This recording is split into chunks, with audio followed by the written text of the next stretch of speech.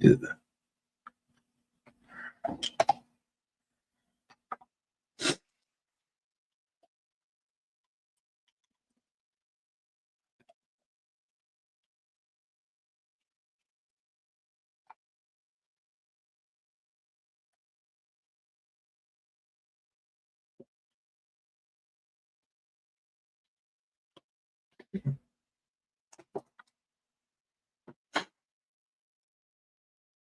What's up, Tools? Good morning. Night shift. Can't sleep.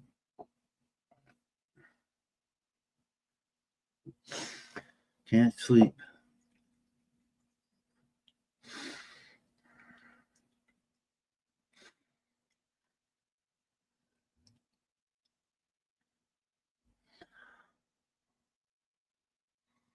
By 28 p.m. Nice.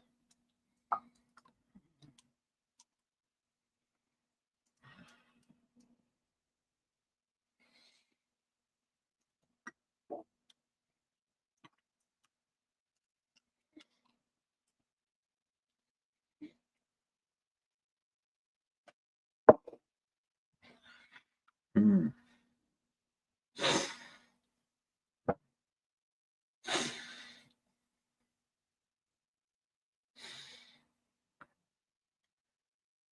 Tastes good. That tastes good.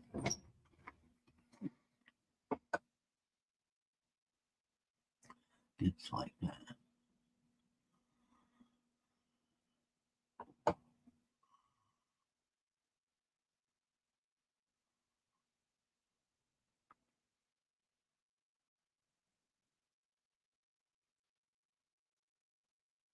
That sounds good. That sounds real good. I haven't had salami in a long time. Salami.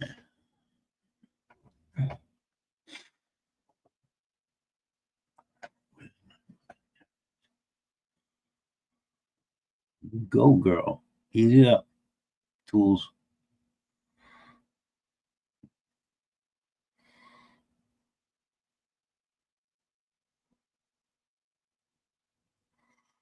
Oh, good noodles. The good noodles.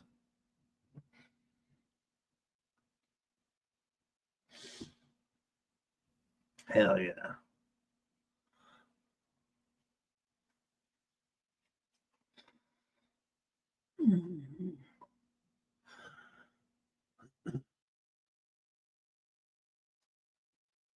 I need it to be spicy, but it wasn't that spicy.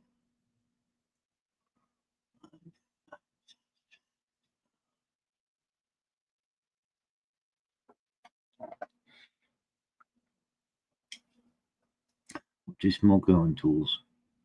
What you popping on tonight? Huh?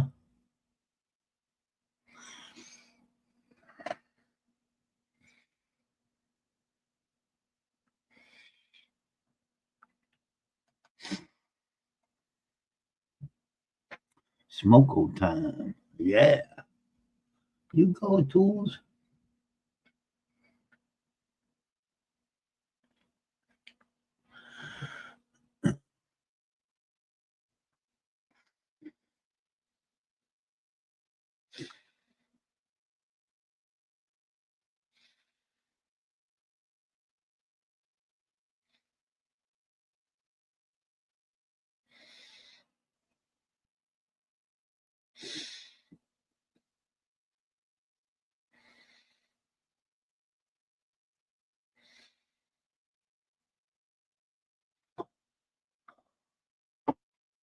Let me show you. How can you show me? You show me. It's the same local stuff. Oh, yeah. Okay. I got you now. I lost my train of thought for a minute.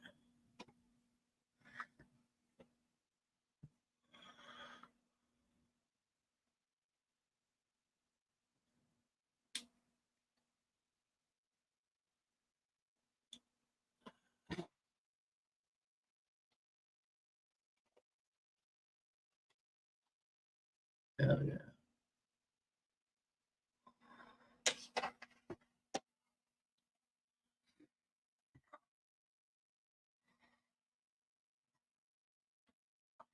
Banzai!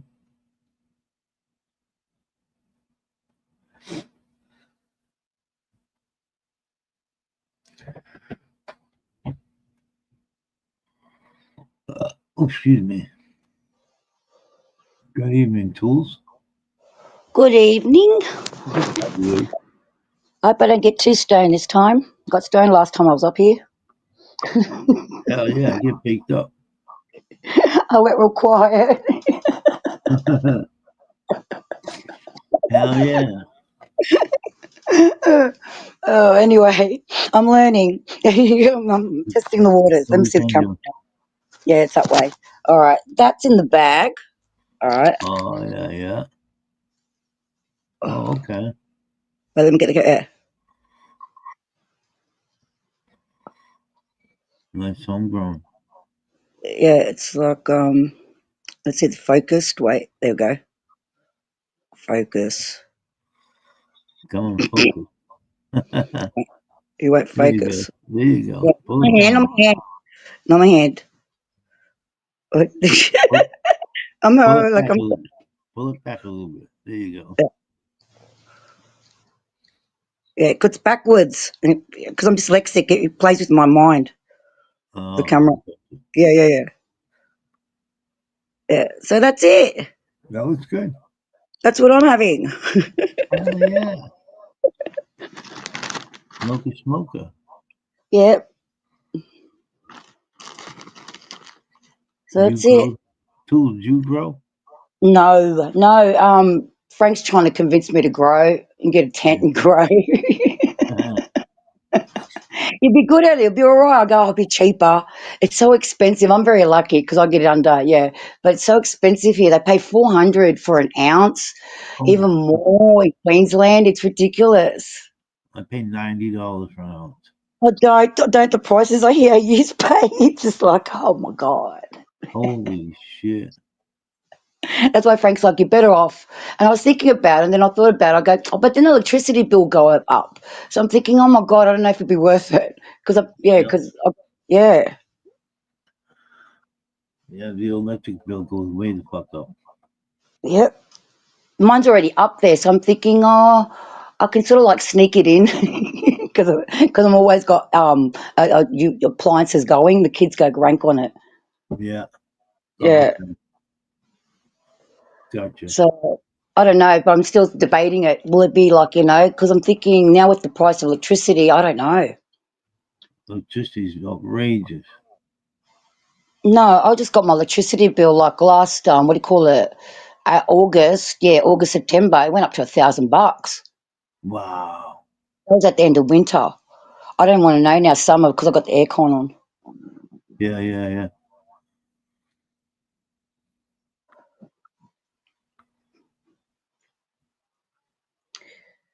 Yeah, so I'm on a budget plan, so they're not really bothering me, but still, I pay enough. Like I pay a lot of, like, cause and what do I have to up that as well? You know what I mean? Yeah, exactly.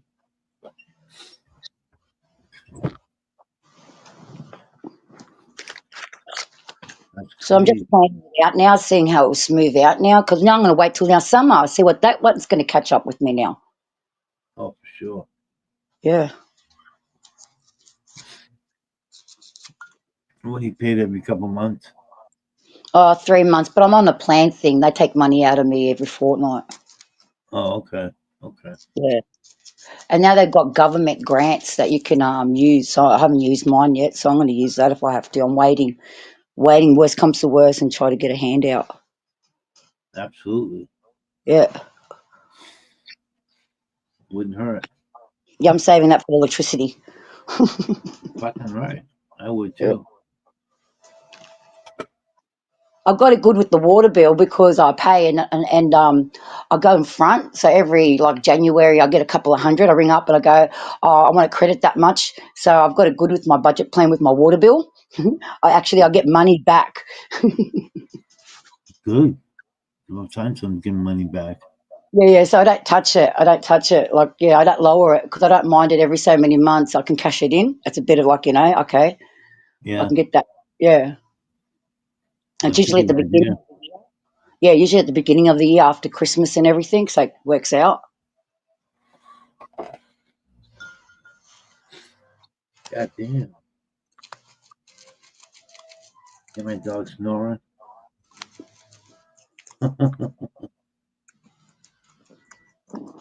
She snores loud.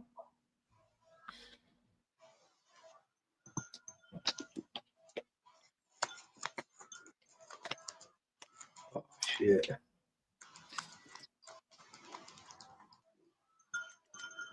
I was growing for a while. The electric bill was outrageous. It was cheaper for me to buy it.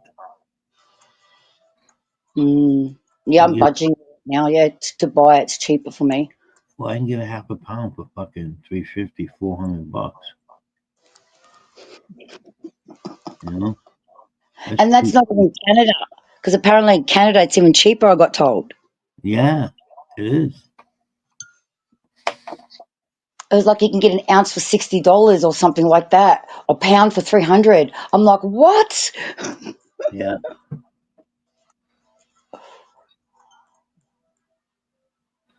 Hell yeah, that's the way it should be. Yeah, That's the way it should be, that's for sure. yeah.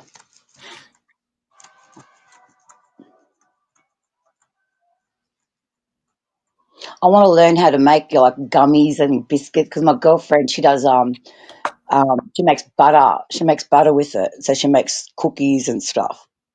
But they're Yeah. not strong enough for me. They're all right for her, but I've got a high immune system because when we get the medicated stuff, she has lower doses and I don't, it doesn't affect me, but it affects her. And when she makes her eatables, I don't really get it. I don't. It doesn't hit me. So I like to like really get some nice like edibles, like how I hear like I rather eat it. I don't want to smoke it anymore. Oh, I hear you. Smoking's kicking my ass. I gotta quit. I can't smoke anymore. Doctor told me. Yeah, because I've just got back on it now for the last 4 years, sort of thing. Because I got off it, I got back on it, like now I'm back on it, and I'm thinking, oh, I need it for my pain, sort of like not really, because the pain's always going to be there, but it does help. But there's got to be a Yeah, better way to consume it. that's right. You're absolutely right. There's gotta be a better way. An edible, I think edible is the best way. Yeah, I think edible is because they say you should eat at least a gram or a nugget, like a little bud, like a little nugget, like a little bud. All Yeah, right, everyone should have it in your diet to activate your healing gene. So we need that THC, whatever that the pot does, to activate that healing thing that gives us our natural, for our body to work naturally to heal itself. that's right. That's right. So it makes sense to eat it. For sure. I went and bought some tincture. Went and bought some of this. That tanning oil. Yeah. Sorry. Good vibes. Watermelon. Is that vape? Huh? Is that a vape? No. It's oil. You put Yeah, on it your is tongue. oil. You put it on your tongue. Yeah, Yeah. it looks like coconut oil. The tanning coconut oil. No, it's fast acting syrup, good vibes, but by good trails. It's watermelon. 500 milligrams of THC in here. And on the back it says very potent, highly potent.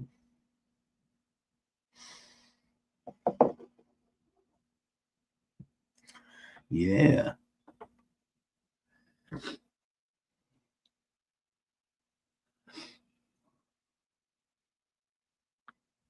Shake well. I will. And I got me some edibles right here.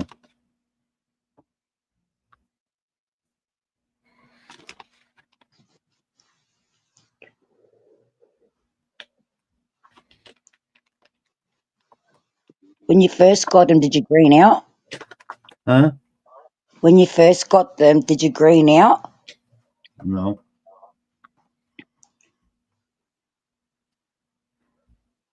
So they look like lollies, Yep. gummies. Yeah, I like to make them too.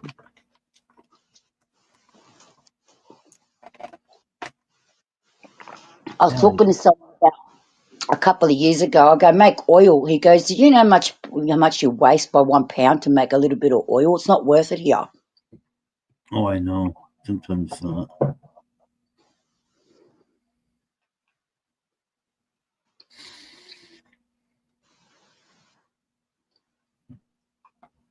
But you can afford it there. Like, what is it? $60 for an ounce, $300 for a pound in a Canadian. Oh, I know. It's too cheap. Uh, Oh, fucking shoulder. Wow, wow, wow.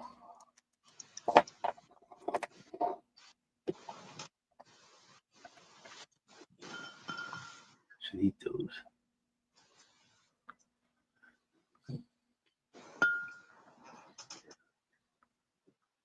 all right, I've got to go and check up on my son now. I've got to feed him. All right, cool. All right, come up to show you. All right, All right, I'll buddy. be that in the chat now and then. All right, love All you. right, tools. Be good. Okay, you too. Cheers. Yes, ma'am. Peace.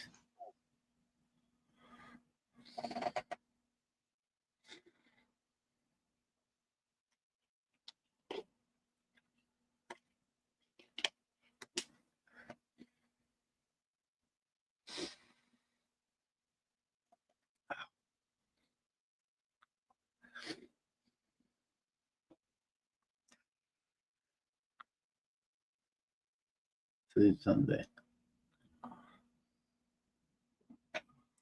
Yeah. Here's some nice looking bud.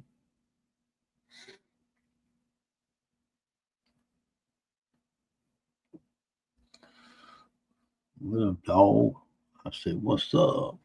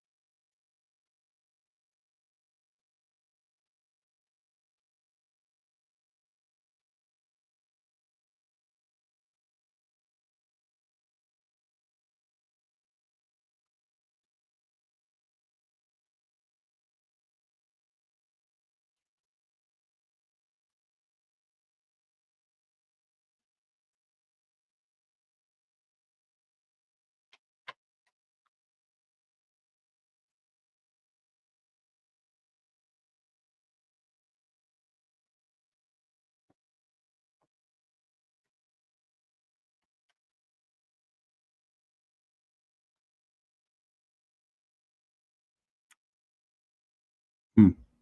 Mm-mm-mm.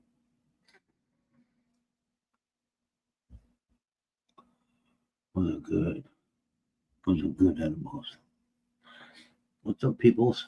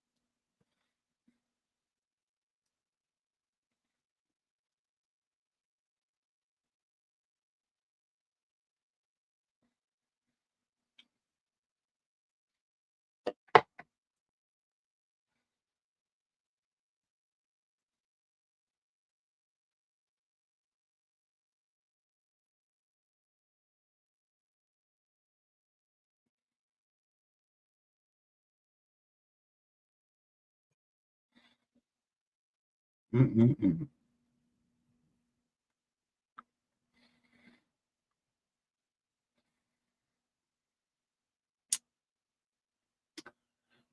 Those taste so good.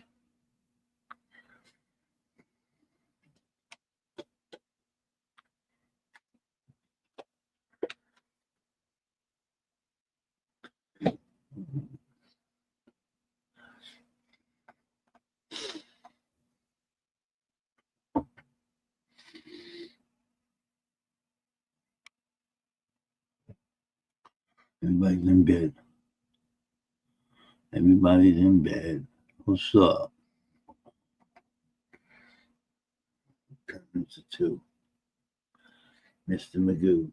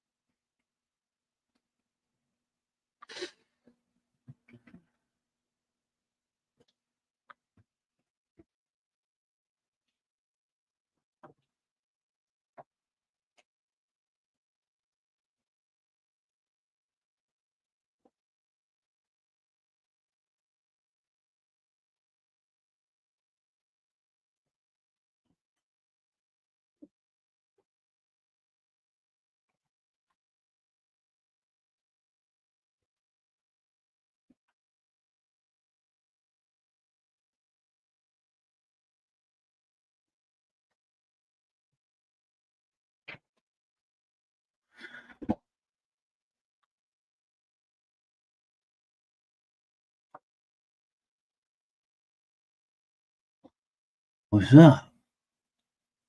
We wants to shoot your shit. Rockin'? Huh? What's up, buddy? What's up?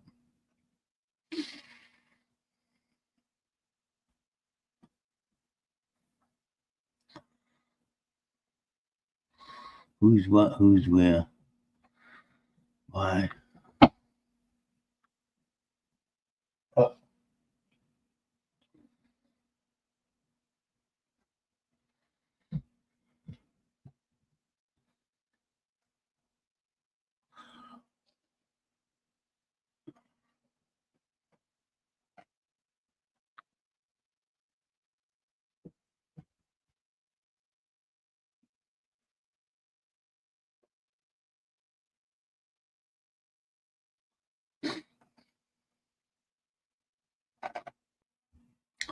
I said, booyah, booyah, booyah.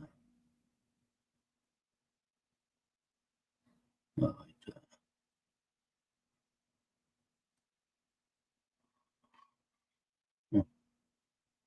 and don't you know?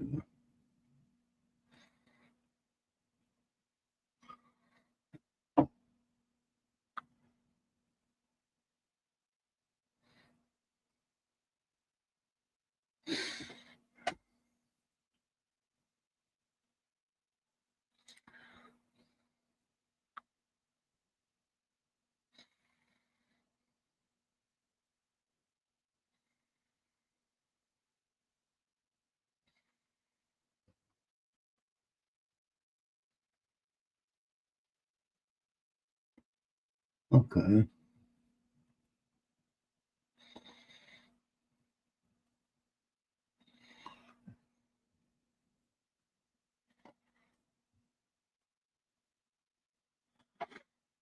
Mm-hmm.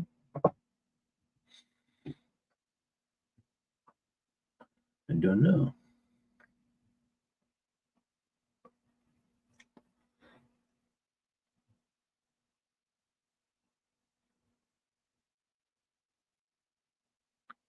Gracie, can't fall off the couch.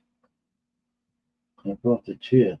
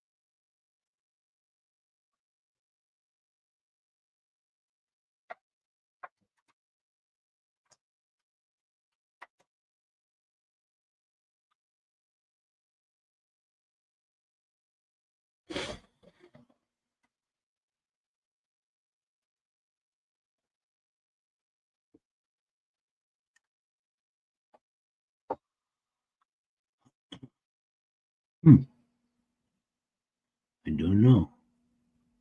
I said I just don't know.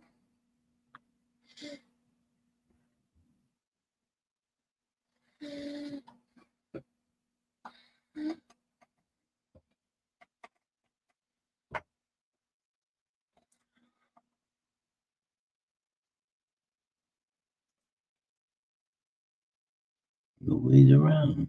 Nobody wants to shoot the shit.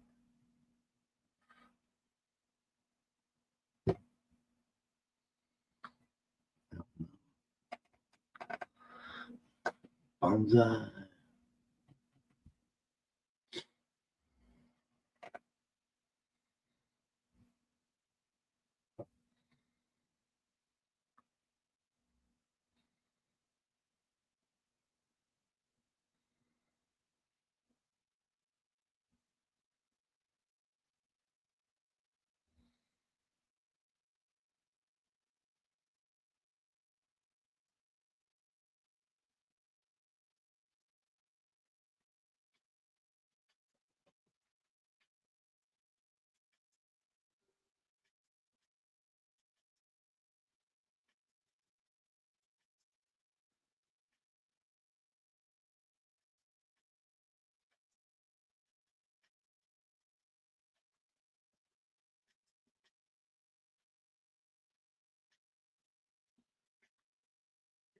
Eating a burrito very calmly when suddenly she felt something sharp inside. Puzzled, she put the burrito aside and took out her phone to record what was inside. What she found was truly terrible. But before you see the final result, this spider will be. Studies show that men over 40 who never fail in bed use a 15-second salt trick before going to sleep. I thought it would just be a quickie. Look at how fish farmers in China release fish in the pond. The fish are packed in plastic bags and transported in a vehicle. Once the vehicle is positioned near the pond, the plastic bags are gradually opened, allowing the fish to quickly swim into the water. You won't believe it, but a single vehicle can carry around 50,000 fish. In some places, large trays are also used to release them into the water. Look at how fish farmers in China. This dentist was explaining that he needed an expensive procedure to fix his tooth, but he would give him one other option. One-time deal. You see this basket? It's free. Wow.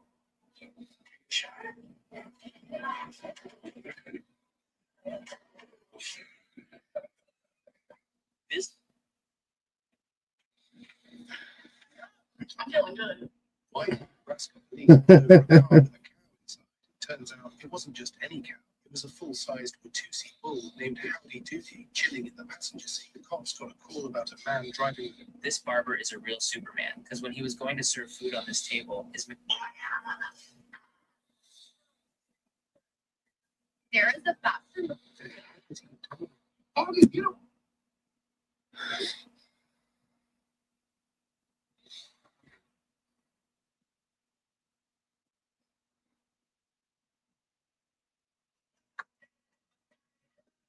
Open the motherfucker. And it goes down here.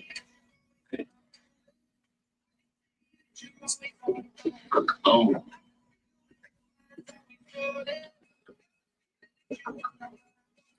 The name of the bong is called a killer dose.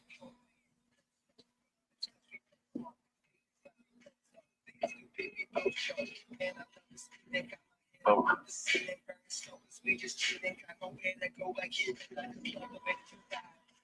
But you can read it either way.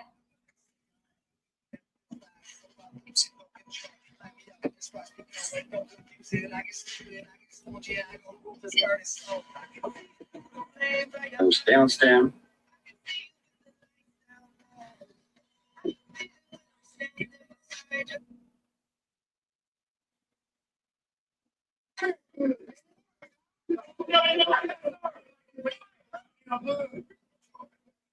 Chicken.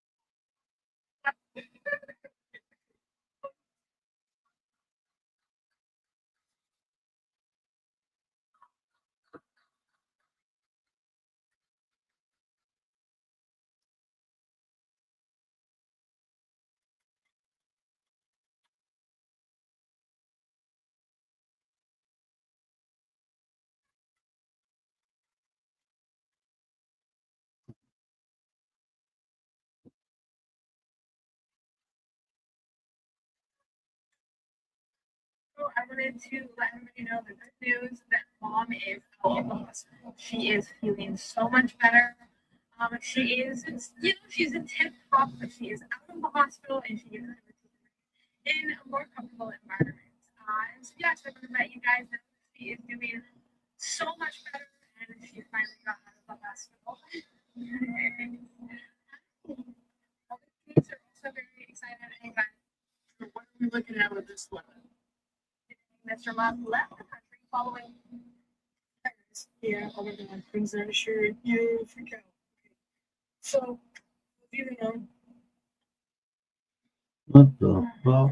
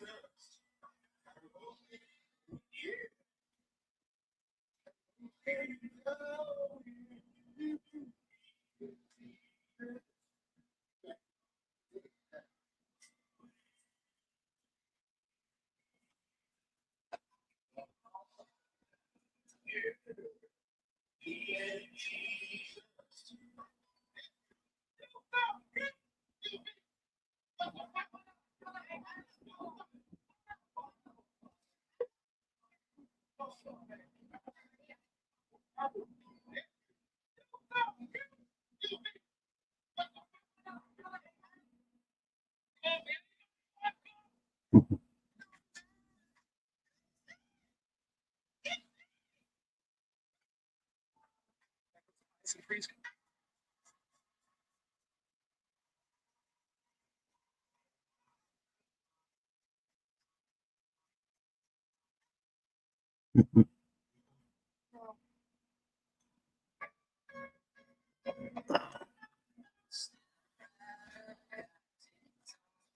I'm kind of sexy. There you go.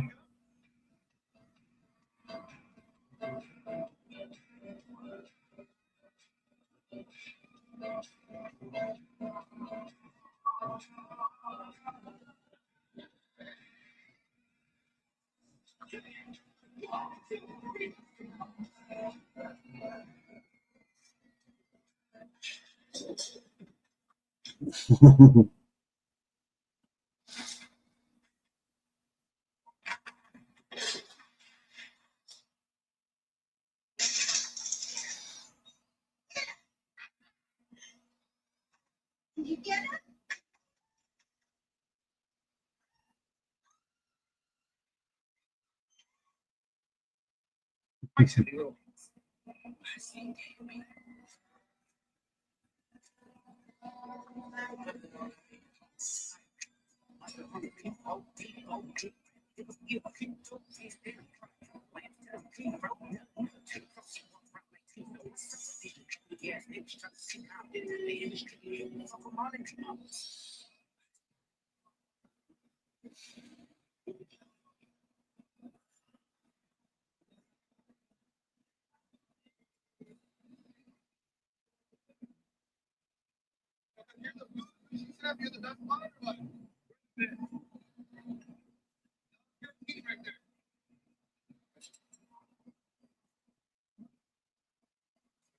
tippity tap tap.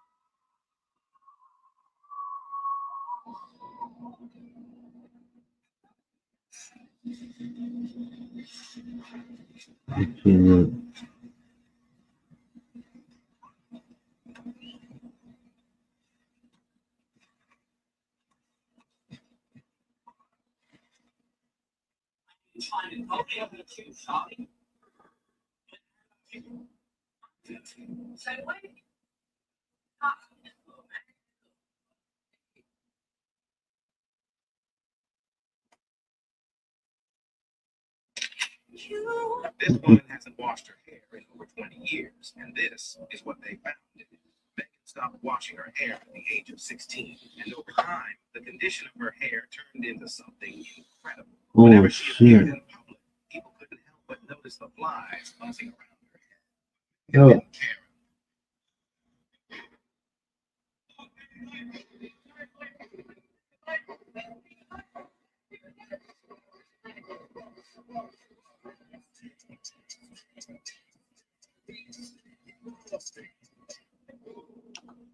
What's up, people?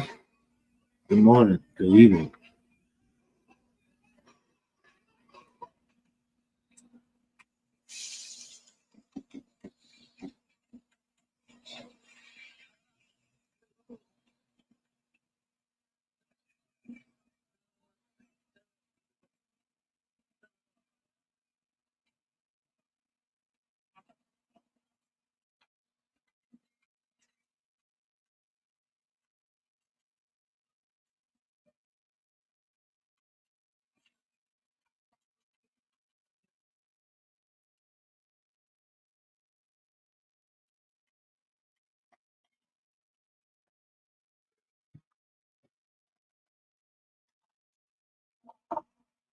Yeah, fucking way.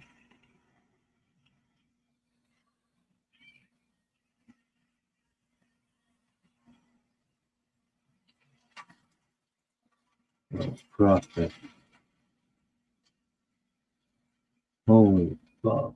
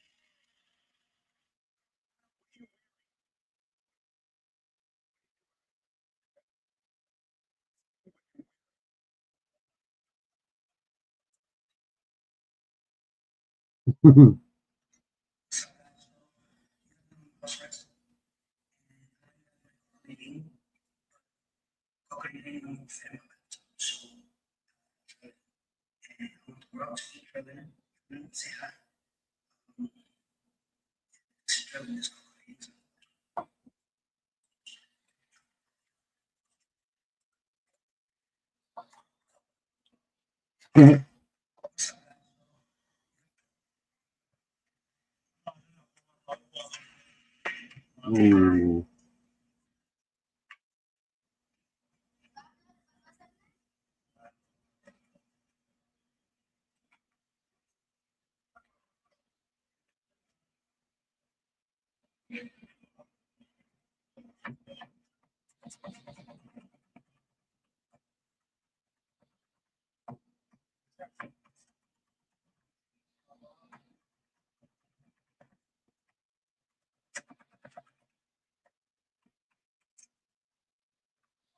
How would you make it?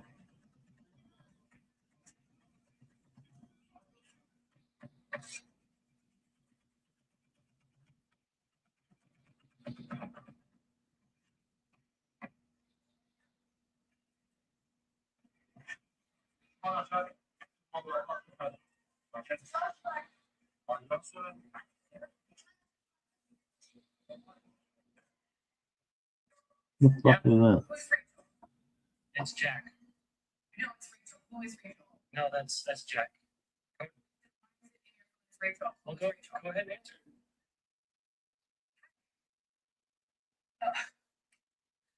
It's Jack. It's Jack. Why do you have him on your phone? It's Rachel. Because if I had it as Jack, you would have brought me my phone, would you? Hmm.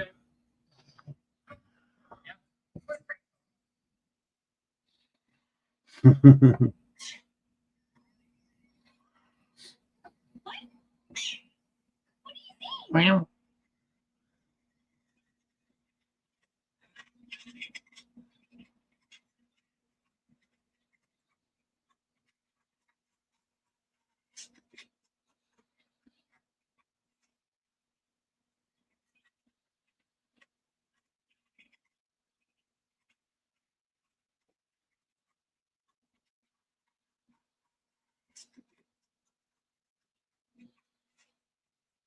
No?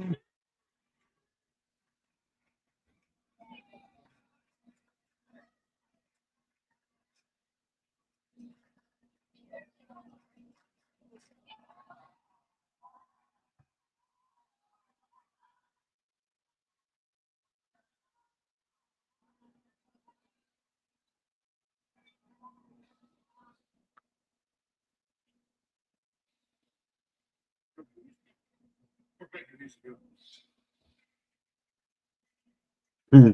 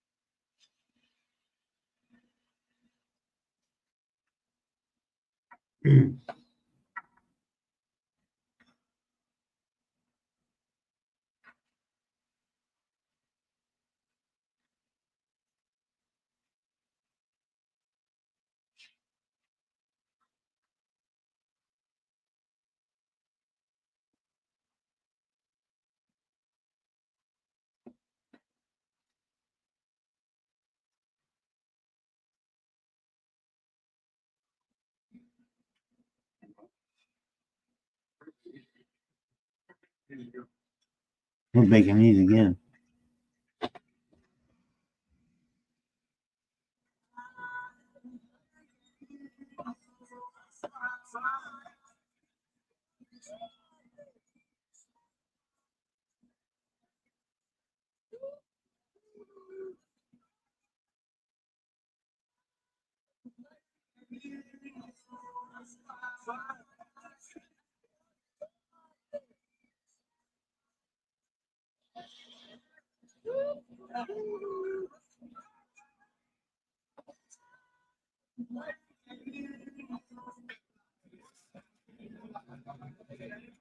The hell's that?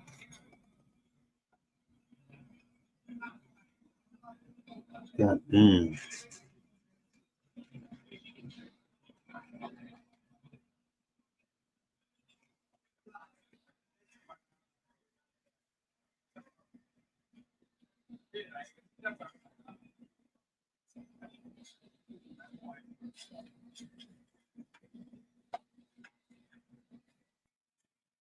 Look, tuna. Damn.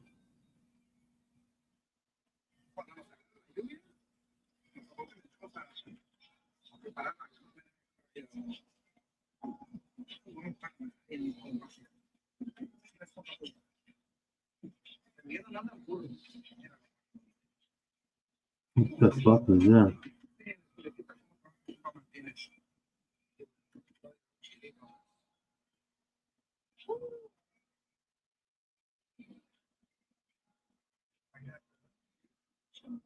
Where the hell is this?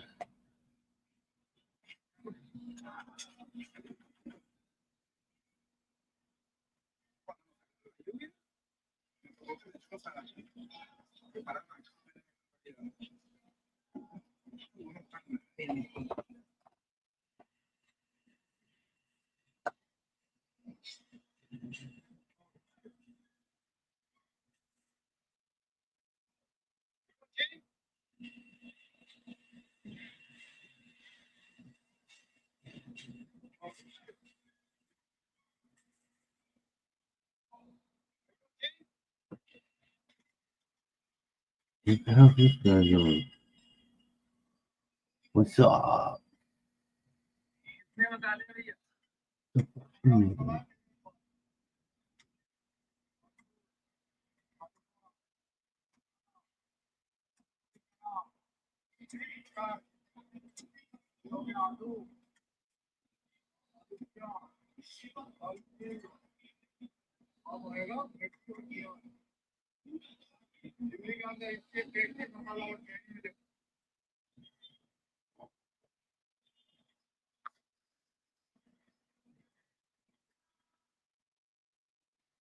The fuck's he looking for? Ugh. This shit stinks.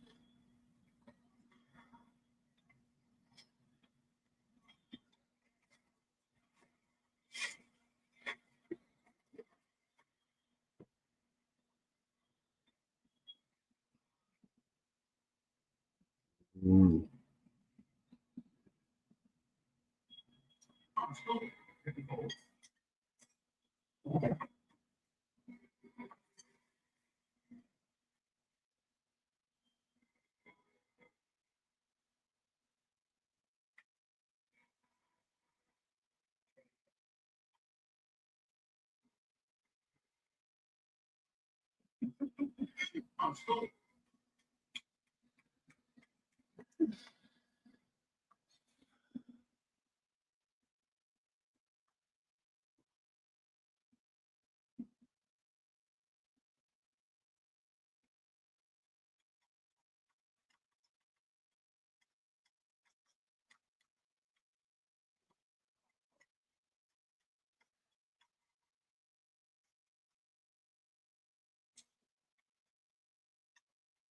What the fuck is that?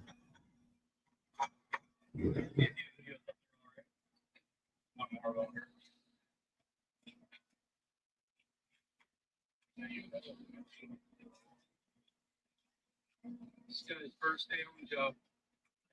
Second day, he's still pretty good.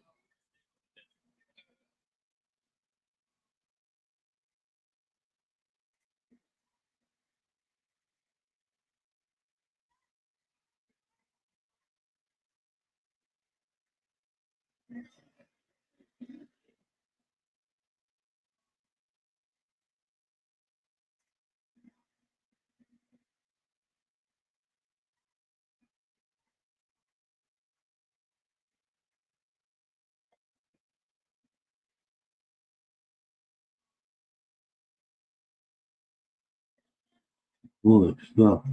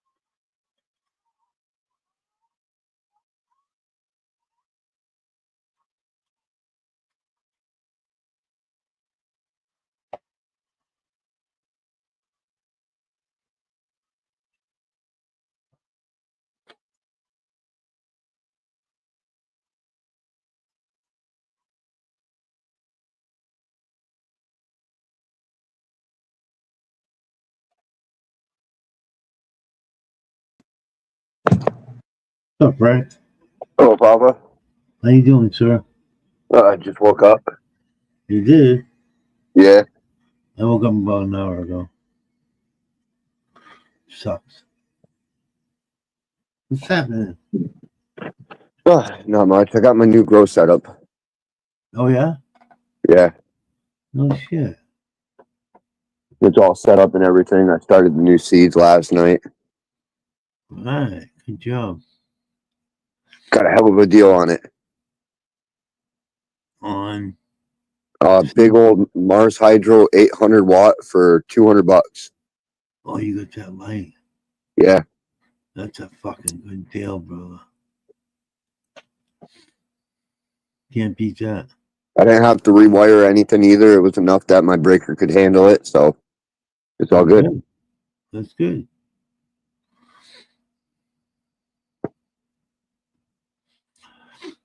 I'm just fighting around. Yeah. I don't know what I'm doing yet. Just woke up. Yeah. Saw you were alive. Yeah. Just fucking around. See who's around. Not too many people out tonight. It's been like that on here. Yeah. It's not like it used to be, Frank. YouTube died. The platform. For sure. I don't know where everybody's hiding, but they ain't here. Nope. Discord. Is that what's happening? They're all turning into a bunch of Discord mods sitting there licking their Cheeto fingers, and I'm not even going to go that far. Yeah. I harvested a couple plants last night. Oh, yeah? How'd that come out? I would have liked to let them sit a little bit longer, but the seeds were falling out. But I'm happy to have them because they're my roadkill crosses. So now I'm on the next batch of them. Oh, yeah. I don't even know what gens I'm on those roadkills. They're so inbred at this moment. It's been years I've been working on them. Yeah, it has. Yes, it has.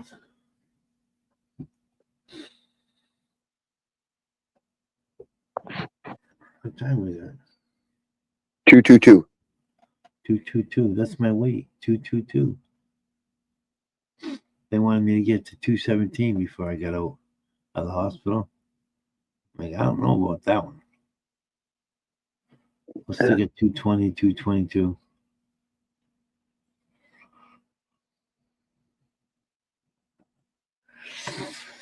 Yabba dabba doo, Mr. Magoo. It sucks when it's quiet. I've been kind of enjoying it, honestly. Yeah. Especially like I couldn't stand it anymore. I left all the drama channels. I left them all behind. Yeah, I don't even bother. They ain't even about cannabis anymore. No. Fucking 420 posers. That's what I call them now. They're not even the 420 crew. They're 420 posers. Poses. For sure.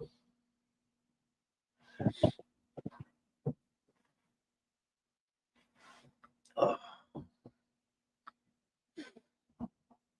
That it is. I've been here an hour. Wow. Yeah. Holy shit. So I haven't been just fucking zoom off on the phone. I'm trying a new technique. I've never tried it before. So once I harvest the plant, what I'm doing is I'm going to cut it, and then I put it on that root base. I just cut the stalk even with this dirt, and then I planted my plant right on top of it. Oh, you did? Yeah. I'm going to see if that will work out, see if I can grow that way. I don't know. I figured it might be like grafting in a way, like the roots might tap into that old stalk and then steal nutrients from it. You never know. Yeah. Not unless I try. I've never done it before. That's right.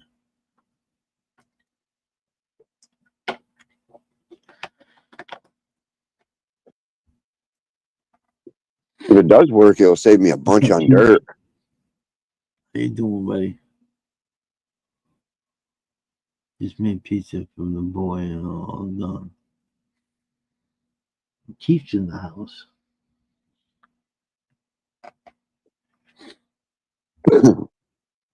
Oh shit.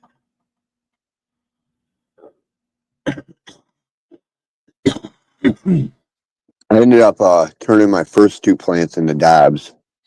You did? How'd they come out?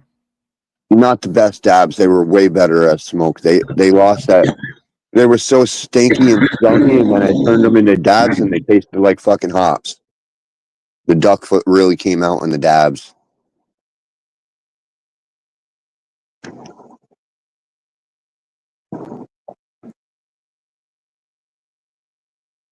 I won't be turning them into dabs again. Nope. You know better now. Yeah, well, I didn't know that cross. It's the sativa cross. I didn't know what direction it was going to swing. Oh, okay.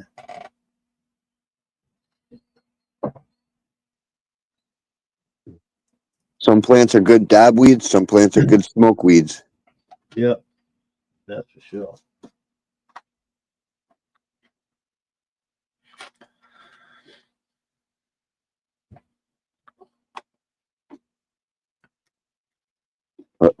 I got so much fucking weed, I'll probably never run out.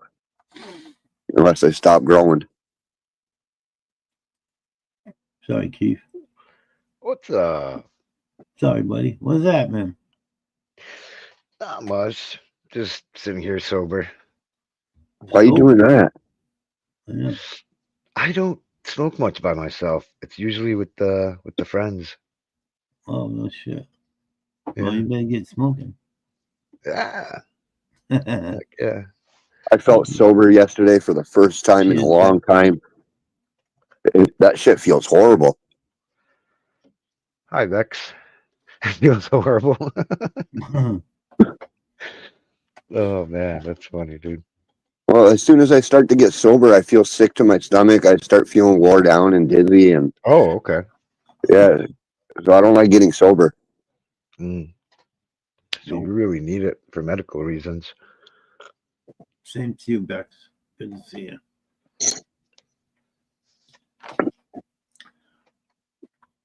Where's your buddy, Vex? Our buddy. We got Blanco. Yeah. Blanco. Good guess. Yeah.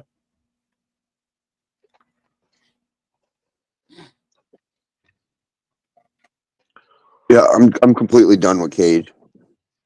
What are you doing now? Oh wow.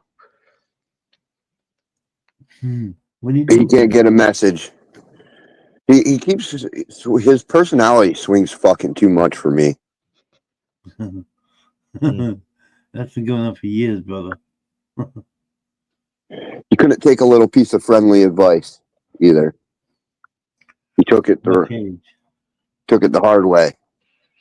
Oh, You've known him for years, right? Yeah, and I've been trying for years to try to get him to stop growing fucking sticks.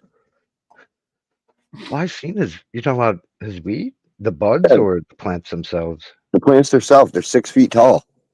You don't need a 6 foot tall plant indoor. No, in his room. Oh, wow.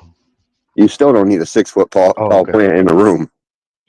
No, you don't. Everybody's got their own way of growing. I know that there is a optimal way for weight to grow in a tent, and that's without topping, I believe. That's multiple, like 30 something 1 gallon pots, and you're just growing straight up colas, and that'll get you the most yield out of that 4x4 or 5x5 or whatever. Topping one time. The one topping triples the yield. My bad, yeah. But other than that, yeah, no training. For whatever reason, people don't do that. I don't know why exactly. Maybe not everybody's going for yield, or they need some room to walk around, or whatever. I have no idea. But I remember years ago, Red Pill telling me that's the optimal or where you could get the most, you know. Yes, So it you're is. right. Mhm. Yeah.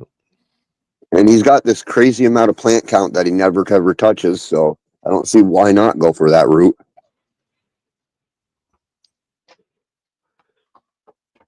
Mhm. But everybody's got a different way of growing. I knew I had a friend who would grow these long ass stems like 3 feet tall and lollipop all the way up to just a few buds at the top.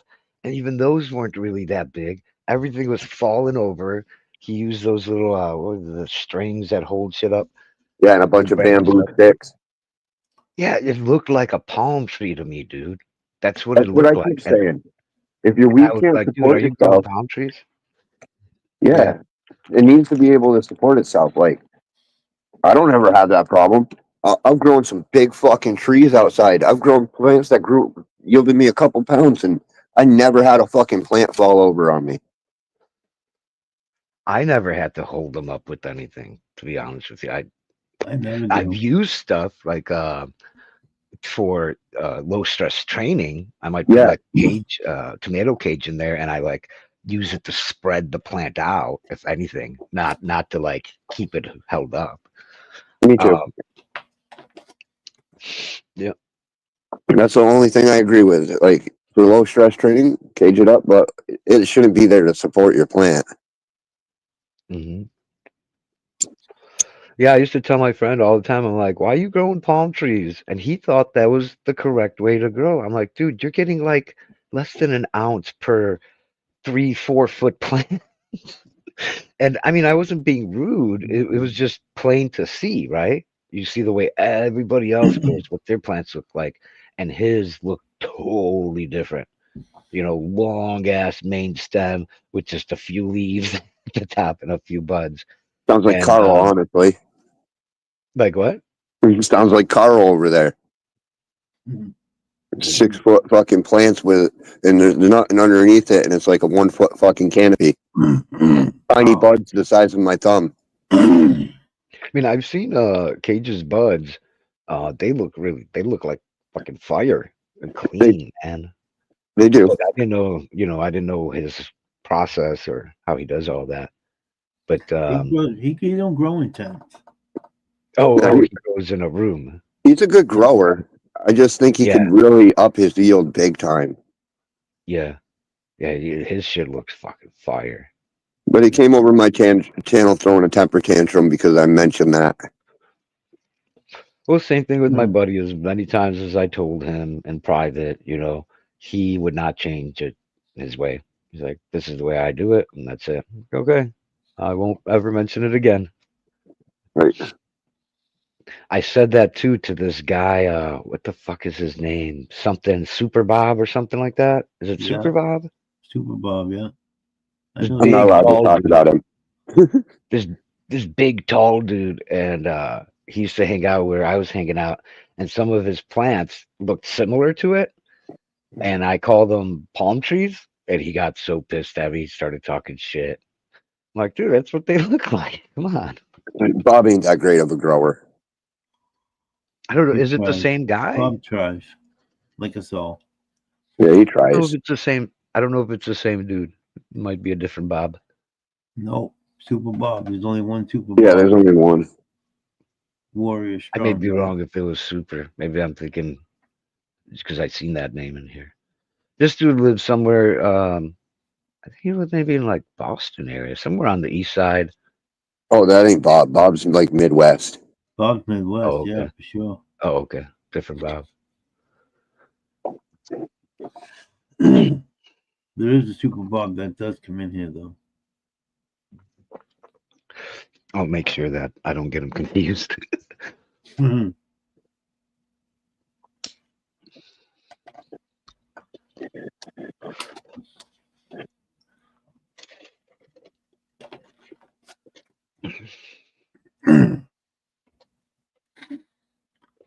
Frank, What's up?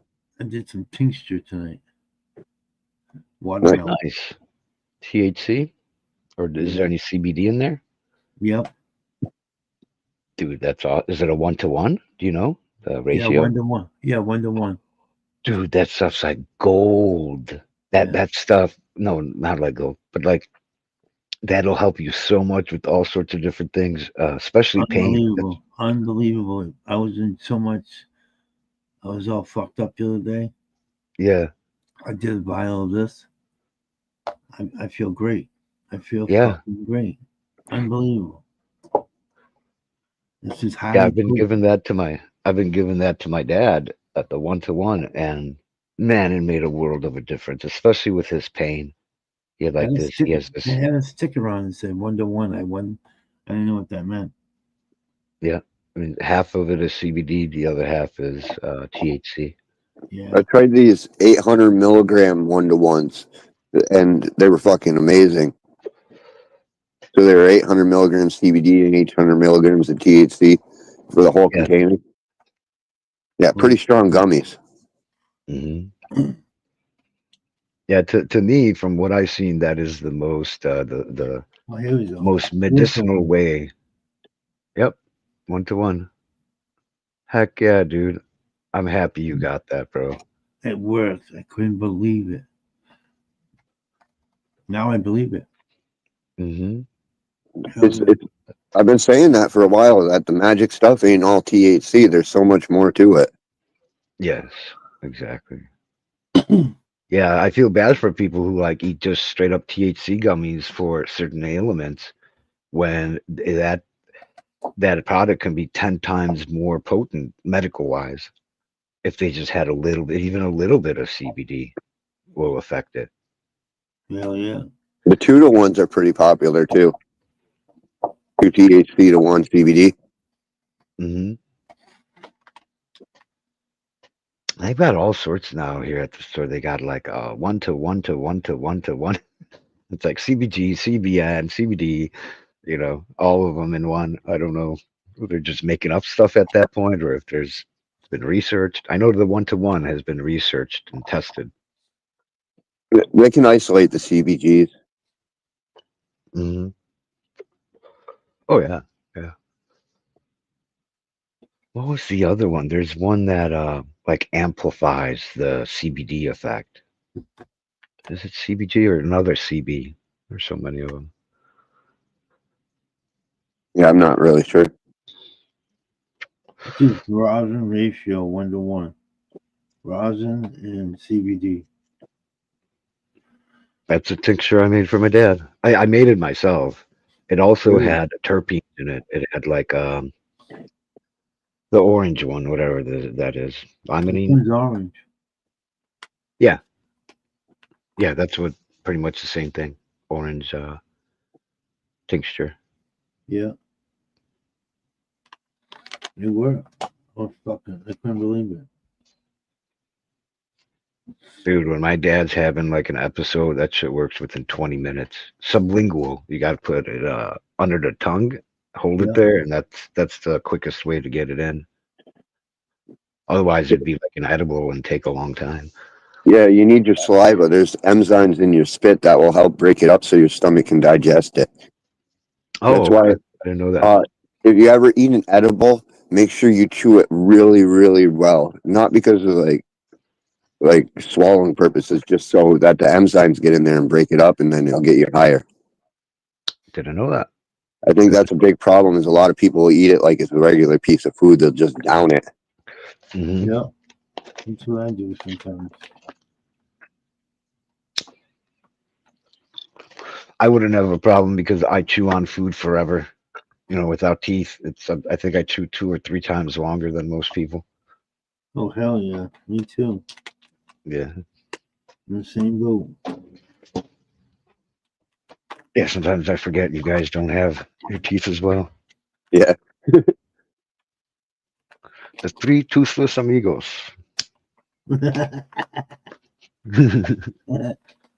Bunch of gum flapping.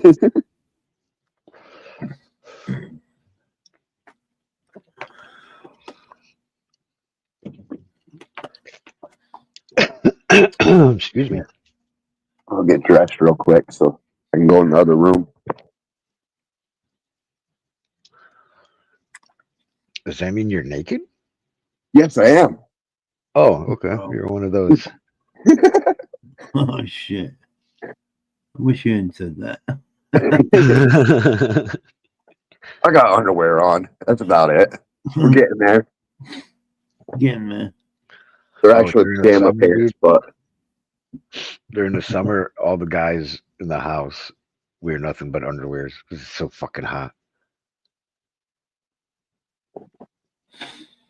yeah, I'm not popping in on my boxers. That's for sure.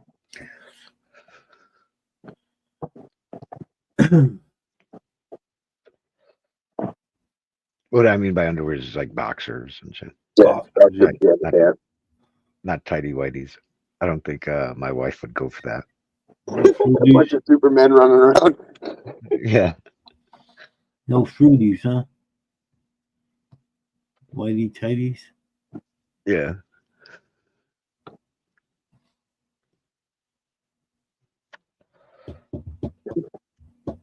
I just bought like 15 boxers from Temu for like $8, Man, that's cheap. right? That is cheap.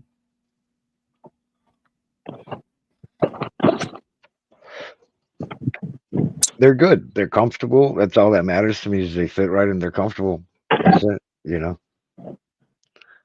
Where's this light switch? I moved it around. There we go. Is anybody watching? Are we being watched and listened to? 2 people. That's the new light. Yeah, that's the new grow system right there. Oh, Nice. nice. I ain't got it on right now until the seeds sprout. No point in wasting electricity. Oh hell no. That's a new light as well. It's only been used for one grow. It only got used to grow some model flowers. Looks like a lot of wattage. Was that 50, 50, 50, 50, like 250 or 300? Or no, there's more bars. There's Okay, 800 there. 800. Yeah. It's a nice light. The only thing is, he went inside the box and he bypassed the dimmer switch. So the dimmer don't work. It's that pure power 800 watts all the time. So I wanted it lower, Yeah. but because he bypassed the dimmer switch, which not a big deal. I could always set that back up, but because he did that, I just raised it a little higher. Hmm. I love the dimmers on lights. They're Oh very hell yeah. useful. Gotta have it. There's a little bit of weed drying up there. That's a cool light. It's got a little hole. Mhm. I ended up harvesting those two plants, so I put a big hole in it. But I put new plants in it. Mhm. There you go. There's the little ducks on the other side. Oh, they're asleep. Damn, how many tents you got? Or growing areas? Right now, I just have these two. I had 8 of them, but I had eight of these grow lights and 8 tents, and I gave some away to my friends that wanted to start growing. So now I only have 2. That's cool.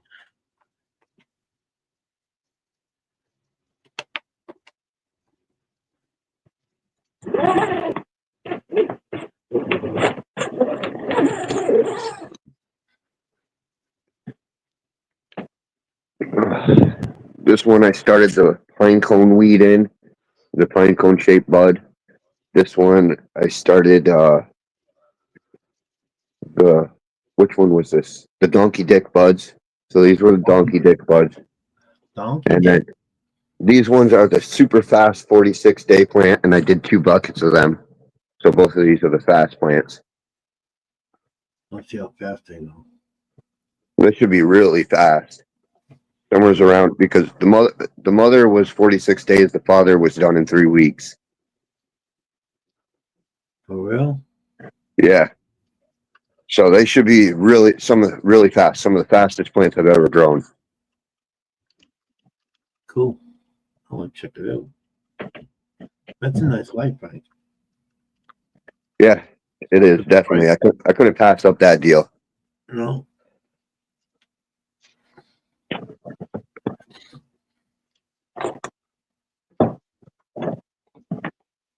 But I cardboarded up the window. I fucking sealed up the whole window so there's no light leaks in there or anything. It stays completely dark.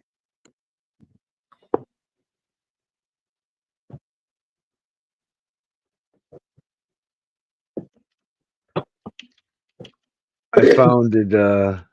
Yeah, they're called actually boxer briefs over here. So you got Yes, boxer shorts, the old school Mhm. ones, and then the one we a lot of guys wear now are the boxer briefs.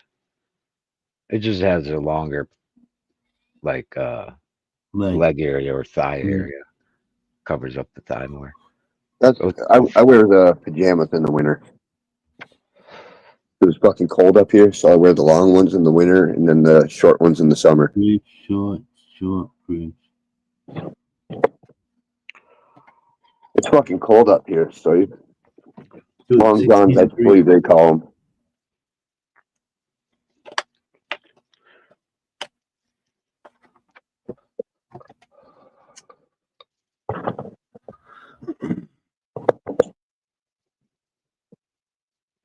But yeah, I was really happy about that.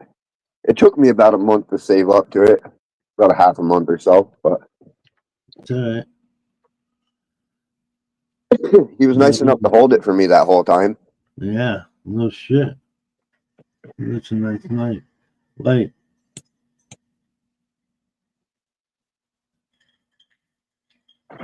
See, he was actually the same problem. He grew one run of autoflowers and he only grew 6 plants.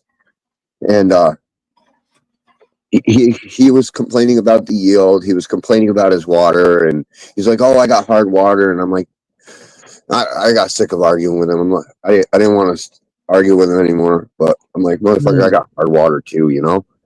Yeah. He's blaming the water, saying it's the hard water, and that's what a lot of growers do. A lot of growers don't want to accept that they're the problem and not the environment. Their first to blame is, oh, it's the environment's problem. Humidity, this, bad, whatever. Most of the time, it ain't that.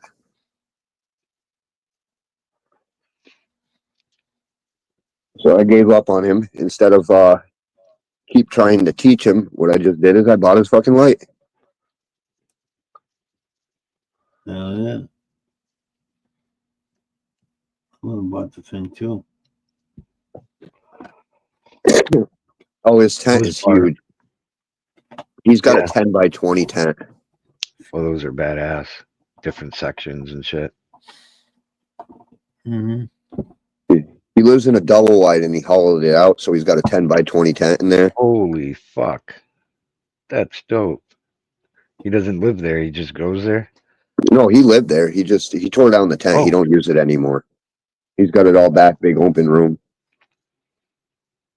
He was trying to make a big grow operation and it didn't work out for him because he can't grow worth shit inside. Mm. Another person that likes to grow fucking 5-6 foot trees and won't take my advice.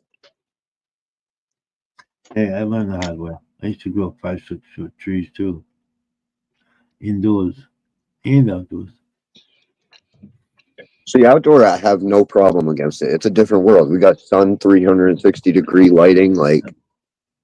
Yeah. Yeah.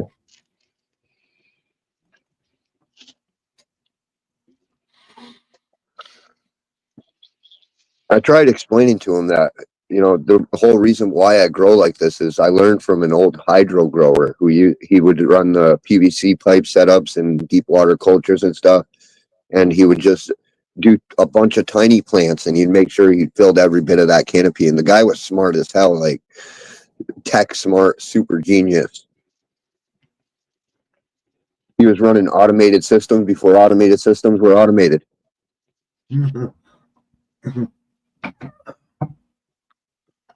Heck yeah.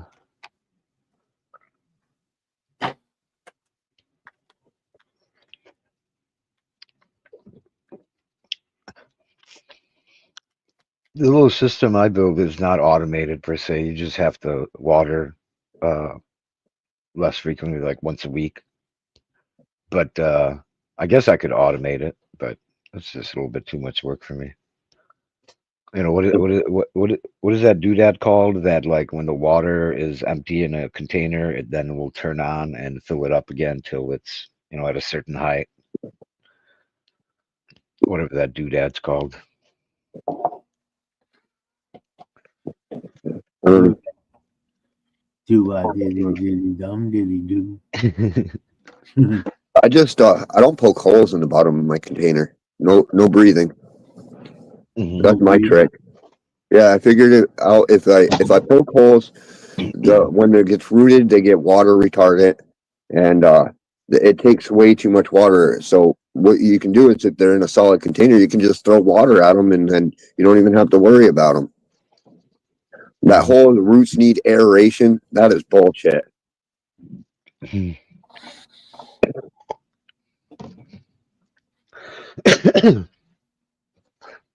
I thought they needed oxygen. They do, but they don't need that much. You still got Oh, I see. penetration from the top. You don't need like full blown holes all around it. They actually seem to Yeah. do worse with more holes. Yeah. Like I tried those airport pots, and they Yeah. weren't the main brands; they were Chinese knockoffs. But some of the worst grow I ever did. Water was pouring out of the side. They just wanted to be water retardant. I had to dunk them and completely submerge them, and the plants just grew like shit because they were always drying out, which was causing root damage. The roots don't like being dry. Right, they can dry out. Yeah. Mhm. Yeah, and if they dry out, they start looking like they have a nutrients deficiency. Mm.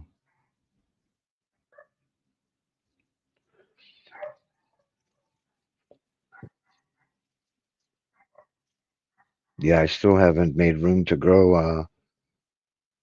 We're supposed to get storage, but that never happened. To move Oh, some shit out of the garage.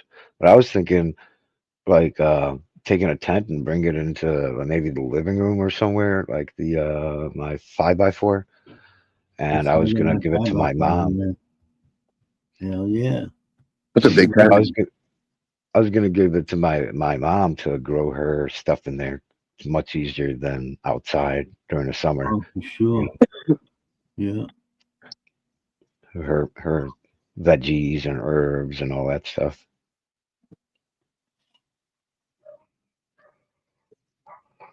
You'd enjoy that. Yeah, I just have to put stuff higher on a shelf because she can't, bend over. She'll probably fall if she does. So just You got can easily set up a little table inside there, build a table to raise it up like 2-3 feet. This way you can be bending over. Yep. Hell yeah. A table, Well, that's a good idea, dude. I didn't think of yeah, that sounds really good. I'm sure I have one. I've got so many. Mhm. Small tables, little tables, big tables. And it's got the extra 1x4 foot, like a little nursery area. Oh, I know she's gonna love that. Where she will start her plants up and stuff. Oh, that's why it's the odd shape. Yeah. It's a 4x4, and then right next to it is a 1x4 area. Yeah, I've seen those tents. Those are nice. Those tents are Yeah. cool. I love it, man. I don't have to have like a nursery area, like a separate tent, Right. like I used to have. What Saves brand is that? Oh, I don't remember. It was some Chinese knockoff that's actually pretty good. Like it's got similar stuff to the good grow tents.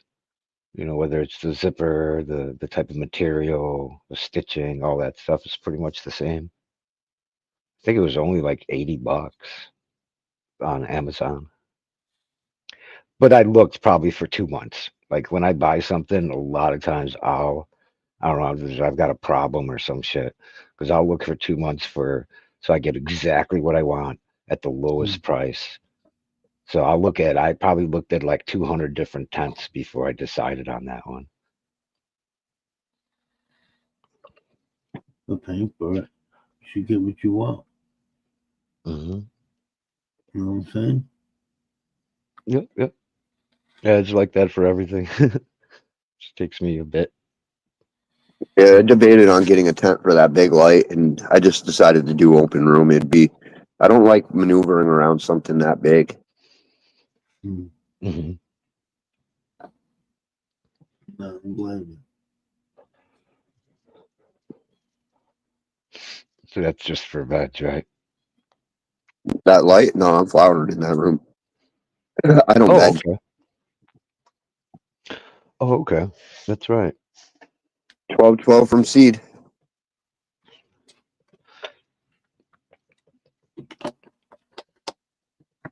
So that room's dedicated just for the grow, I take it. Yeah, that's full grow room. Okay. A little bit of storage here and there. You know, there's only so many places to store things in a house. I have to slip a couple things in there. Oh, Yeah. yeah.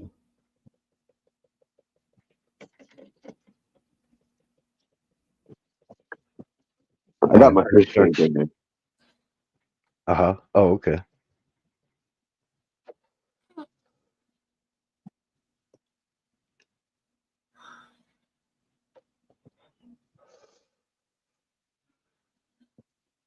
But yeah, I put in extra work yesterday to make sure that there was no light leaks. I went through and cardboarded every spot where light was leaking in. Hmm. Did some work yesterday, huh? Oh yeah, Hmm. that light is hard to hang up by yourself. yeah. I'm over there Feel holding like it with fucking one hand while trying to clip it on with the other. I kind of made that like before it was popular. What I did is I bought a bar. Well, I bought 10 bars for $100. They're like 55 watts each. And I forget what it was, the temperature, 3200 or cool light, white light, yellow light. I forget. I think it was mainly for wedge, so it was mainly white. Um, for $10 each, and then I arranged them just like uh your light there. So it's basically the same thing, just lower wattage. So for those 10, I had 550 watts for $100. No IRs and UVs either. None of that stuff, no. Yeah. It's mainly for. Okay, so I use them in the nursery. I use them for veg, and then I also use them in my flower tent as like what is that called? Supplemental lighting or whatever you might call it. I like to put in a little bit of white, blue, or whatever the saying is, cool colors. I For mix it up. for my first time experience with this light, like they did a good job with this, the new Mars Hydro, because they they they added a good ratio of IRs to the 3000K 5000K ratio. Oh, okay. Usually, most light companies go overboard on those IRs. Mm-hmm.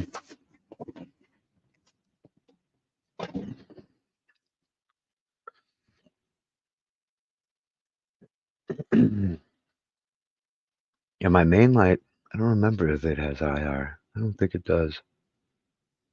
It's full spectrum. It doesn't have the IR or any UV, nothing like that.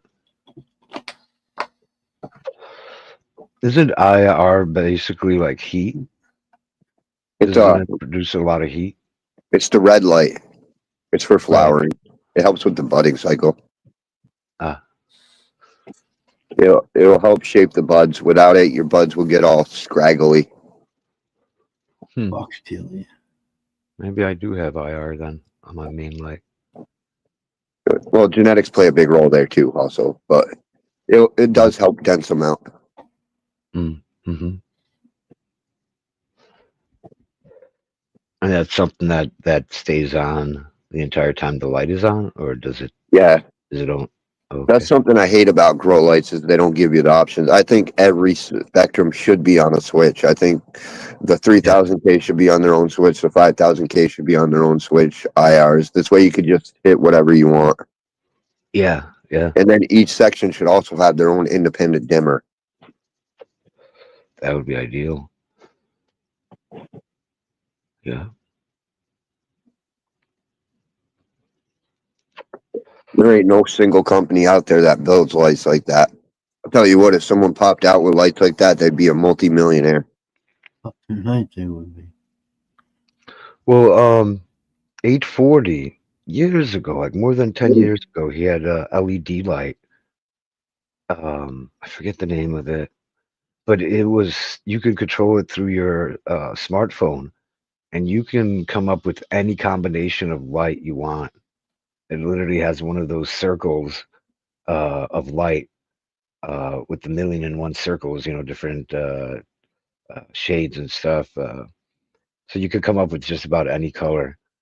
Um, and so it did kind of have that what you're talking about. He can turn on certain bulbs and turn off certain bulbs. Pretty cool. Yeah, that's a good feature. Mhm. They're probably expensive as fuck. Probably like, Oh, I bet. I don't know. Yeah. Outrageously. And I think he was working with the company because he was building grow boxes. And I think he hooked up with these people, this company, to use their lights in his grow boxes. So he got like a good deal on it. Maybe even for free to test it out and stuff. They got to be coming out with new diodes soon, from what I'm assuming, because over the last 4 years, pretty much every company, like for their $1,000 lights, they've dropped like $200 or so. Mm-hmm. So I'm guessing they're probably going to release a new diode soon. Yeah. Oh, they generally have, like back in the day when I was looking into them. I was looking at the Samsung ones, and they had like an evolution. Like, just about it seemed like every year or two they came up with a new one that was more efficient or a slightly different spectrum. It's the way I it think was for a efficiency. minute. Yeah. They slowed down a little bit on the evolution, though, in the last like 4 years. I haven't seen anything new come out. Yeah, exactly. They kind of hit a plateau. That might be what's going on.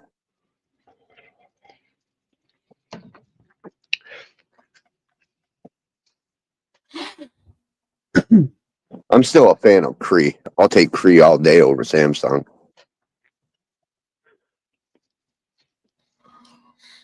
But the deal was right, so I went with the Samsung. Yeah. They do have good deals.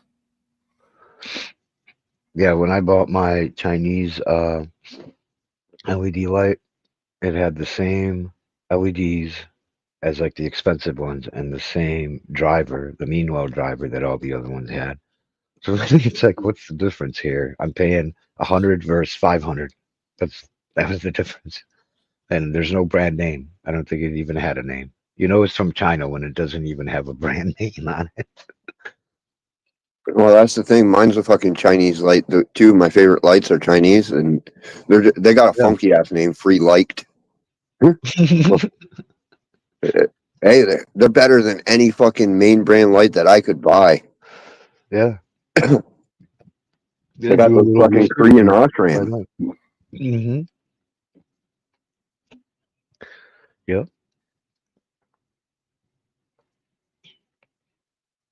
It was a one-shot company, though. They built a bunch of lights and then they shut down after. Oh yeah, I've gotten Chinese products like that. Like as if I bought the last product and then they stopped making it. That's what it always felt like. Oh, I bought the last one.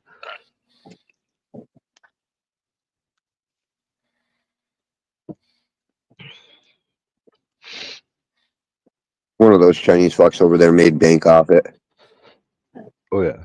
and then retired. I imagine our American money goes a long way over there. Oh yeah.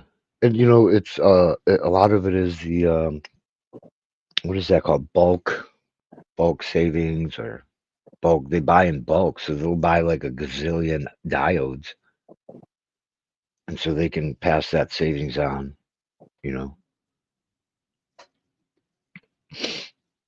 Everything's in bulk amounts, and they pay their Workers a lot less, of course.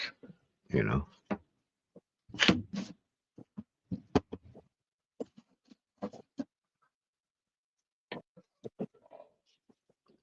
Maybe $5 an hour or something. Bucks an hour. Well, probably not even that. Ooh, shit. I think it might be higher now. It's 2025. I don't know. You get out in the woods in China. China's got a lot of like desolate area where like fucking Yeah. barely any civilization lives. And Oh, they yeah. set up some straight up sweatshops out there where people are desperate for money. Yeah. Yeah. The villages and shit where they're like super poor, poverty stricken. Yep. I don't know if you've ever seen, China makes the Chinese rigs and bongs and stuff, millions of them, and like DHgate and Temu and wherever Amazon even. But Yeah. I don't know if you've ever seen one of these factories where they blow the grass. There's like 20 to 30 dudes at their stations blowing glass, and that's just one little company, you know. So they're busting out glass like there's no tomorrow. Oh yeah, I watch it. Yeah. I watch them make little bowls and plates and stuff like that. Yeah. And they got a setup that it's like a line factory. So one guy will blow it while the next guy's shaping it at the same time that he's blowing it, and then this guy's pulling it off, setting it up, cooling it down, refilming it. Yeah. And the thing that wasn't so great about Chinese glass back in the day, it's like any product you would find, bong, fucking pipes, they were all like really thin. And this was years ago. I kind of seen the evolution because they're constantly trying to copy the designs. Like, what was it, the Mothership back in the day? It was really popular. They created that. They just copy the shit, but with cheaper glass. But then I noticed a few years ago they started using thicker glass, better glass. I'm like, oh yeah, 'cause that They was the started thing. It would break easily back in the day. less lead too now, but it used to be filled with lead really bad. Yeah, and Crystal. slightly radioactive lead. Couldn't have been good. Sound good. Yeah, better be some good fucking weed. Better be worth getting cancer. Well, nobody really even knew. Yeah. So everybody was smoking out of that fucking Chinese lead-based bong. Yeah. Yeah, there was a time years ago, I don't know, 20 years ago or something, China got in trouble because they found lead in a bunch of different products, but mainly toys for kids, toys. And they found out it had lead paint all over it. And the guy who is the CEO of the company or the president, I believe he got executed, either prison or executed. Oh, So that's the reason why, like, that's how they get product, um, better product and safer products is based on like getting in trouble and the consequences of it. Um, as opposed to here, you'd get sued or the government will go after you monetarily, blah blah blah. Here, you fuck up, you're gone. Yeah, it's more of an eye for an eye type of deal there. yeah. Yeah.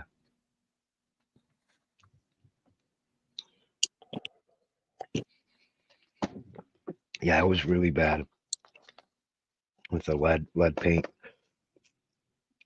They've gotten better with it though over the years. Oh yeah, the It's still threat of bad. being imprisoned. Yeah.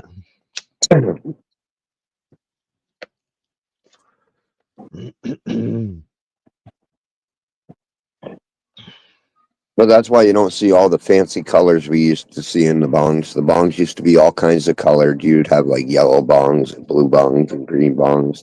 Now they're just pretty much white bongs. Mhm. Unless you're paying like buying some. I mean, they do have those. They started copying the more heady ones in China, but it's not the same. You're not gonna get the same as some super expensive specific glass blower. Pay a few $1,000s for a rig type thing. They have hard times acquiring those colors. Oh, So they tried to synthesize it. That's where all the lead was coming from, was when they were synthesizing the colors. ah, okay. Do you have any heady bongs or rigs? Nope, I won't buy them anymore. Yeah. Well, yeah. I bought a big ass dragon years ago. It was expensive, like near $1,000, and I broke it like within a few days. Wow. At that moment, I decided I'd never buy a head piece of glass again. I wouldn't as well, because what I see is people keeping them on like a display or in display case or something. It's like, to me, it's almost, what's the point? I'm a very practical guy. I'm not into like fancy shit. It's whatever works.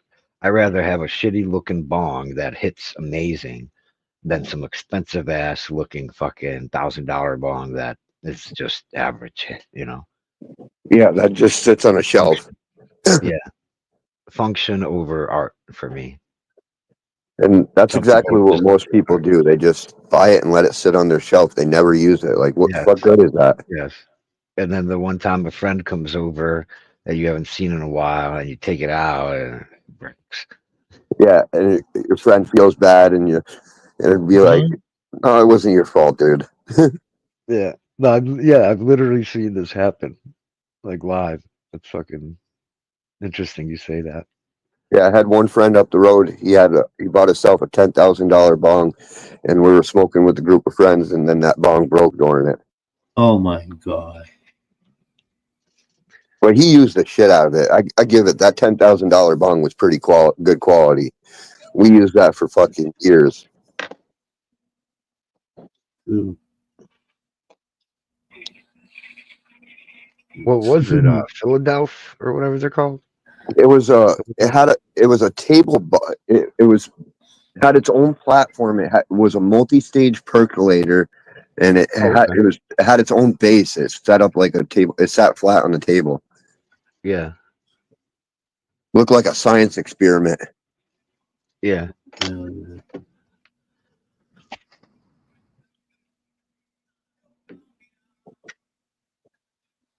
Fools and tools.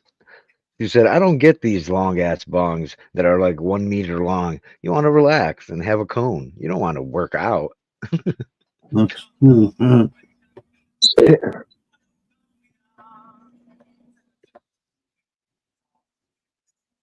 Yeah, I had a really nice bong a friend gave me.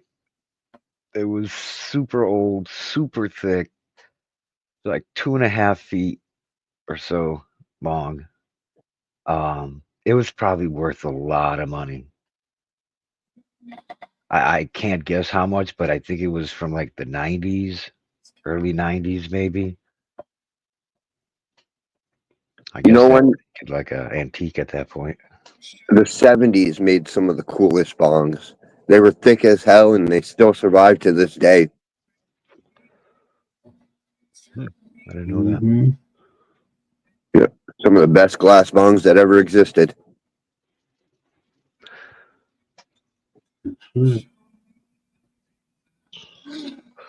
I bet Thick those ass are worth a glass. pretty penny.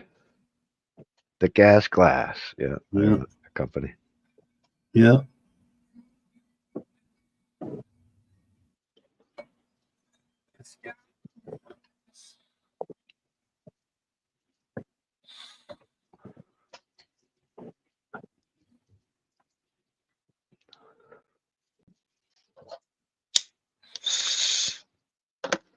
And I got one of those pipe cleaners um, from Timu, and it's on like a little key ring, and there's all sorts of sizes with bristles that are like an inch to tiny ass bristles you could hardly see. I didn't think it would work inside the pipe, but I stuck it inside the fucking hole, the carb, and the stand piece, and would pull out gunk, and it worked better than anything I've ever used. Oh yeah, those work pretty good. They usually come with like if you buy a PP pipe, a prototype. Yeah. Yeah, they usually come with those bristle kits. Oh, okay. I think I get water. Hold on. Water calls. Water.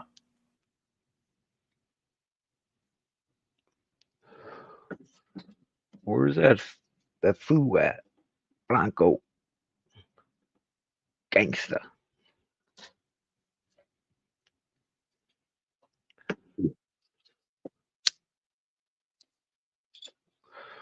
Fool says she had a mushroom ceramic bone. I think she meant bowl. That sounds cool. I always wanted something like that. Who is it that had one that was Link from Zelda? I believe it was. Maybe that was Maine? Maine has something like that. We got multiple crystal pipes. Like I got an amethyst pipe. Ooh. Yeah. I don't think I've ever seen that. That would be dope. Yeah, my girlfriend collects crystals, so she buys a lot of pipes that are in crystal form. Dope.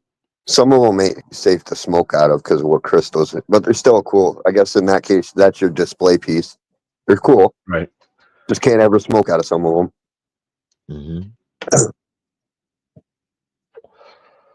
Well, you can inhale through it, right? It's just you don't want to put fire to it.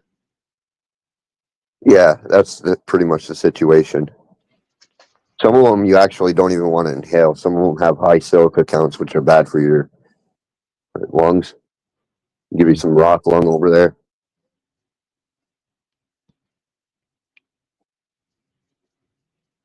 Again, with the display pieces, though. Stuff you can't ever smoke. But the amethyst one's safe. That's just quartz, basically. Amethyst is a purple quartz. Mm-hmm.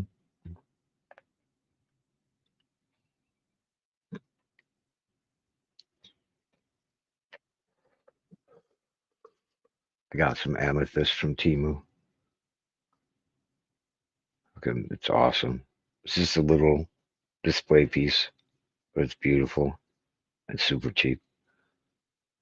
Hey, the resales on if you get real crystals from that Temu stuff, the resales are through the roof. Like a lot of that stuff, they're selling on pennies to the dollar. Yep.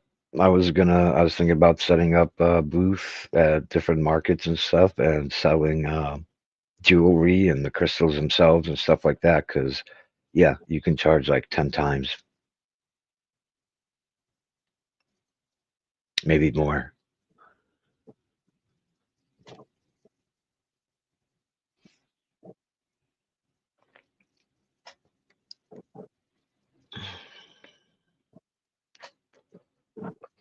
Yeah, I even bought some of the rings, a bunch of them, because I was kind of really thinking about selling them.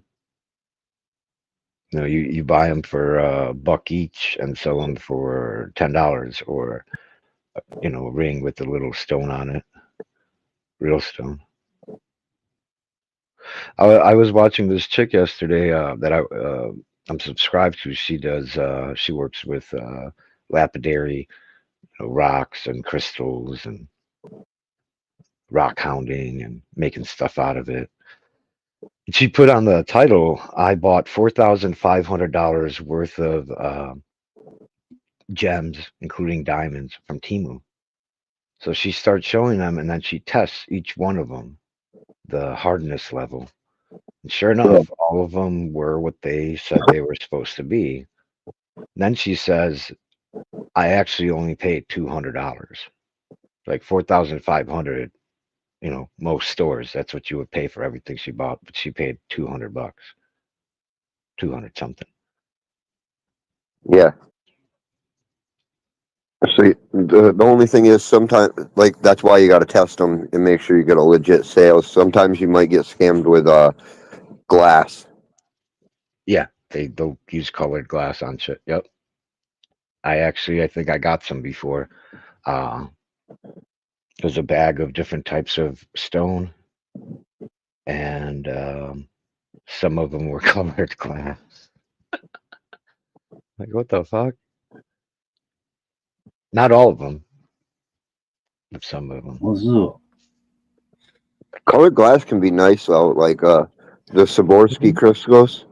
Those sell for a lot of money, and that's just glass, Mm-hmm. not even real crystal. That has to do with the cuts they do too, right? Yeah, Make it valuable. it'd be awesome if they got into like a Swarovski pipe. Yeah, I thought about that a long time ago. I'm like, why the heck aren't they making bongs?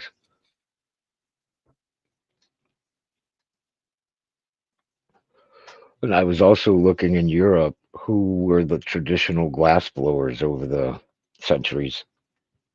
Italians are known as glass blowers. Even the Czechs, where I was born, they're known as awesome glass blowers. So I started looking up, like, do they sell bongs and stuff? And I did find a couple companies, but they're very plain, you know? There's not much to them. I believe in the 1800s, it was the French that started out with making crystals out of glass. I believe they invented a mold, and they would blow inside the mold, and that's how they would create these like flawless little diamond-looking crystals out of glass. Mm-hmm. Polish glass or quartz is very popular. The designs, the cuts, and everything. The crystals. It should cost a lot of money.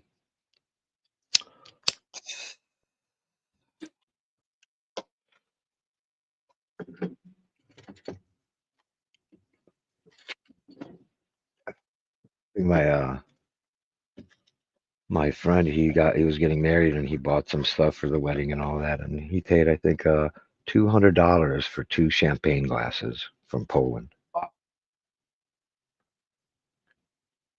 Expensive. Yeah, that is.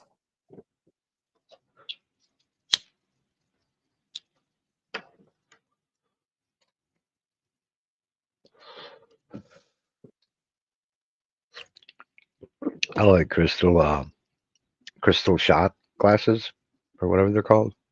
Shots. I have some Polish ones. They have all sorts of designs on them, cuts. Or like having like whiskey or something, or brandy or something in a crystal cup. Yeah. My uncle's got a uranium shot glass over there. It's my favorite shot glass to drink out of. I like a little bit of uranium with your alcohol. Oh yeah. I just like the threat level of it. Yeah.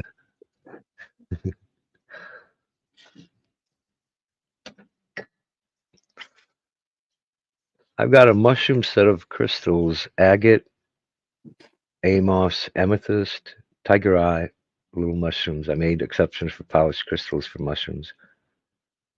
Yeah, I was thinking about buying that type of stuff from Temu, because they have like little pendants, little turtles or mushrooms, stuff like that, and it's super cheap.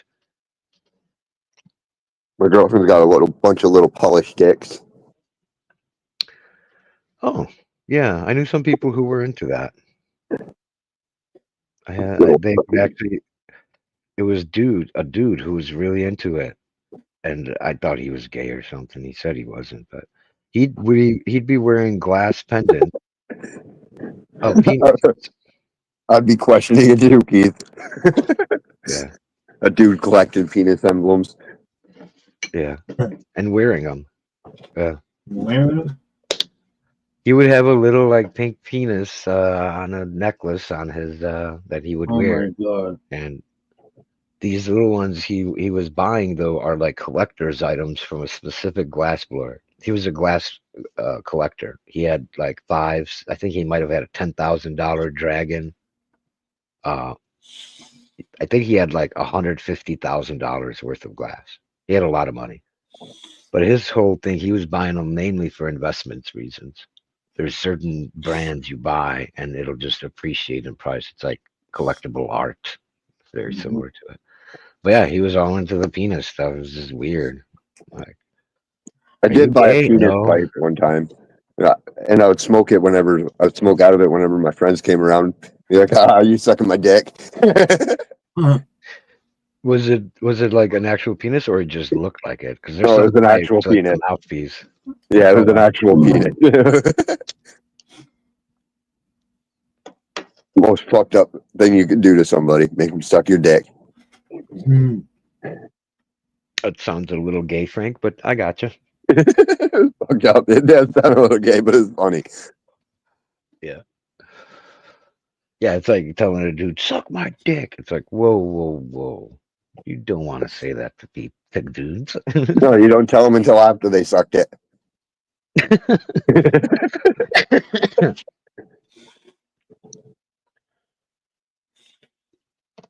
Yeah, some people flat out refuse to smoke out of that pipe.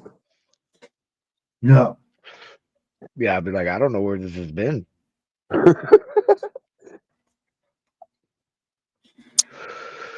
Maybe it has AIDS. We could.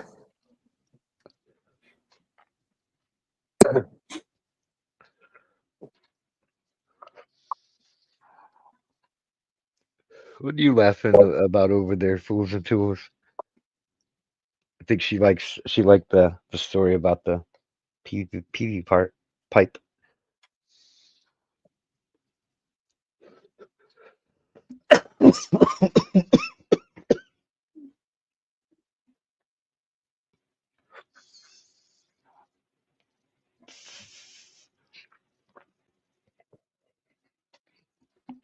Frank, have you subscribed to the new comedy channel?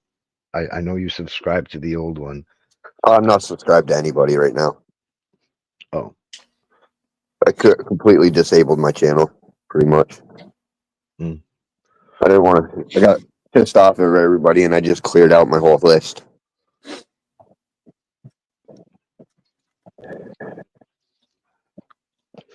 There's nothing to do with you. It's just fucking. Yeah, it's all good. The 420 posers pissed me off. None of them really want to talk about weed.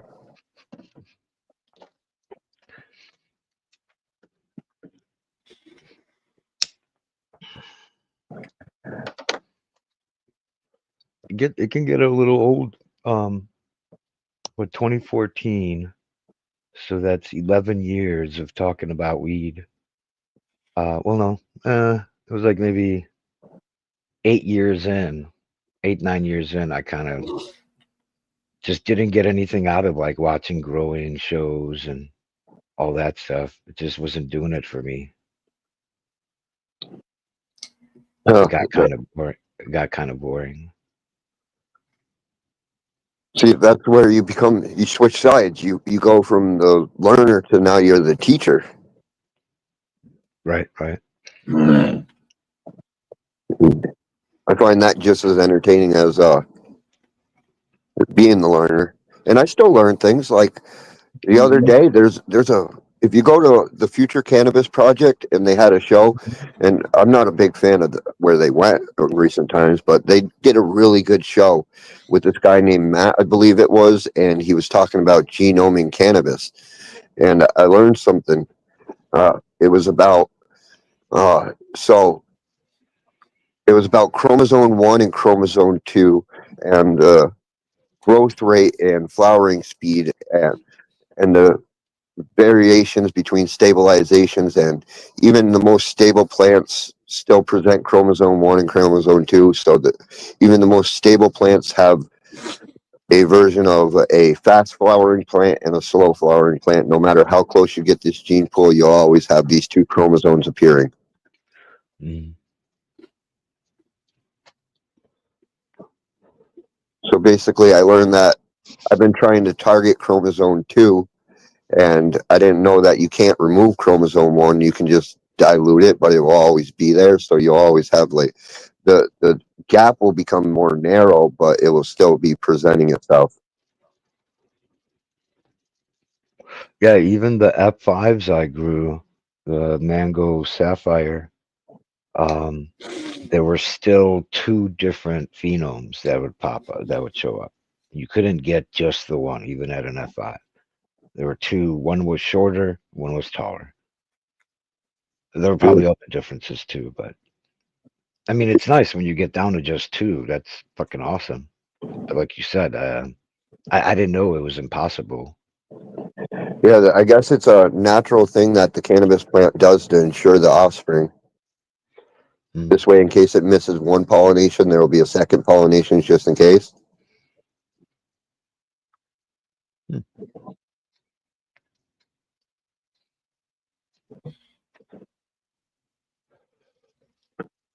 Not every day I learn something, but sometimes I do.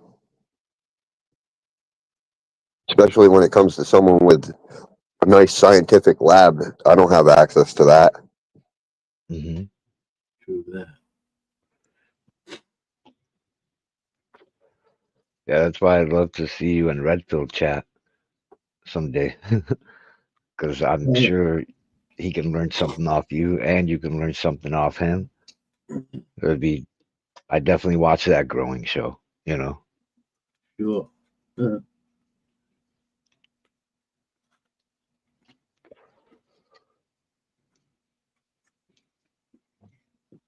But yeah, I could see how it could get repetitive for people, especially if they don't like ever want to advance past a certain point. Mm-hmm. Well, what happened after I stopped and took a break, and that was like me and my friends too. We all kind of like took a break. Um, we weren't going live. I wasn't sitting on panels or anything like that. And once we did, I kind of like enjoy it now a little bit more. Like my enjoyment went away, but then I stopped watching stuff. I was subscribed to all these channels. I actually unsubscribed to a lot of them. Didn't watch grow shows at all. And after a few years of that, I can now enjoy the information again. See, the problem with things like when talking about genetics, it to an average person, it sounds like Chinese. And a lot of people in like the Future Cannabis Project that in the chat, they didn't like that last show because it was over their head. They didn't understand it. It just sounded like foreign language to them. But if you got a little bit of understanding, it don't sound that crazy. It then actually has understanding behind it. Which channel is that? The FCOP or FCOP2? I'm not sure which one it was on. It was on one of them too. But it was a genetics talk. I believe the guy name was Matt. It was just a couple days ago. Yeah. Oh, okay. Definitely worth watching. You're on that level. Mm-hmm.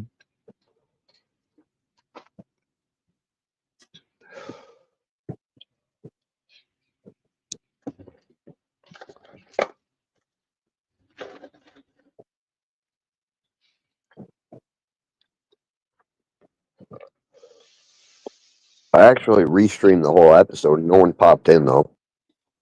Mm-hmm. I was okay with that. I was probably sleeping. I didn't see that.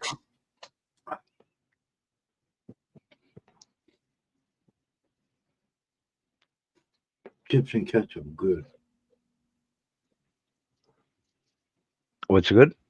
Chips and ketchup? Yeah. Oh, yeah. No, Yeah. I'll pass on that.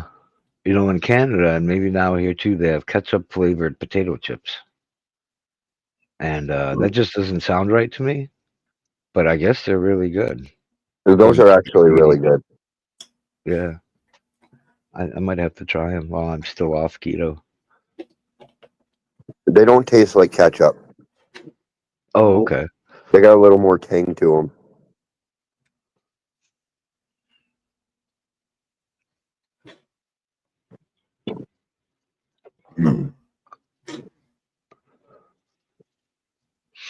What I like is frying things with ketchup on them. Stuff that normally I wouldn't like spam or something. Um, you just basically put ketchup all over it and put it in a frying pan, and the ketchup caramelizes, Yeah. turns like sweeter. It's Yeah. really good. Meatloaf.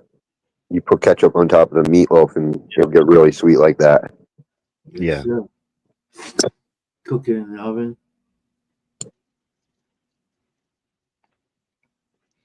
Hmm. That's the one exception I make for fucking. I totally think food is allowed on stoner channels because every stoner gets high and hungry. Yeah. Very hungry. I'm high. Plus the medication makes me eat. I'm fucking starving. It's good. No, I gotta lose weight. Dude, I got off the keto thing and now I get hungry every like 4 hours and I eat like 4 times a day. And No. Sounds good. on keto, yeah, on keto, it's like I eat 1 times a day, not very hungry at all. That's good. But Yeah. how much I spend now per day on food versus when I was on keto, where it was just one meal a day, is just insane. The difference, like 10 times more money. Really?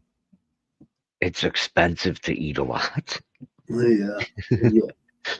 Tell me Yeah. about Yeah. I'm like, I need to go back to keto. I need to go back to saving money. it. Fucking eating Or healthy is maybe expensive. that too. It is.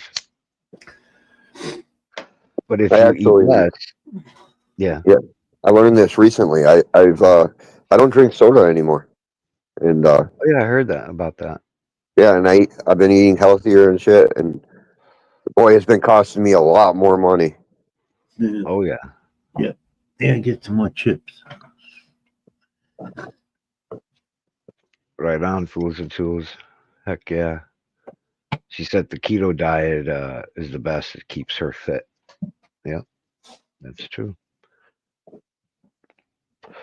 I already gained a few pounds back from getting off keto and going back to eating multiple times a day. The weight adds on quick. I know it doesn't for you, Frank. You're like in super mode metabolism. I don't know. I haven't weighed myself in a couple weeks since I started eating healthy. Let's see.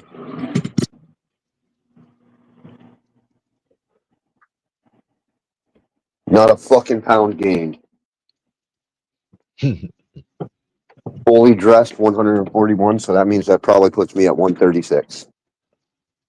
Because I got sweatshirt, pants, long johns, and shoes and everything. Yeah. How tall are you again? 6 foot. Holy shit. So changing my diet doesn't play a role at all.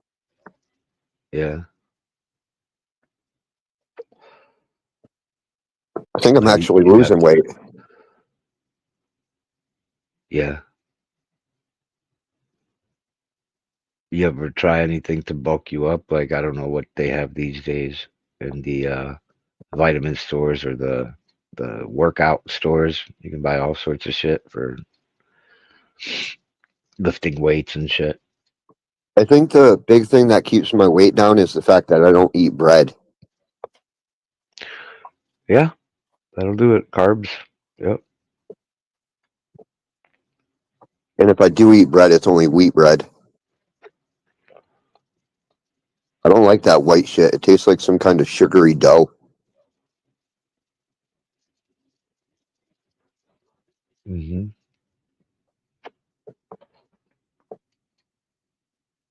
Why is bread gotta taste so good? That's the thing. It doesn't taste good to me.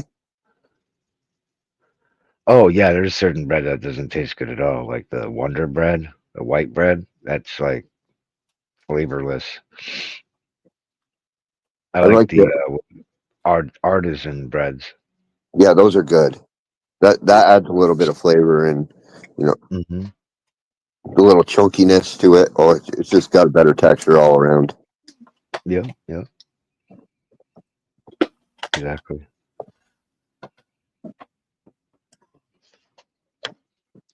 Fuck you, OMG. You can go suck a big dick. Who's that? OMG. What's he I've doing? not once said a single fucking word to you tonight, so you can go fuck off. He's gonna point there, OMG. He didn't say your word out of his mouth all night. What up? OMG, you could just say, I'm off to walk the dog. I'll be back. No, he seems for drama. He's a fucking drama queen. The whole type of people that I'm trying to avoid.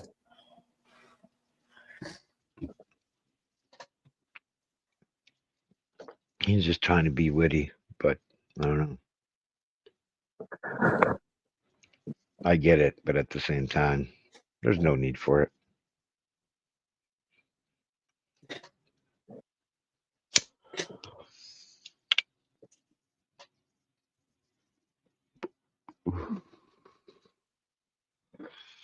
Oh, I was talking to OMG, by the way, not to you, Frank. Like,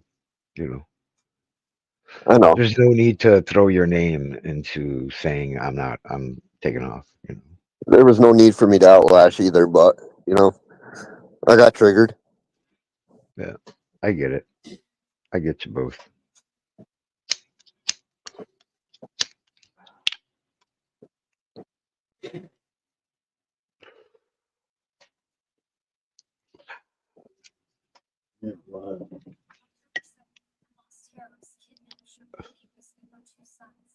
Oh. Look at that. That's not coffee. Holy shit. That's a big piece of tuna.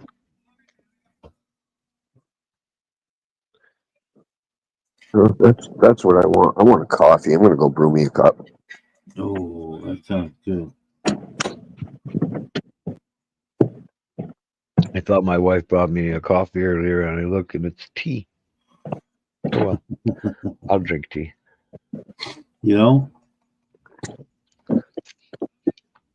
Papa, does your lady bring you coffee sometimes? Every morning. Nice. Yeah. They enjoy it. They enjoy making us men happy. Yeah.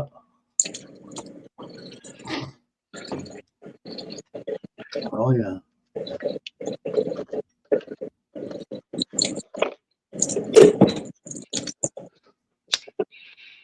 I love it. I get her coffee too. Mm-hmm. We take turns. Mm-hmm. My girlfriend drinks cold coffee. Mm-hmm.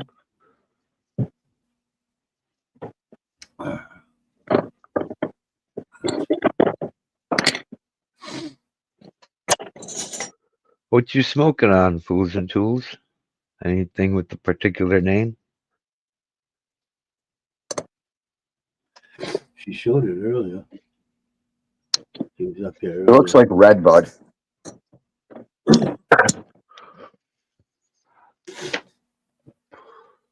She sent me a video of it. It looks like really good. Like your common average cash crop. It's not that top shelf sticky icky. It's the red-haired weed. Mm-hmm. And I ran it through the Google synthesizer. It said that it was like a Northern Lights Kush hybrid.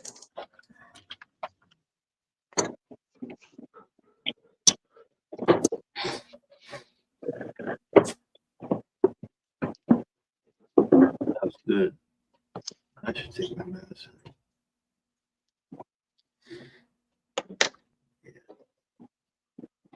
Me too.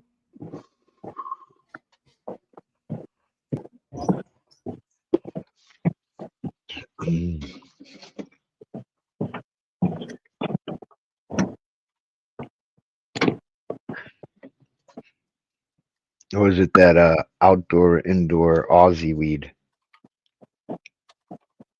Yeah, it definitely looks like a greenhouse. It's too perfect to be outdoor by itself, Outdoor. and it's too fluffy to be indoor. Mm. Go on, Sprinkles. You're pissing the dog off. Nope, go out. You're not going in the grow room. I'll have fucking Chinese if you go in that grow room.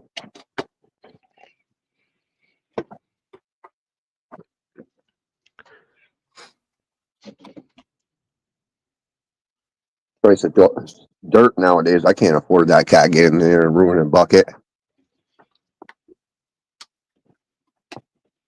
Hell Well, there no. you are, Fools and Tools. On Papa's. I Sorry? see ya. No, I was just telling Fools and Tools I see her on your show now. I rewound. I don't see the weed yet. I can open up my Facebook. I'm trying to fucking medicate myself. Take another drop of that tincture. Yeah. That's funny, right? When you said tincture on the rewind I was watching, Papa Hambone put it in front of the camera, right when you said tincture. We're showing it.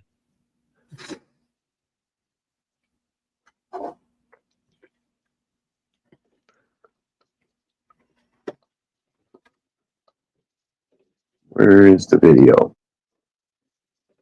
Okay, I see it now. There's a Ziploc bag. Let's Okay, see. you found it. Yep. Looks good.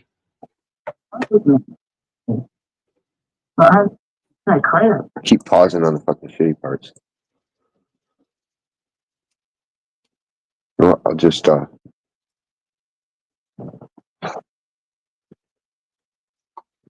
it right here. Looks pretty good, Fools and Tools. Mm. I could see it better in the bag. The back was focused incorrectly. Correctly. It looks good. Yeah, I got it up on the screen. That's her weed. Definitely looks like a greenhouse weed.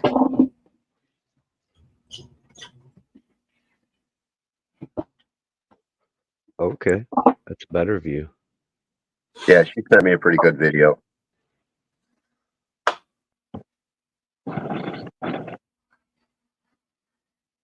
She got it from some guy named Melbourne Stiff. I'm just kidding. She meant Melbourne Stuff. That's cool. That's good. I'm happy you can get some good stuff there, Fools and Tools. Price is outrageous, though.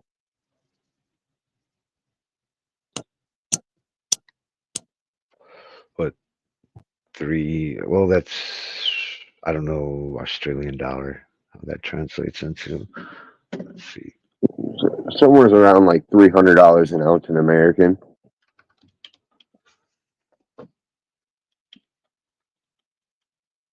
Crazy prices.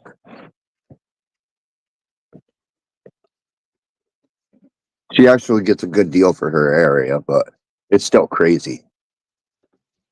I was showing her our prices.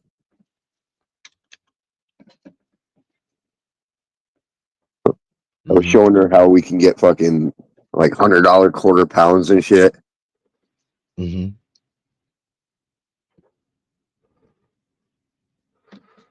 $400. We still have $400 ounces here. I would never buy them though. It's like top of the line, but it's crap. It is How crap. it works, but yeah, it's not I worth bought it. Not even a fucking lick of smell to that shit. Like, come on, man. You want that kind of money for garbage? Fucking $70 an eighth type of ridiculous.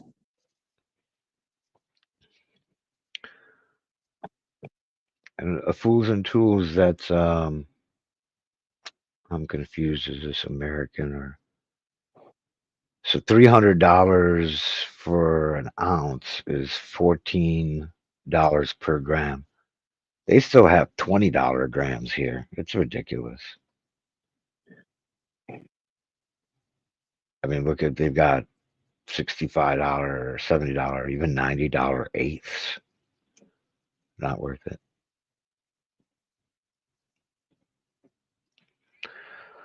I get mine for like 80, but with taxes and everything comes out to $100.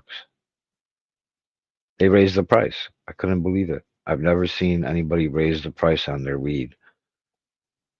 The only reason you would raise your price is you've got a high demand. People want to buy it because they like it. So you can Yeah. raise the price, they'll still buy it. Yeah. They be talking about shit. They need to get some real genetics behind them. Well, they go for the top winners of that year or previous years of all the various cups, Yeah. See, which isn't always the best. It's just the most popular. The most myself with popular all isn't my, always the best.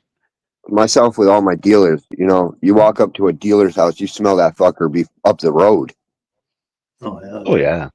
yeah, Yeah. You don't smell a dispensary up the road. you don't. And no, and here's the thing, they'll have jars sitting right out on the shelf. Just like your everyday weed dealer, but their weed won't stink. Well, the everyday weed dealer, he'll be trying to jar that shit up and it'll be behind 5 vacuum seals and his house still stinks. hmm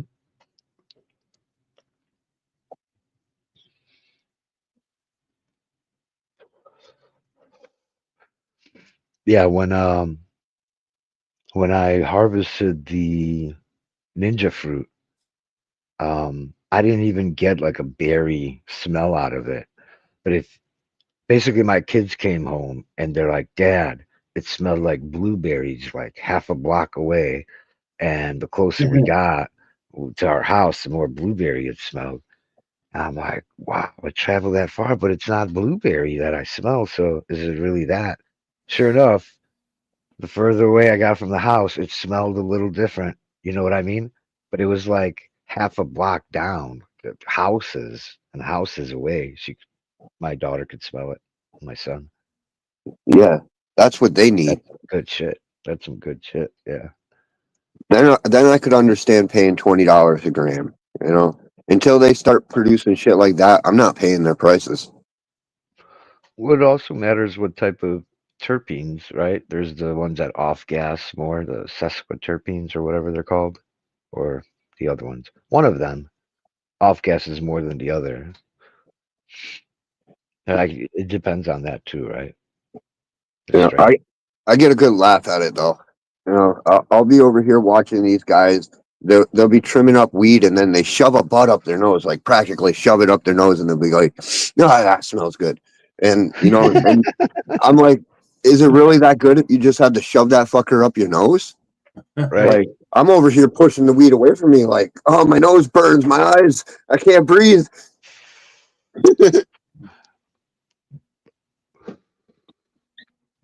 It's funny. And it's like the concentrates I have right now, the blue sherbet, chem dog, and permanent marker. And permanent marker is like 5 times louder than the other ones. Like I can open it up and be like a foot away from it and it'll be strong. All the other ones I have to put my nose up to it to smell them. And they're like, well, there's less than an ounce now, but let's say Yeah, half ounces. like this Man, jar of dabs, I just opened. I opened it. I don't have to stick it up to my nose. My whole room just filled with terpenes. right. But this ain't legal market dabs. That's the thing. Like I've never got a legal market dab that stinks like this. hmm This came from a black market blaster and my homegrown.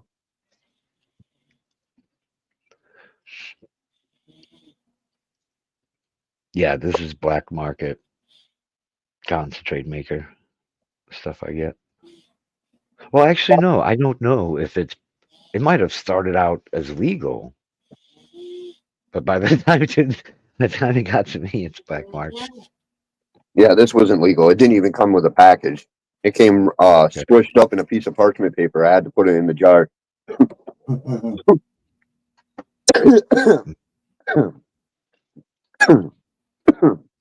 What's the consistency like? At this point, it's like fucking sand. Mm. I did mix in my I pressed my couple ounces and I mixed in a few grams into it to top it off, Yeah. and that was Saucy. yeah. So it added a little bit of dark sauce to it, but it's still really crumbly. Mm. Yeah. I don't mind the crumbly, but the saucy just always seems to have more flavor. I guess that's what it comes down to. Yeah, the more saucy, the more flavor for sure. Yeah. I've been looking for a good old saucy strain. I can't find one.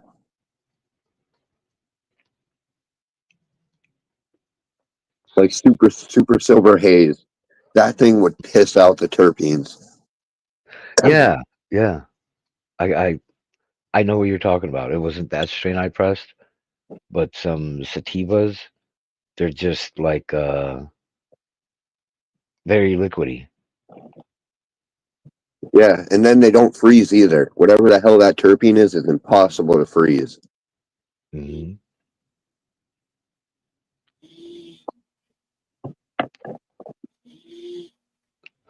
Yeah, that stuff would be good mixed in with some drier stuff.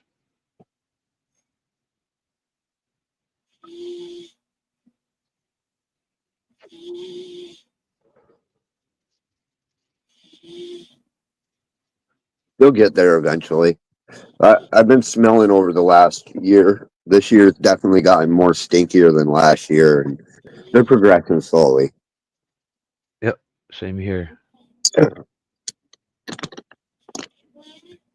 I do theorize a big factor plays a role in their dry and cure.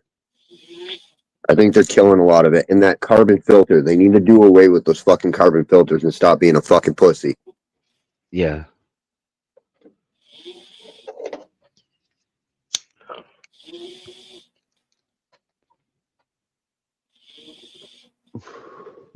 Every carbon filter grow I've ever tasted, they lack the flavor. Yeah. You think they're grabbing terpenes along Yeah, with it? that charcoal's sucking it right out. Yeah.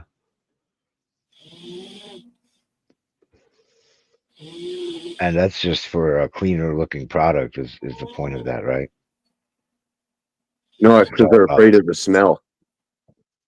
oh, That was the whole point of the charcoal filter, was because weed was stinky and people were getting busted because they would smell way up the road, and that's why all these non-smelling strains came to appear, because of the, and we're past that stage. We're back at legalization. Stop running carbon filters. Stop being a chicken.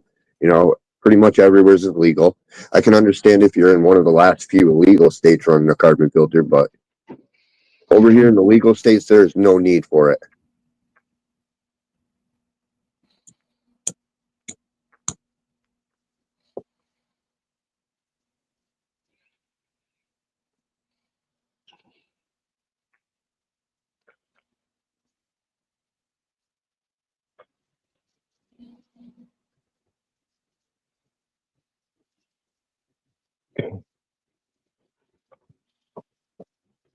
I get more flavor off of this cheap weed that I buy from CBD Hemp Direct than I do the dispensary.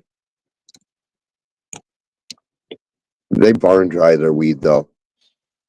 I've seen some clips on how they do it, which ain't a bad method, but you can totally taste the barn in it.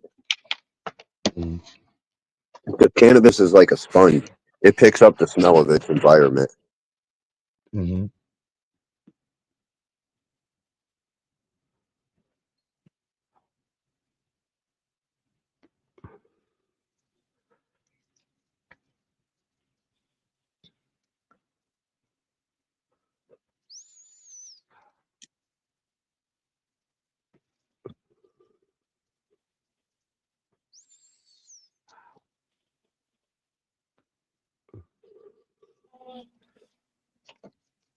Boy, I can't wait to smoke that roadkill.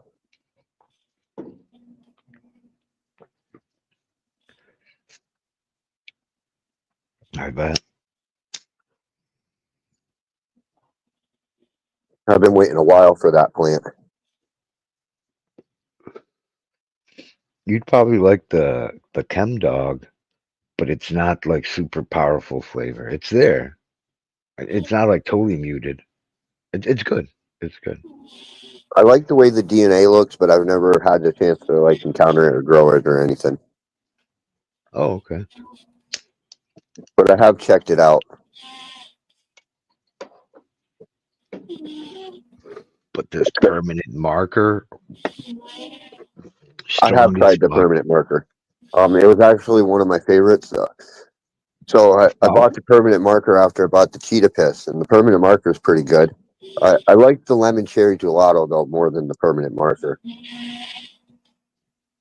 So that lemon cherry gelato had a nice skunk on the end. Yeah.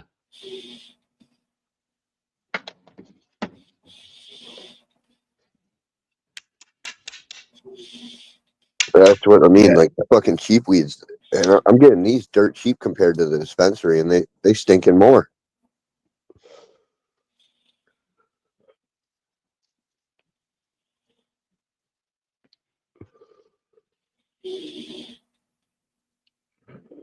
Yeah, I bought that brown bag that somebody recommended. That's the name of the brand, Brown Bag.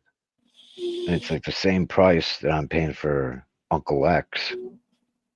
That's what I smoke. That's really good growers.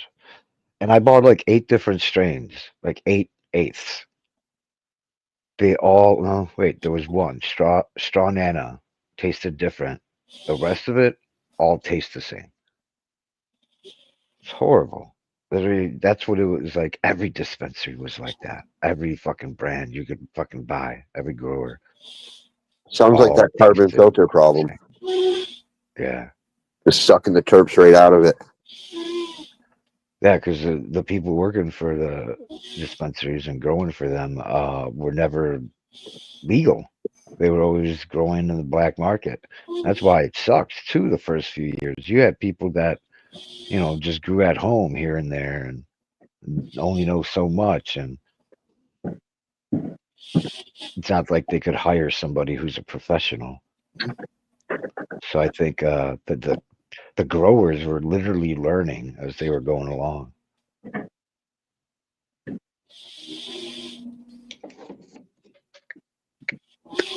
Now with all these states, they can hire somebody from there's probably plenty of people in other states that can grow, big operation, big grow up. Yeah, but look at all those legal growers. They're all the same. They're not really that great. It's the ones that it's honestly the ones that are still hiding in the shadows that are the good growers. Yeah. They haven't even made an appearance yet. I know some really good growers, and they ain't on the fucking interwebs. Yeah. No, I what I'm thinking of when you said that was these older hippie growers in their 60s and 70s. We know some of them. They've been growing for 30, 40 years and they're in the shadow. Like only their friends know about the good weed they grow. That's exactly who I'm talking about. And there's not many of them left either because they're all dying. Yep. Every I day lost there's a lot of one. friends in recent years.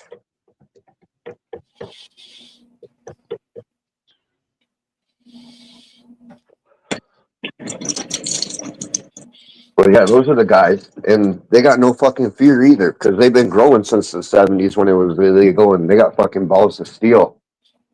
Mm-hmm. Like I was saying, those are the type of guys I learned from. So, I got a different perspective. I didn't learn from this modern day carbon filter growers. Yeah.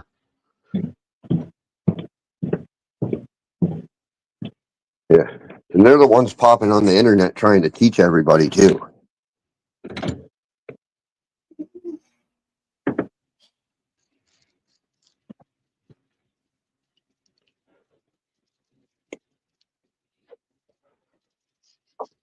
That's a good coffee. God, it's strong. Mhm.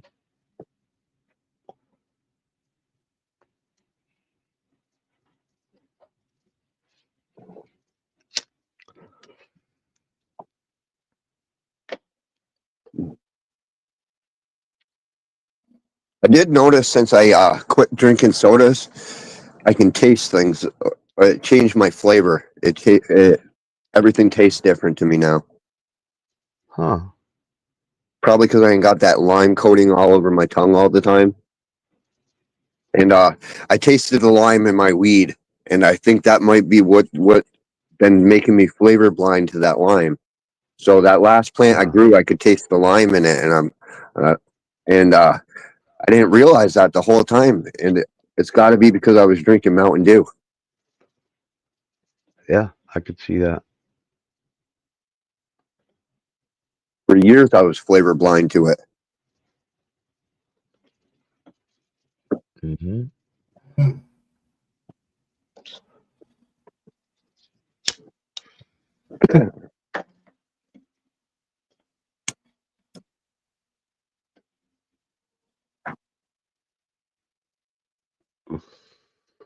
I like cranberry juice the best.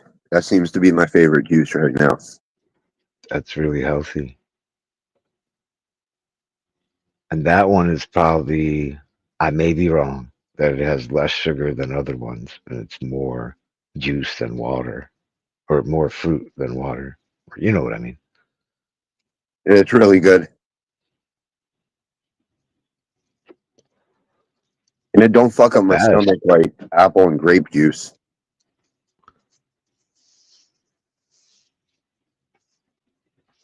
um, hmm. Oh, the best thing is to make your own, right? The juicer. That's just so good, and you know there's nothing added to it. It's just all natural. I want a juicer. Yeah, I'll probably end up getting one. I've been thinking about that myself. heck yeah, dude.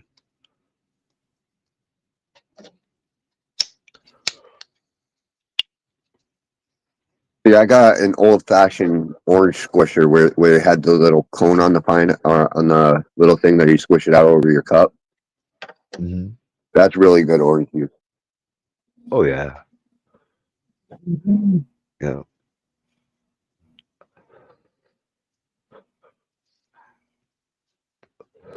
I was just thinking about the figs that I grow.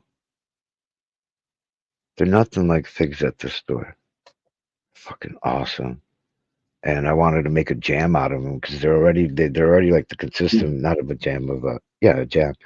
Um, it's already like made. You just have to collect it and jar it basically. But I'm thinking of if I can juice those things too and still have, something left over that I could use. I imagine there's all kinds of uses for the rind. The first thing that comes to my head is compost. Hmm.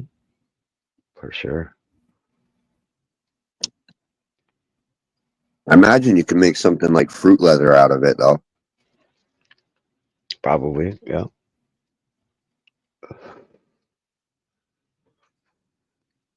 But yeah, cranberry's really good.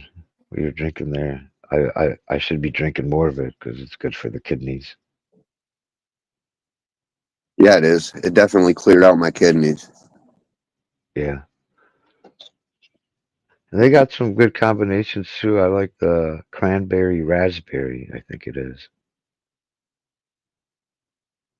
Yeah, they got cranberry raspberry, cranberry strawberry, cranberry grape, and just cranberries, cranberry apple, cranberry fruit punch.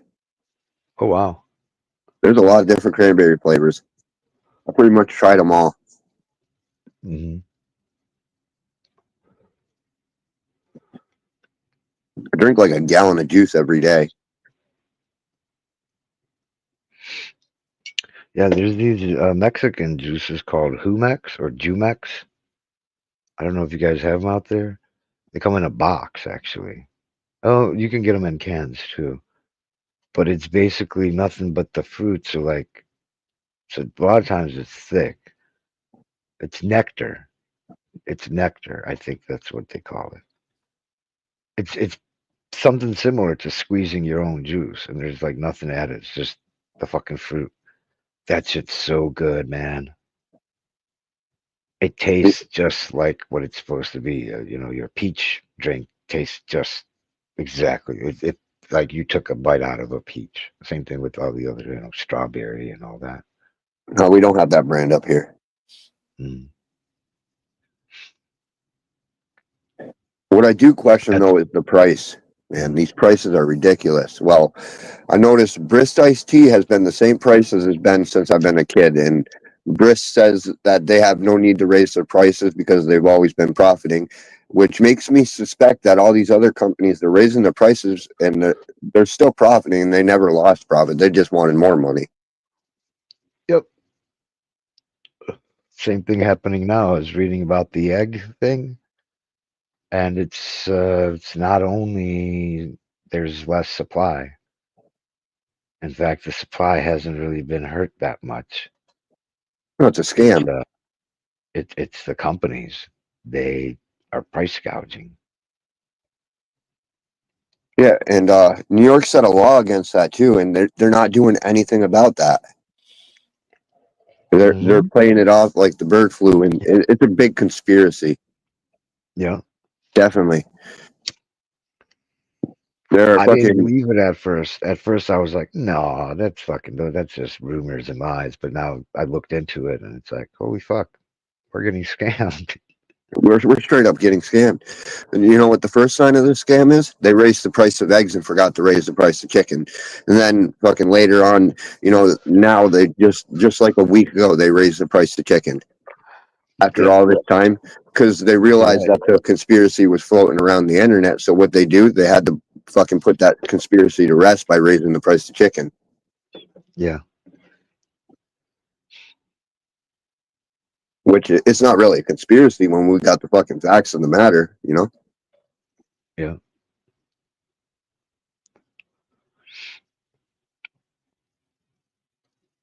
Well, it's a conspiracy. It's just not a theory, right? Yeah. Technically, I know what you meant. That's yeah. Fucking CIA. They're the ones who came up with the phrase conspiracy theory. Because if we called them conspiracies, they would sound too real. But if it's just a theory, we don't know. I like one guy. He says that he's not a computer conspiracy theorist. He's a conspiracy analyst.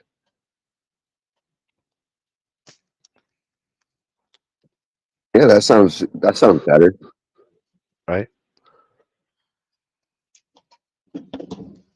You put some more factual term behind it. Yeah. But like you said, the CIA don't want it to sound like that. They want us to sound crazy. Yes. Hmm.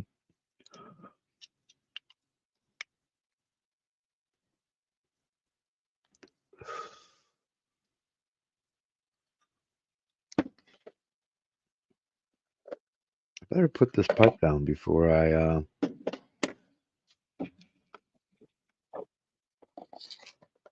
my brain melts. Wonder where I put my pipe down.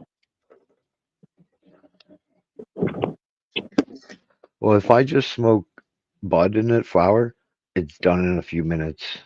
Packing another bowl. But man, you put concentrate on top, puffing on that for a while. So I will put those down. But if it was just weed, I'd smoke the whole thing, the whole bowl. Where the Real fuck did I high ass stick my pipe?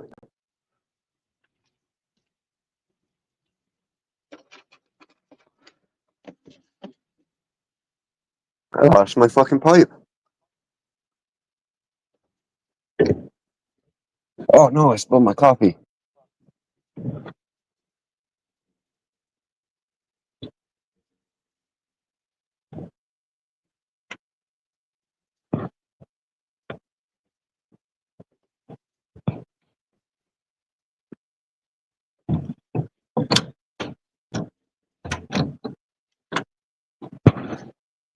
Let's pick that off the floor so I don't do that again.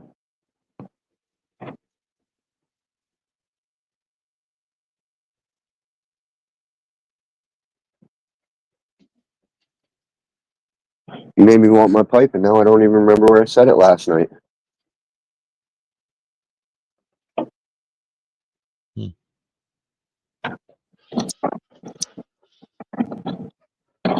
Yeah, it would suck if I couldn't find mine because I'd have to go to my backup, which is just a real shitty pipe. Better than nothing, but like a $2 glass pipe. Mine's just a cheap one too. It's the one I bought in Kentucky. My favorite pipe right now because of the fact that it hits the best. Yeah. Oh, there it is. I put it in the tool. I guess it is a tool technically. Right. That must have been what I was thinking when I put it away. Tools in the tools.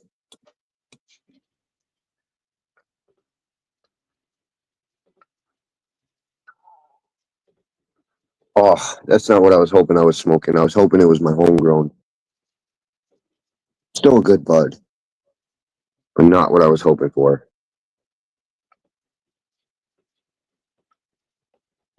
Yeah. I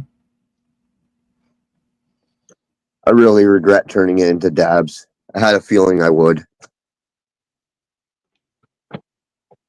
It's just not dab weed. It smoked so good, and then I turned it into dabs, and it wasn't so great. It lost that quality. In the smoke form, it made my face like instantly get hot, and it made that feeling around my eyes where I wanted to wipe off the high off my face.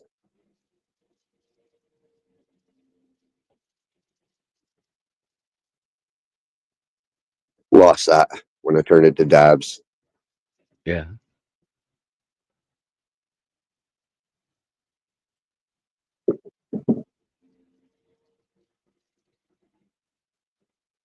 But just that effect right there shows that the concentrates alone, you can't get everything. There's whatever the hell makes that effect can't be turned into dabs. Mm-hmm. Yep. That's why I smoke both bud and concentrates. There's something missing from the dabs. There's something missing from. There's something missing from the bud too, but I think it's just a lack of concentration. You know what I mean? It's not constant. Oh yeah, totally. That's what I agree with. Yeah. I think that that concentration makes it a little better in the dab form for that little extra part. That's where like your little cakes that tastes really good because that adds that little extra concentration onto a bowl of weed. Mm-hmm.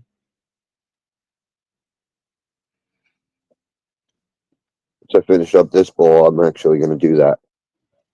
Set me up a bowl with dabs on top.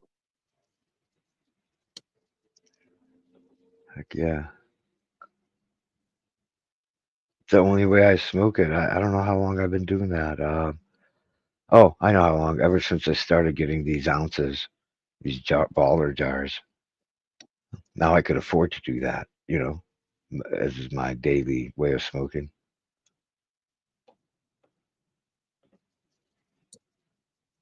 See, I used to like hash, but dabs have took the place to hash. I don't even bother with hash anymore because hash is basically the same as the concentrates, but not as strong. I think the dabs are just stronger.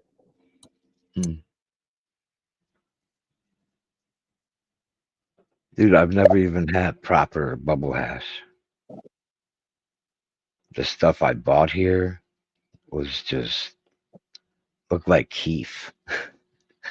Is what it looked like. I think they might have maybe it was just Keith and they called it hash. I don't know, but it was horrible. And that's not a big thing here. That like most dispensaries don't even carry that. See, I've made all kinds of hash.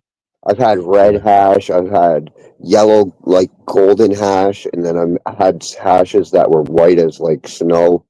And these are all different weeds I grew too. Like, it's crazy how many different colors you can come out of that shit. Hmm.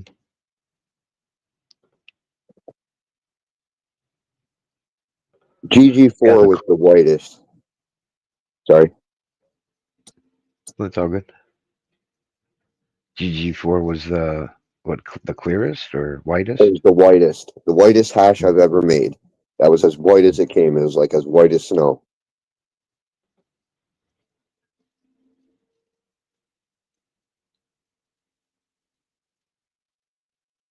But then when so the GG4 flower, I smoked the GG4 flower and it makes me feel so fucking high that I want to go lay down. But as soon as I turn it into the hash or dabs, I don't get that high anymore. It loses all that potency effect. Yeah.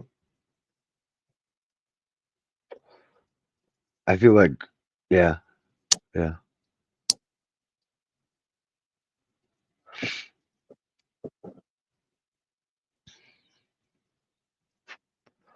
Yeah, when I just take smoke dabs and then I smoke flower after that, if I do it that way, and it's the same effect. It kicks in. 'Cause I'll use that seahorse electric nectar collector, and then it's like, I'm high, but I'm not super high. Smoke a bowl of weed, I'm like, holy fuck.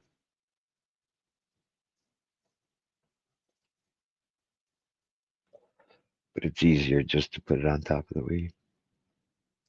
Oh yeah, that's what I'm doing now. I just finished up that bowl. Gonna find a purdy bud. That one's a purdy one.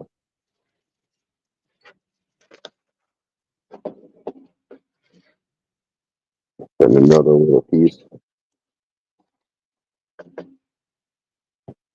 Trying to go for the OG looking stuff right now.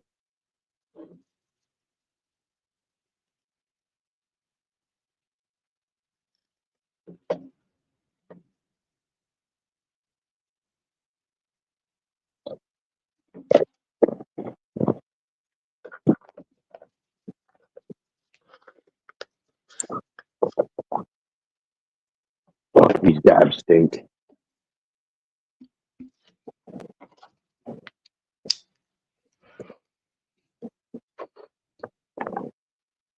And man, sometimes the weed and the concentrate, the way it combines the flavors, certain combinations, it's fucking delicious.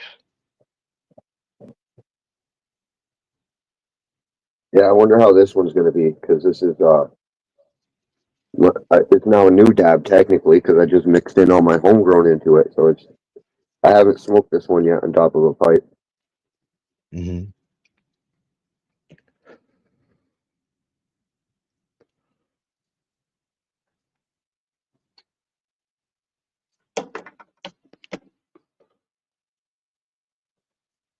Stop sticking to me. Perfect. Oh fuck. Stop back to me. I accidentally touched it. No, don't go in the hole.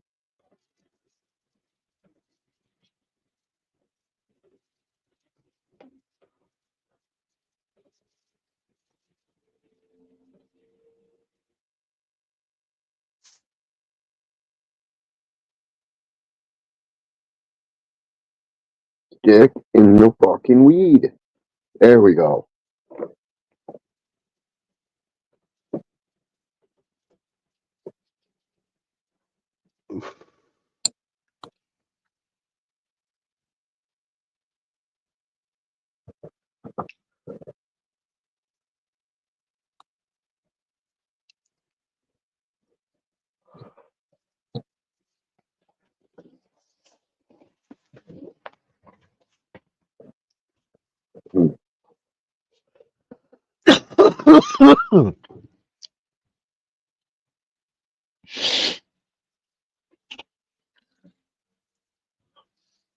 A lot of citrus. I think this is better than dabbing it. I think it might smoke better than dabs.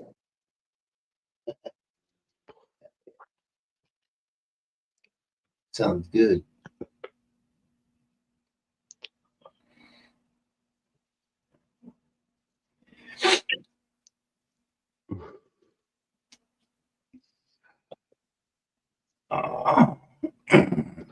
hungry.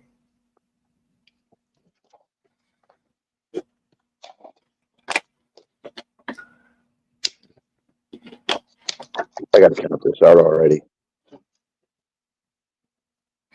Get medicated. Oh yeah.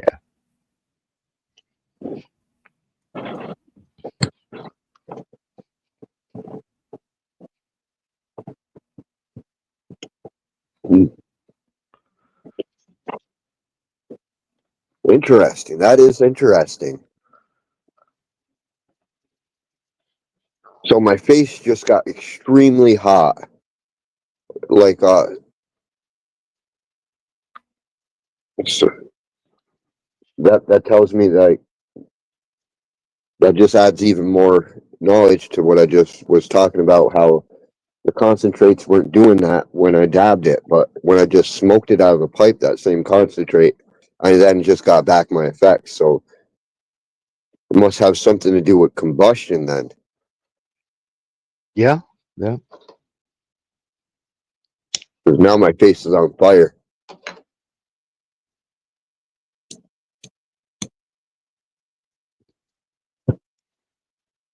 I wasn't noticing that in the dab rig.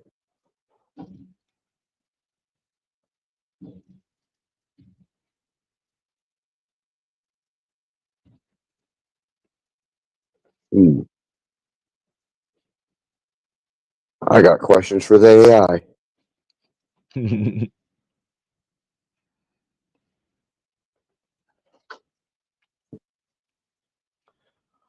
want to share the screen? I can't. I'm on my phone. Mm. You'll probably hear him though. Mm. Hey Morgan, I got a question for you. What's the difference between when you combust something with fire or vaporize it with a enclosed heat container?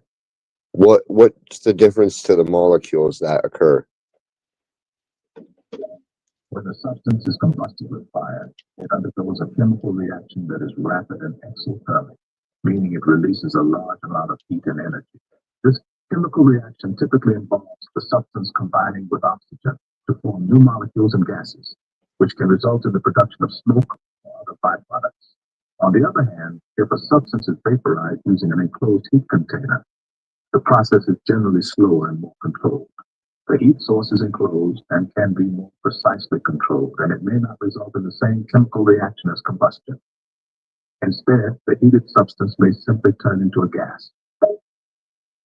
Okay, so the oxygen is rearranging molecules, creating new things when it's combusted in the fire. Yes, that's correct. During combustion, oxygen reacts with a substance to form new molecules and gases, which can involve a chemical reaction known as oxidation.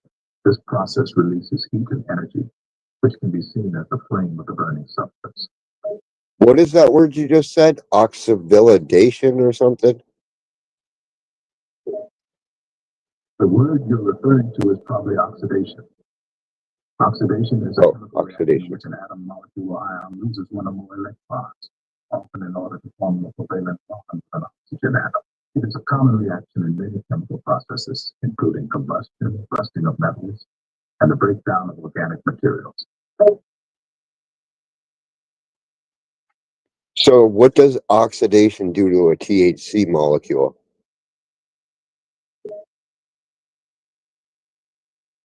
Oxidation of THC molecules can occur when they are exposed to air, light, or heat, and this can result in degradation of the molecule and the formation of THCCOH, which is a non-psychoactive metabolite of tetrahydrocannabinol, THC.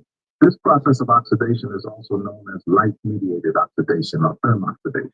As the THC molecule oxidizes, the potency and effectiveness of THC may decrease. You said THCOH? Yeah, THCCOH is the chemical COH. metabolite of tetrahydrocannabinol, THC. When THC is exposed to air, light, or heat, it can undergo oxidation and be converted into THCOH. This process is also known as photooxidation or oxidation of THC. It's THCH federally legal? THCH, or tetrahydrocannabinol, is not explicitly listed in the Controlled Substances Act, which means it is not currently a federally controlled substance in the United States. However, it is important to note that the legal status of substances can change over time, and the Drug Enforcement Administration, DEA, has the authority to add new substances to the Controlled Substances Act if it determines that. All right. I got what I was looking for. Did he say, and you say THCH? Yeah. Or COH? See, that's what he's saying. There's different molecules. There's THCCOOH, and there's THCH, and there's different molecules that occur when it's exposed to fire compared to combustion.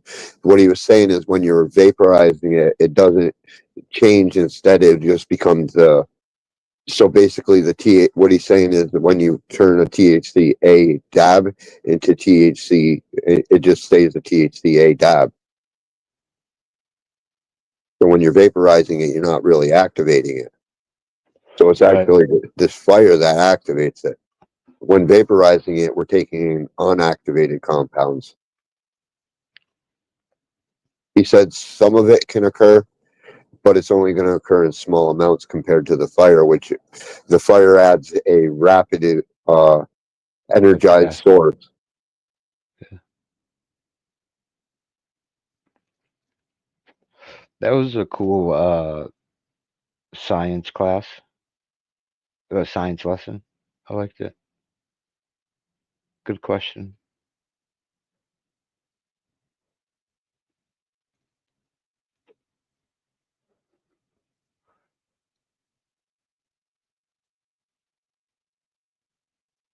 Yanni, I think he's napping, but at the same time, he probably can hear us and he's listening. He's sleeping and listening. Yeah, he was just functioning like 5-10 minutes ago. Yeah.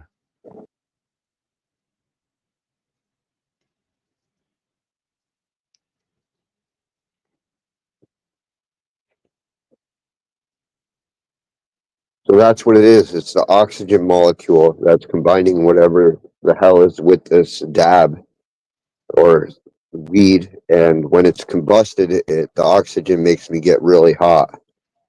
Well, without the oxygen, I'm not getting hot.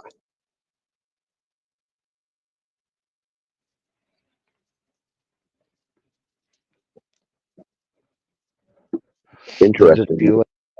Does it feel like you had an allergic reaction? Yes, kind of. Yeah, I get that with certain weed. I always thought it was mercerine or whatever it's called, myrcene, like the pepper. That's what it reminds me of. Is like, I don't know, not if I ate pepper. I don't know why I associate it with pepper for some reason. I always thought it was the mercerine or whatever, but my weed does have a peppery note to it, so it might be something to do with the peppery. Yeah, because I'll get that reaction sometimes. I kind of like it because I'm like, this shit's powerful. I can feel it in my face. Exactly. Now I'll go back to Morgan over here. Fucking. Now you raised a new question. Gotta go back over to wrong one. That's my live stream.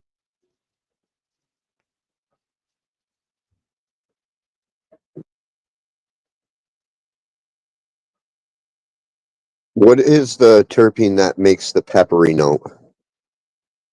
The terpene known for giving off a peppery note is known as beta-caryophyllene. This terpene is found in many plants. Okay, it's not mercury. Like pepper, hops, and cannabis. In cannabis, beta-caryophyllene is responsible for imparting its signature peppery taste and aroma.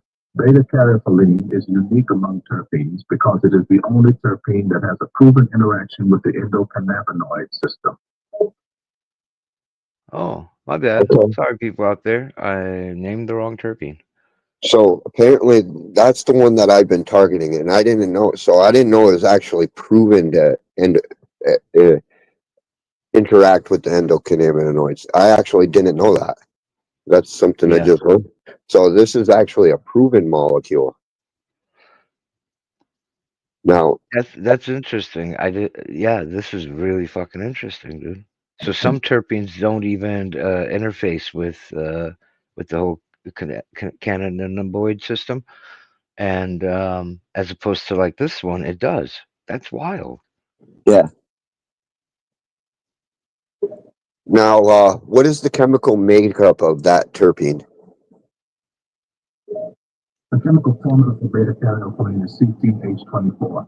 It has a molecular weight of 204.34 g-mol. It consists of a hydrocarbon skeleton with a benzene ring fused to a cyclopentane ring. This chemical structure is characteristic of a sesquiterpene, a type of terpene molecule with 15 carbon atoms. Sesquiterpene. I used that word earlier. That's cool.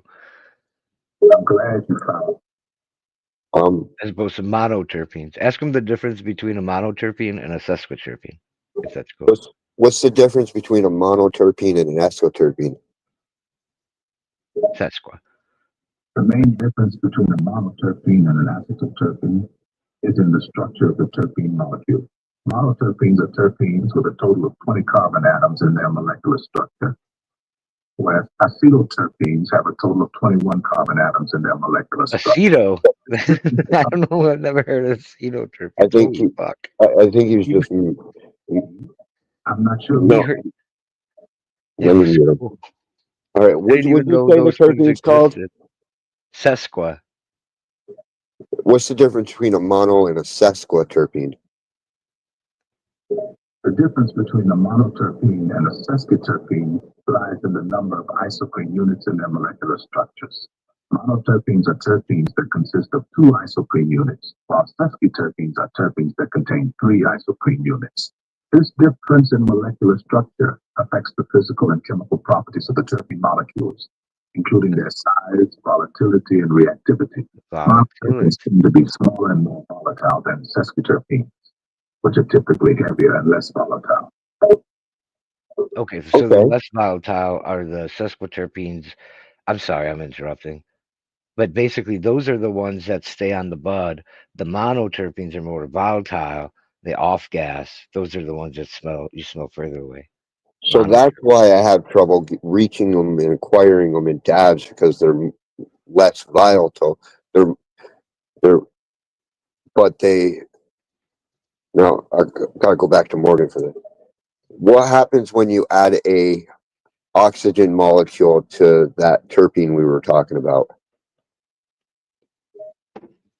Adding an oxygen molecule O to a terpene can result in various chemical reactions depending on the specific terpene in question. The specific terpene is the terpene we were just talking about, the beta whatever. Beta caryophyllene? Is that the one? If we are referring to beta-caryophyllene, which is the terpene previously mentioned, adding an oxygen molecule O to it can result in a variety of chemical reactions depending on the conditions and the reactivity of the terpene. For example, oxidation of beta-caryophyllene can lead to the formation of new compounds such as caryophyllene oxide, which has a distinct taste and smell distinct from beta-caryophyllene. Ask it if beta caryophyllene is a monoterpene or a sesquiterpene. The beta caryophyllene, is that a mono or a sesqua? Beta-caryophyllene is a sesquiterpene, which means it contains 3 isoprene units in its molecular structure. Nice. So that's one that stays towards the bud. Yes. It doesn't off gas. Yeah, that's why I'm having trouble achieving it in the dab form, but in the the flower form is where I find a lot of it, and I just noticed when I combusted those dabs, I've noticed more of it than when I was dabbing it, and it's something to play with the oxidation, which brings it what you just said is the oxidation of that molecule brings it a different note. Right. There you go. Yeah.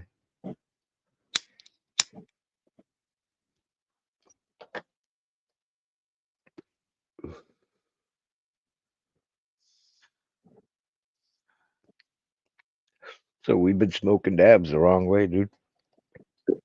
I believe so. We must What actually is it? have to smoke Vaporize. dabs to get them the proper way. Yeah.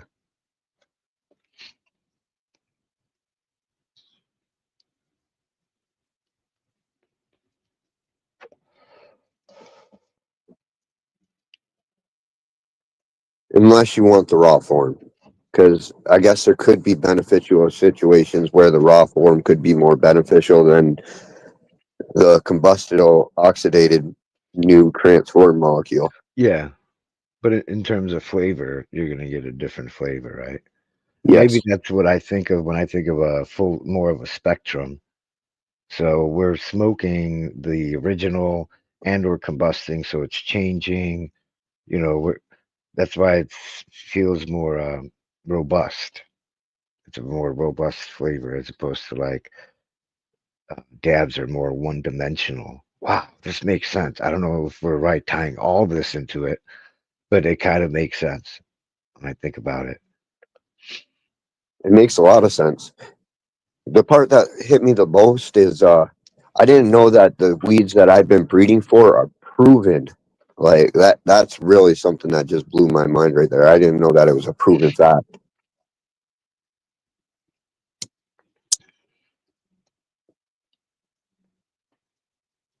See, there's always shit to learn. You just got to reach into different corners. Well, you know, I always got the sesquiterpenes and monoterpenes. I was not sure which one is more gassy than the other one, um, especially if you apply heat. Um, but I wonder if now once I heard it from Morgan, maybe it'll stick in my head now. It'll stick. I'm curious to see. Like tomorrow, ask me which one is more gassy, sesquiterpene or monoterpene. Yeah. So the sesquas or the monos must be more common, right? And these sesquas are Not rare. no. It's like what you were talking about, the way they breed and stuff, and the weed doesn't smell. It's not loud. Um, that's lacking monoterpenes. It has sesquiterpenes, which like stick on the surface, and they don't, you know, Yeah, fucking. I get what you're saying. The whole thing where so that has high levels of both mono and sesquas are what we're targeting. Hmm. Because that's why it'll smell like blueberries in the distance, but up close it smells completely different. Or skunk. Yes. Now that explains the experience I had with my kids smelling the blueberry. That it explains that too. Because the Yeah. oxidation is rearranging the molecules as they get further away too. Hmm.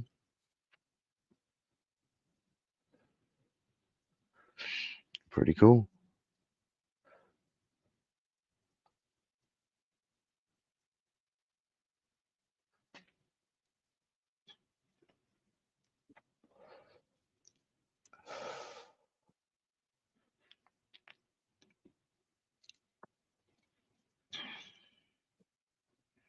Yeah, definitely you want both. That's the stuff. That's why sometimes weed can smell like piss, but when you smoke it, you're smoking more of the sesquiterpenes. It tastes good, but the monoterpenes coming off it were stinky as fuck. Like, ugh, I don't want to smoke this. When you light it up, it's like, nice. It's super potent too. Yeah, I don't know much about the terpenes, so this is where I can like learn a lot from. So red pill would be red pill. Where are you? These are also referred to as essential oils, right? Yeah, Those those are all terpenes, essential oils,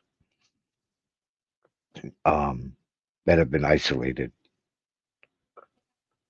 And so when we're talking about terpenes, we're talking about things like cologne and perfume. They're made out of essential oils, which are terpenes. There's other stuff in it too, but and I think they're alcohols basically. Because remember, he said like it's got two. He didn't say ethylene. What was it? I forget now. Neopropene or something like that. Something like that, yeah. So something like OG must have a lot of those monos because OG smells like straight gas in the air. Yes. Yes. Yeah. And that's your perfume, your cologne. You see how far these monoterpenes can travel. They stick around, you know. Um, so that's what's used in basically what I was trying to say earlier is that Red Pill was into this stuff, into perfumes and stuff like that, and learning all the various. If you learn the perfume industry, you'll be like an expert on the cannabis terpenes and stuff like that. You'll be Yeah. familiar with all the different terpenes and their effects and combinations, and you can get into the chemical makeup and shit and the structures and all that. Yeah, he was really into it. I watched a little bit on that, like, and I get into certain videos like that. Like, there's this one that makes like guy that makes flavored toothpaste. Like he'll taste random things and he'll make the toothpaste like whatever flavor he is exact to that. Yeah. Yep.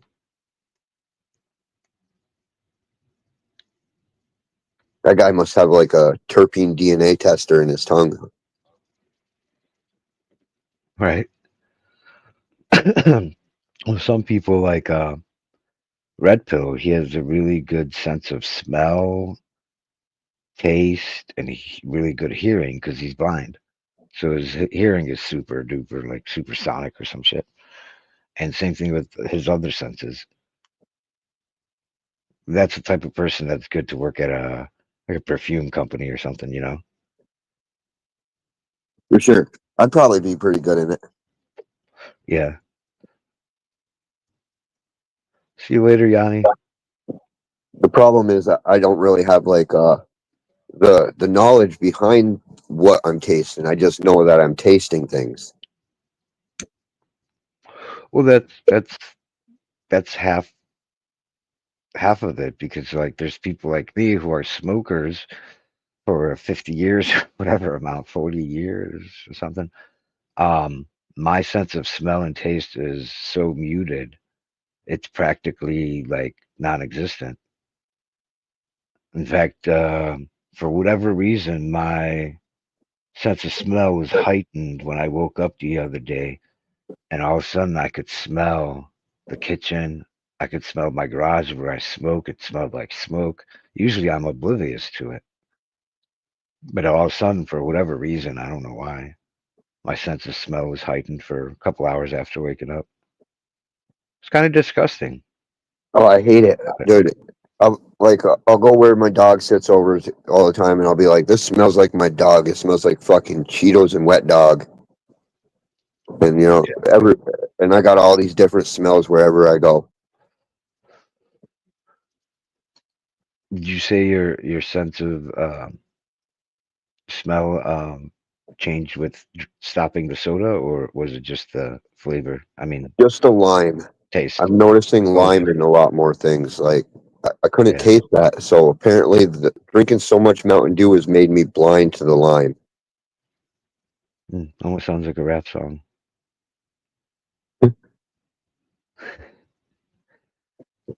Yeah, just lime though. I don't know what. Hey Morgan, what terpene is lime? I always thought it was limonene, but limonene or whatever it's called. But I'm probably wrong. You died on me. Oh. What terpene is the lime?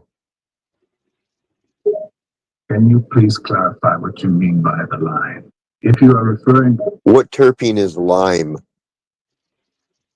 terpene associated with the scent of lime is limonene. Limonene is found in many citrus fruits, including lemons, limes, and grapefruits.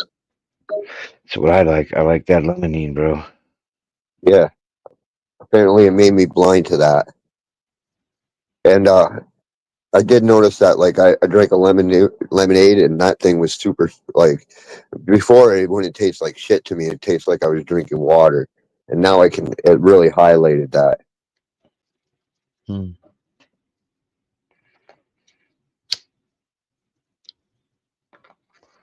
What's associated with lemons? Which terpene? Is it citrulline? What terpene is associated with lemons? The terpene commonly associated with lemons is limonene. Additionally, citral is another terpene that contributes to the smell of the Citral? Citral, yeah. Okay, I probably just said that wrong. Yeah, so citral and limonene, or lemonine. So, yeah, the same one as lime, right? Yeah. Mm-hmm. But it has that citral added to it, so it makes a different flavor. Right. Mm-hmm. Yeah, dude, I want to find, when I grow, I want to grow some lime bud. And so I'll be looking for that terpene specifically. Does Mountain Dew have a lot of lemonine? Mountain Dew is a carbonated soft drink produced by PepsiCo that has a flavor reminiscent of lemonade. However, Mountain Dew is not made with any real lemons, and the majority of its flavor comes from artificial and natural flavorings. While Mountain Dew does contain some citric acid and other citrus-flavored compounds, it does not contain a significant amount of limonene or citrus. Okay, so say I was drinking a lot of Mountain Dew and I stopped drinking Mountain Dew. Why can I taste limonene better than before when I was drinking Mountain Dew? When I was drinking Mountain Dew, I was blind to limonene. It is possible that consuming a lot of Mountain Dew, which has a distinct and strong flavor, may have desensitized your taste receptors to certain flavors, including limonene. When you stop consuming Mountain Dew, your taste receptors may have become more sensitive to other flavors, such as limonene. This could explain why you can taste limonene better now than before. So it wasn't directly related to it, but it was like, I take it as it must have been the high levels of citric acid, like he just said. Mm-hmm. And the artificial compounds, whatever they synthesized in a lab, was making me blind. Mm-hmm. Yep, just what you thought. I think you thought that's what it was. Yeah, it was something close. Yeah. But Morgan Freeman put the science behind it. Right.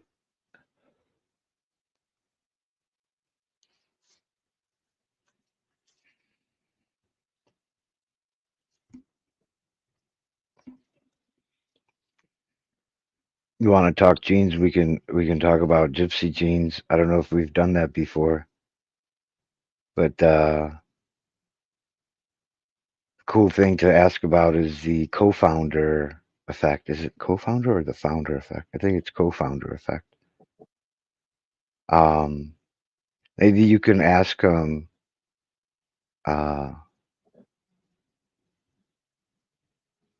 do Romani gypsies, how do we put it?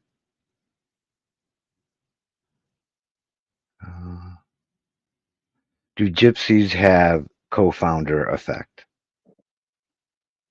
Not even sure what that is. It's a gene. It's a lack of a large gene pool.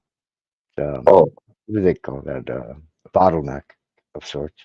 Oh yeah, yeah. I get that. I don't think it's co-founder effect. What is the name? I was watching these shorts the other day, and it was the Texas farmers, and he was showing how gypsies steal their horses and then return them. But they'll braid the hairs of them, and so you can tell when a gypsy steals a horse because they'll braid up the hairs so they can hold on to the hair of the mane. Uh-huh. Yeah. Where did you see this or read it? I was watching it on YouTube. It was on YouTube Shorts. Oh, weird. And I'm like, oh shit. He's like, it's not a big deal or anything. They do it all the time. They always return it, but they always use my best horses, though. That's what the farmer was saying. He says the gypsies always know which ones the best are. Yeah.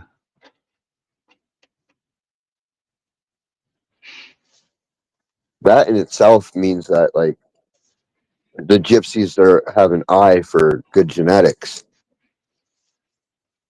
Mm-hmm. The skills behind breeding. Maybe that's how they survived. Yeah. So I found the founder effect. That's what it's called. It's the founder effect. Here, I'll ask Morgan. Morgan, talk about the founder effect in gypsies. I'm not sure what you mean by under effect in gypsy. The founder effect in gypsy genetics.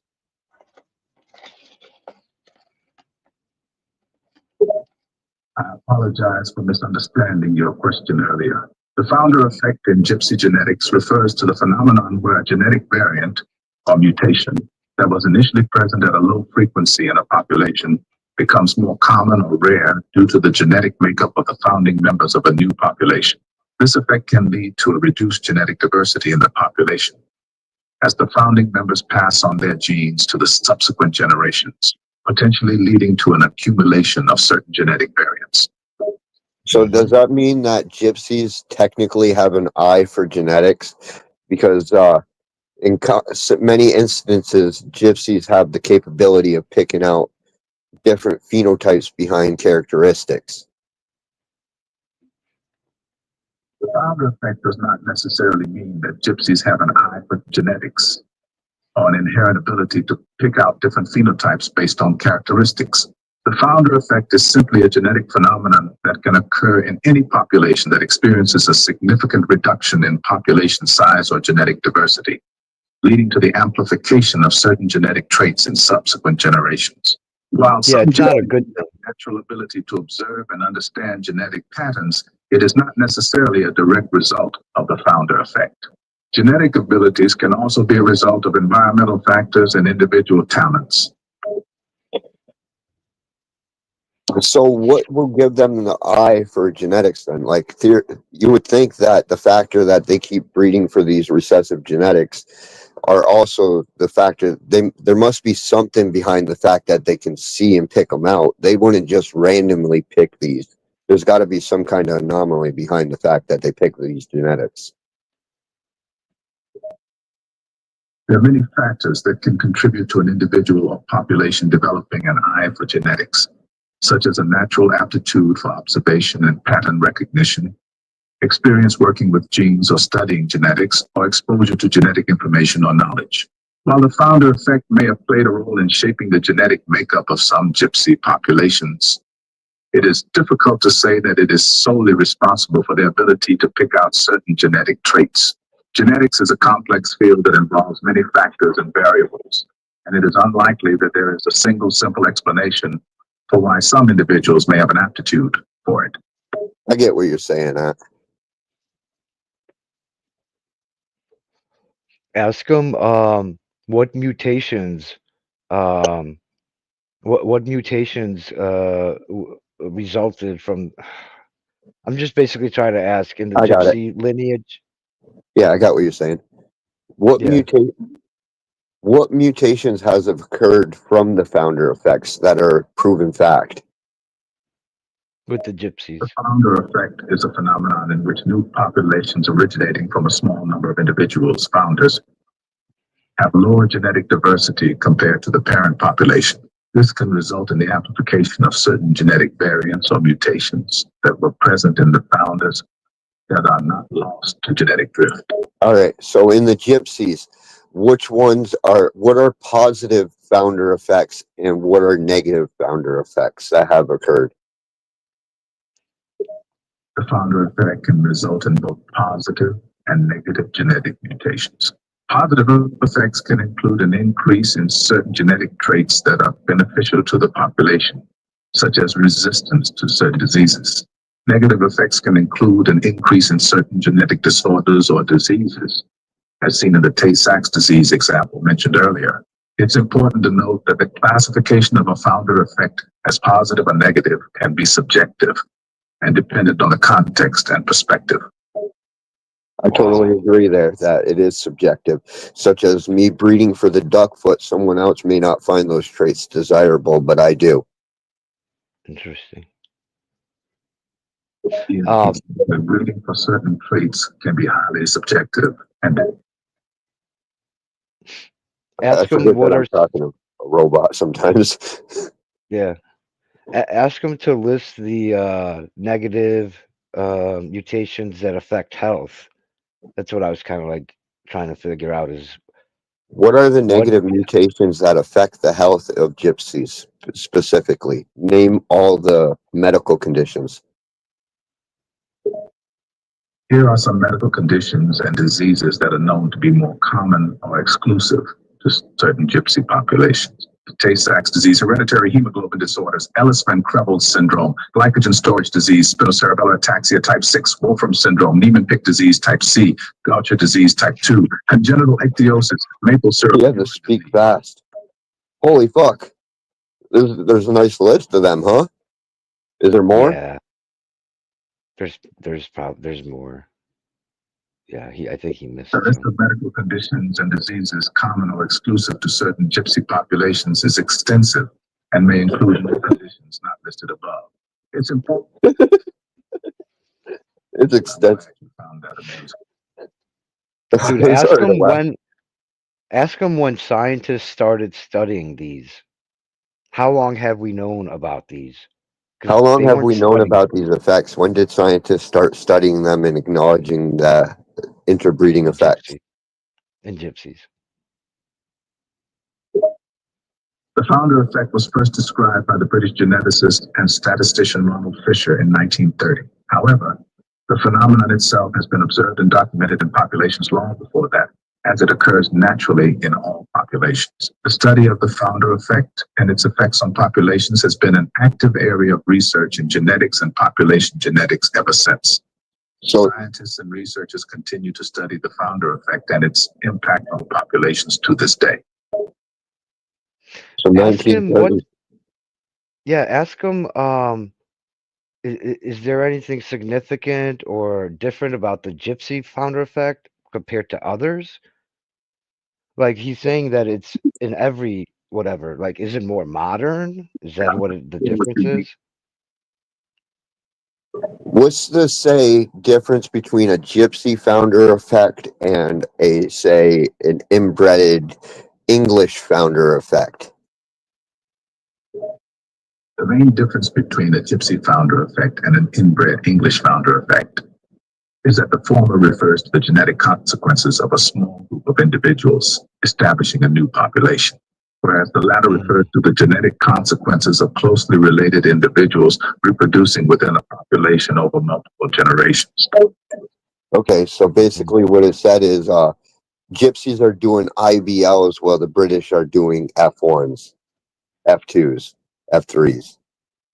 So what's an IBL? So you're keeping it far enough away. So it's actually a proper way of breeding. You're keeping it in the family, but not close enough that you just say.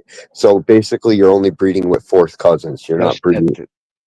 Just at the edge. They're just at the edge. You know, Yeah. if they got any closer, you'd have mass fucking mutations everywhere.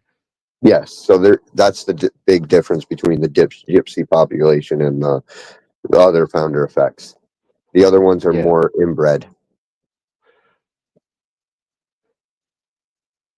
There is something behind the fact that gypsies are better breeders. You know, that they definitely got an eye for something there. I think I'm onto something there. Well, you're dealing with mutants. I mean, basically what it comes down to, gypsies are mutants, but they're selecting, like you're saying. I never thought of this before until you said it now. You could totally apply that to your plants. Totally. Yes. So you're at the edge of mutation. I might secretly be a gypsy.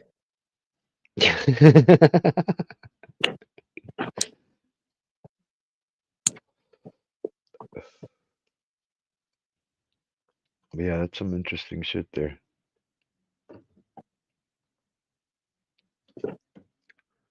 That was definitely a joke. I ain't no gypsy, but nothing wrong with it. It's just I know I'm not a gypsy. I know, but there is a lot similar to the gypsies. My family tree has done something very similar. It has stayed around like fourth, fifth generations, etc. Hmm. So it's not inbred, but it gets really close, and there's some weird shit that goes on in that tree. Mm.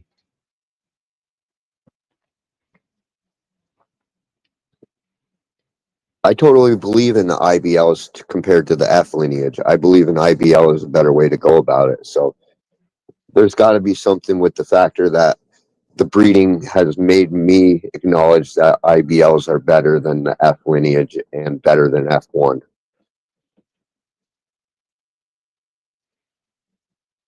Outcrossing is too diverse, while inbreeding is too close and will occur with too many anomalies. Well, an IBL will give you a nice level surface. Hmm.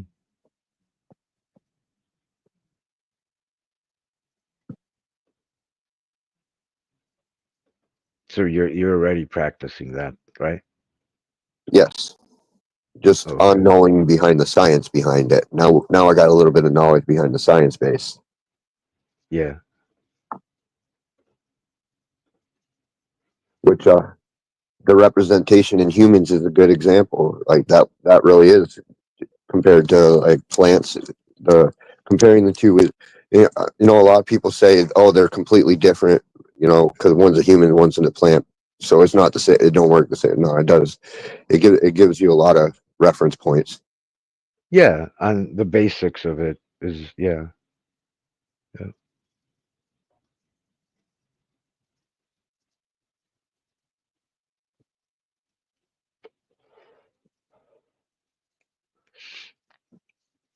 Yeah, that's funny though how that like directly relates with gypsies. So I think with the gypsies, it's just more recent that they're still this way, kind of like the Amish. They also have a founder effect where they have a lot of genetic disorders. The Jewish people, they have certain disorders that other people don't because they haven't been going out of their gene pool. That's So a good it's one. not just. I Mhm. can ask Morgan Freeman about that, like comparing the gypsies to the Amish to the Jewish, etc. Yeah, to an Englishman. Can you compare the gypsy founder effect to the Amish founder effect to the Jewish founder effect and the English founder effect? Give the similarities and differences between all four of them. There are some similarities and differences between the Gypsy, Amish, Jewish, and English founder effects. Similarities all involve a reduction in genetic diversity in a population due to a small number of individual founding members. All can lead to an amplification of certain genetic traits. Differences: the specific founder populations and the time period in which the founder effect occurred are different for each group. The genetic makeup and traits of the founding individuals can vary between groups, leading to different genetic consequences. The degree. All right, so which founder effect is the newest? Are gypsies the newest or are they older? It is difficult to determine which founder effect is the newest, as these effects have occurred throughout human history in different populations at different times. The Gypsy founder effect likely occurred in the distant past, but it is Oh, difficult to pinpoint exactly when it occurred or whether it is newer than other founder effects. Similarly, the Amish, Jewish, and English founder effects also occurred at different times in the past, and it is difficult to make a direct comparison between them in terms of which is the newest. That's actually quite interesting. Yeah. So it's ask them. actually an old trait.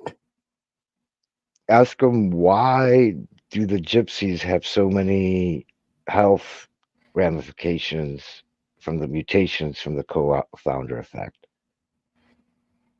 as opposed to other people.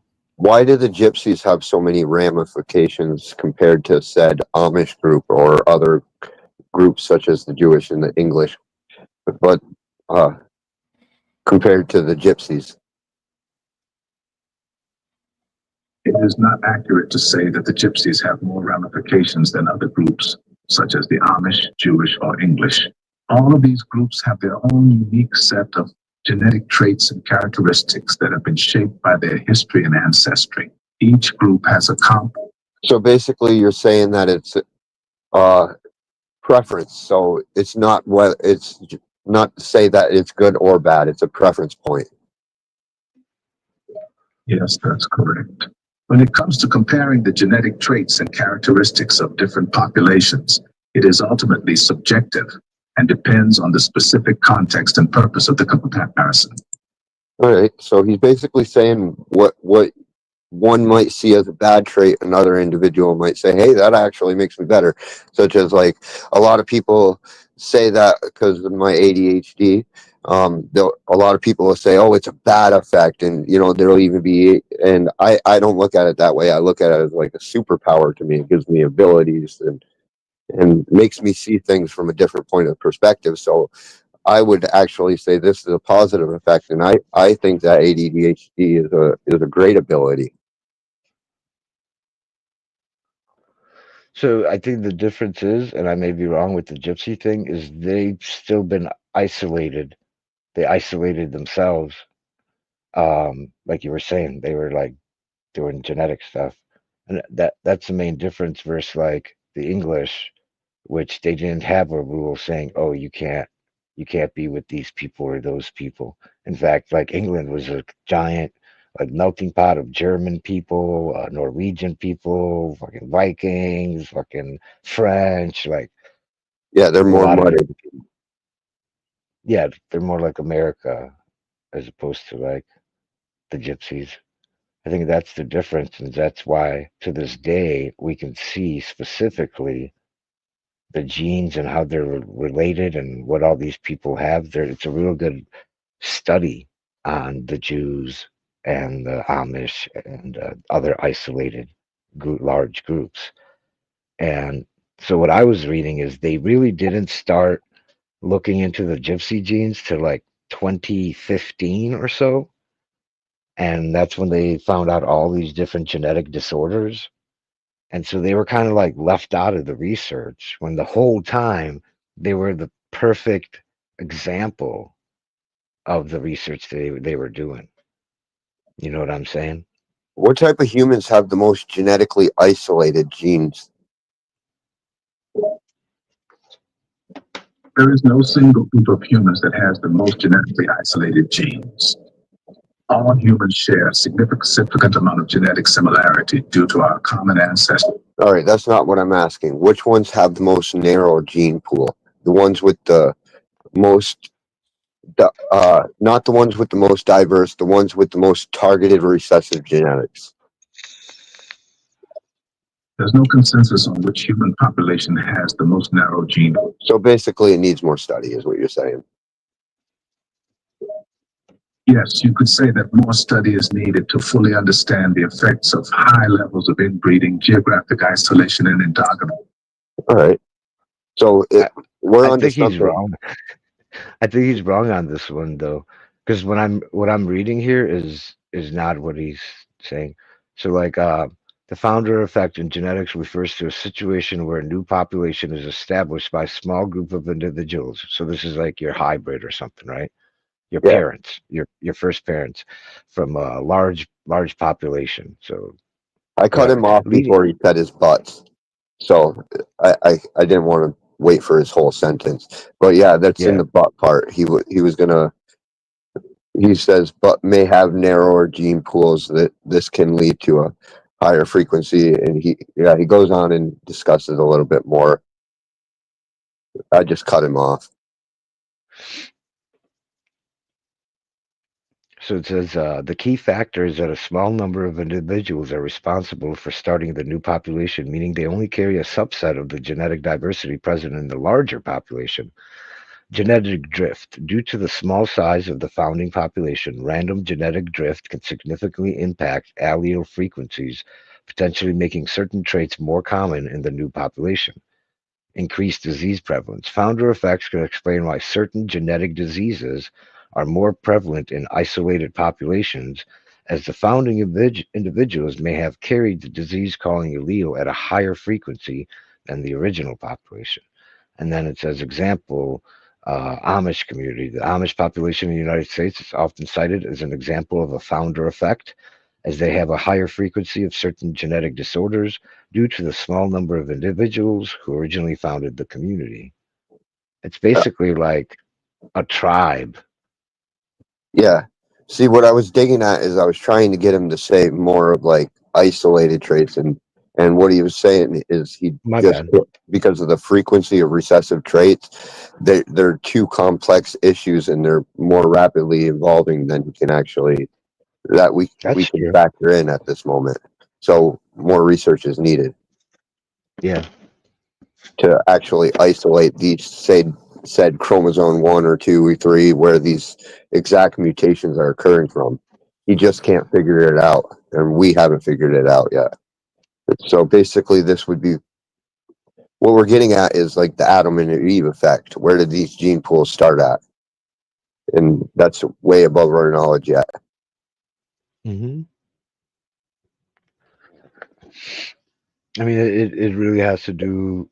It's all about the gene pool, the diversity. It is a bottleneck, even though they don't use that phrase. In my mind, it's a bottleneck. Um, but for whatever reason, there were two people from the gypsies, and the gypsies decided not to share their genes with outside groups. It started with two people, then a family, and then a cousins and a tribe. I mean, this happens like everywhere. The thing is that in America they don't practice that anymore. In England they didn't practice that. But with the gypsies and the Jews, you can only marry another Jew. You know what I'm saying? The Amish, I didn't know that they don't um, go outside their community. I didn't know they had genetic disorders. That's a good question right there. So Yeah. what say we're working on a breeding project. What variety is most likely to get the most closest to a bottleneck? Are we going to bottleneck at F gene pool, IBL gene pool, or F lineage gene pool? FN inbred like an F7 compared to it just sticking with an F1s Right. or the IBLs? Right. That's a good question for Various Morgan. methods used to bottleneck populations, and the choice of method depends on the specific goals of the breeding program. Bottlenecking at the F generation, IB lines or inbreeding lines, F7, can all be used to narrow down the gene pool and increase the frequency of certain traits. However, the outcome and success of the breeding program will depend on the specific. What I'm asking is which breeding tactic is most likely to create the most bottlenecks? Inbreeding is known to create the most bottlenecks, as it leads to a significant reduction in genetic diversity by restricting gene flow and So the IBLs are the most likely. So yes, you're right. The gypsies are going to have the greatest because they're the most IBL compared to the F lineage or the other F1s. So they're because of the IBLs are going to create the most significant bottlenecking. Mm. Interesting. Yeah.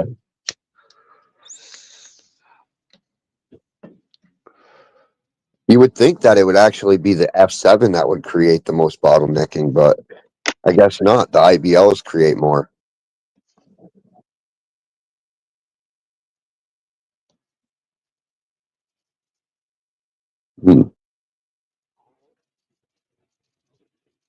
Could that be a good thing or a bad thing? I guess both, right? Perspective.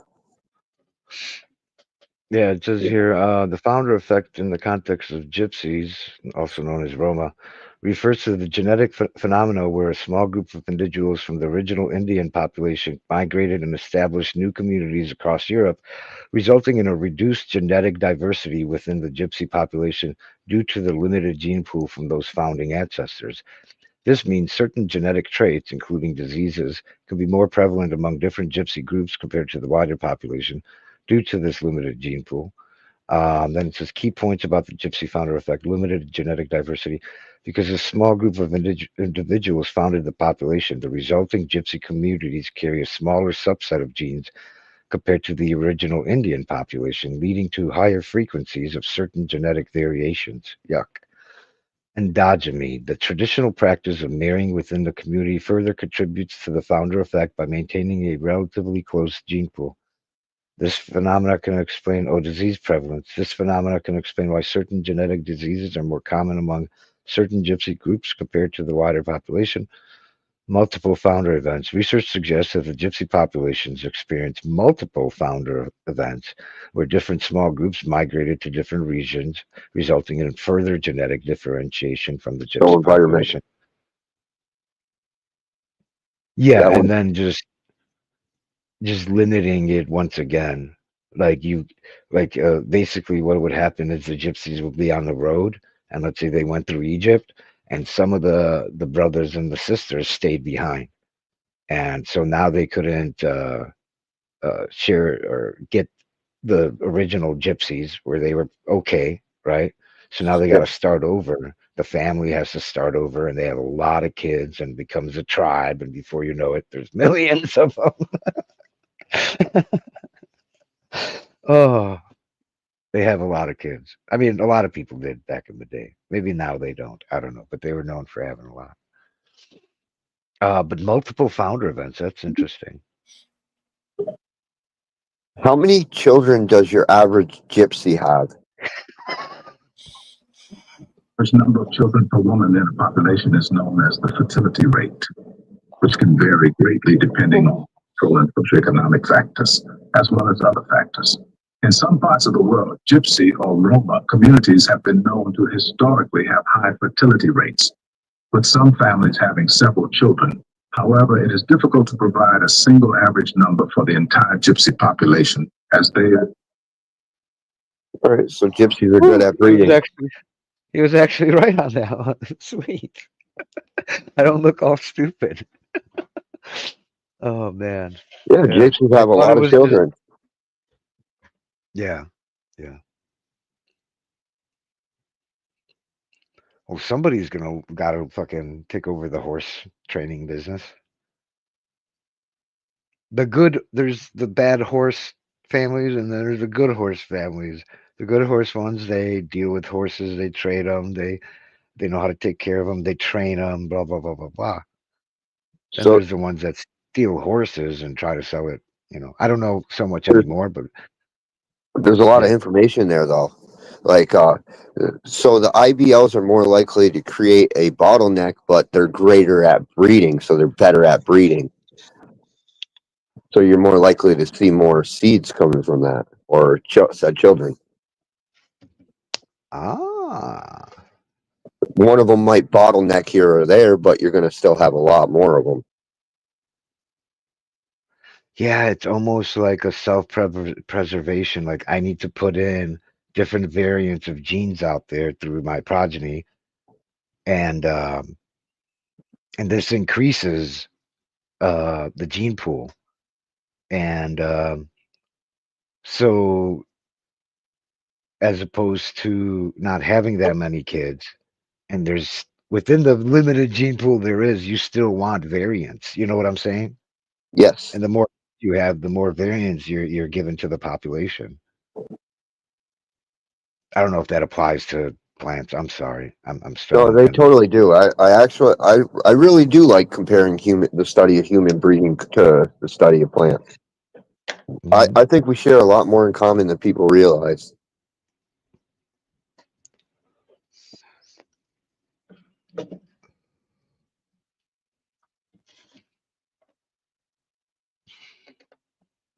I would breed humans if I could. As fucked up as that sounds, I would.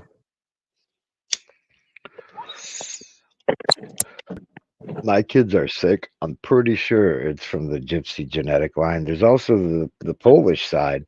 Like it said, every community has something, you know what I mean?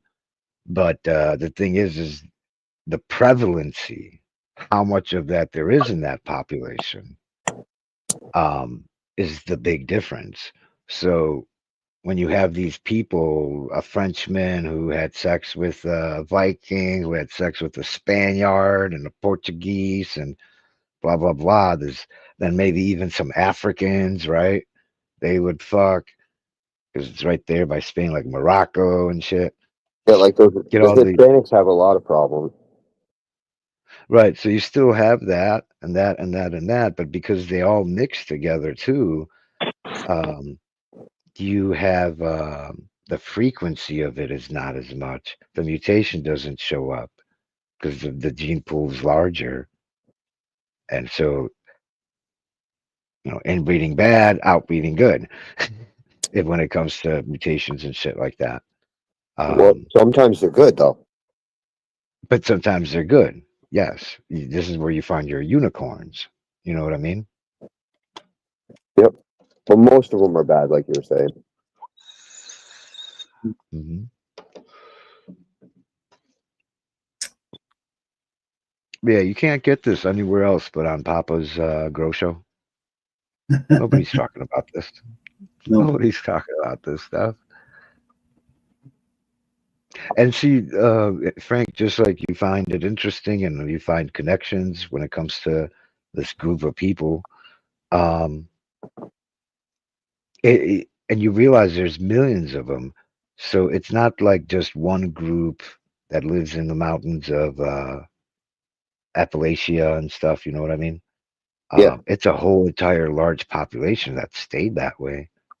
And just like you can learn something and then apply it to botany, all these scientists now that they know this is like golden information. This will save them so much time and research.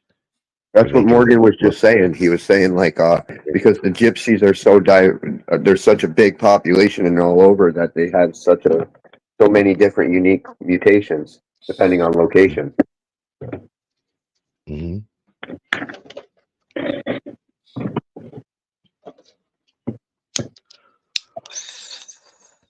Because you're in my mind, I think what you're doing is you're looking for uniqueness, and that's why you would want to bottleneck it. You're looking for these traits that nobody else sees. Yes. Or grows for, yeah. And I think in there you can find something good, right? Yeah, and I think humans been doing that unintentionally too, like without even knowing it. Some kind of natural instinct.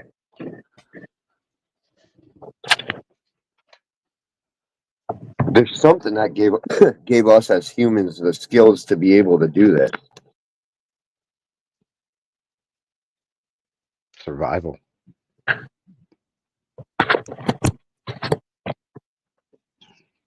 Especially if it's instinctual, that usually has to do with survival, right? Yeah.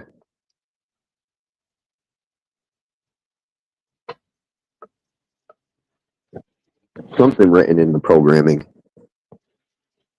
Yeah. Hello, Ben. Cheers, Ben. Mason. This Man, this has been a nice conversation with you and Morgan.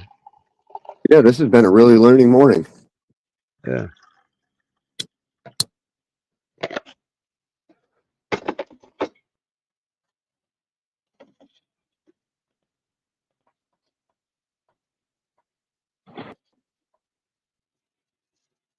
No, I just wish I had $1 million lab to continue the research. Right. This was possibly why also Hitler and his people, all those doctors and shit, people think it was the Jewish people that were being experimented on and stuff. And you find out, 50 years later or something, that most of those were gypsies, and they even had special camps just for the specific gypsies they're gonna fuck with. Oh yeah, they were targeting it wasn't just one specific group. They were studying the Japs, the Chinese. You know, they were locking all these guys up and studying them. They weren't going about it the right way. That's the big thing. That's where they made their mistake. See, on a human level, we got to understand that everybody's a human, so we got to study these more ethically. Not go and say you're now my guinea pig. Right. Yeah, that was, I mean, America was doing some wrong stuff too, very wrong stuff with their experiments and all that for decades, really. But what Hitler did was just heinous or whatever it's called. Yeah, Like he it had was no horrible. regard for he had no regard for the person at all, you know. Exactly. That's like if I was to breed humans, I totally would put that ethical point of view into my breeding project, where these are still lives and etc. Yeah. That's something we're gonna have to come to as a humanity. Eventually reaches this point. We're eventually gonna have to make decisions like this.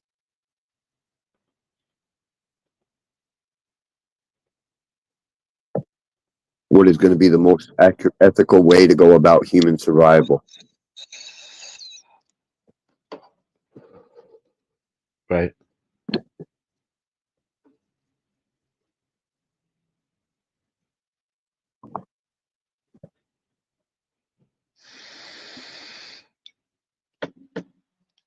Back another one.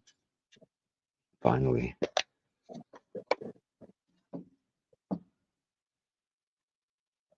I'm still smoking my dab bowl. They burn forever. Yeah.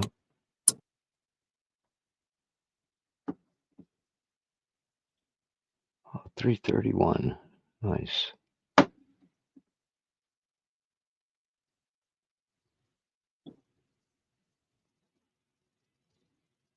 That is interesting, though, that the oxygen molecules play that big of a role. Like, that explains a lot with the whole fucking. So I noticed I'll get higher off a bigger rig where there's more oxygen inside the stem. Well, compared to a little rig, I won't get like the same high as I did it for the big rig, but the little rig will be more smoother because there ain't any oxygen, so I'm just inhaling pure gases, while the big rig has more of that oxidation occurring. Mm-hmm. So again, we've been dabbing wrong. You know, everyone says, "Oh, the little rig is better," and you know, I do agree on that on the smoothness, but when it comes to the high, definitely that big rig gets me higher.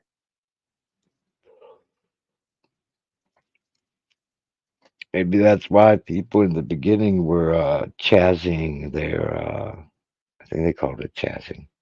Or no, the hot and hurdies. Where you get it super hot and you throw your dab on there. And Yeah. I guess it hurts. I don't know. Oh, it does, makes you cough your ass off, but I totally get high as fuck off of them. Right, right.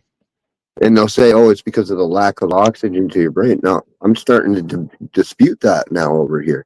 Like, I don't think it might have been because of the oxygen that made it to the brain that has turned. Like that, now our bodies might be uptaking that one oxygen molecule that's connected to this whole string of other molecules. Well, without that oxygen, our body might not be able to uptake it. Which goes against, that's the complete opposite of what they've been saying.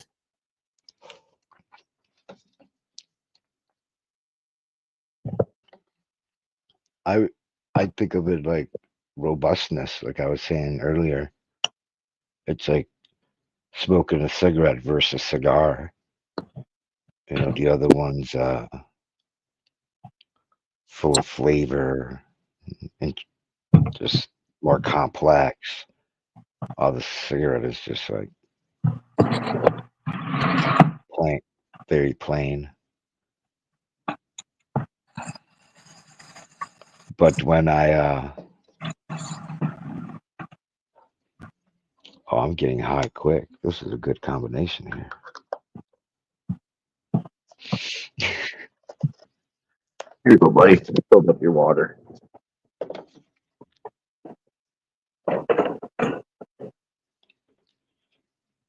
Somebody's watching me.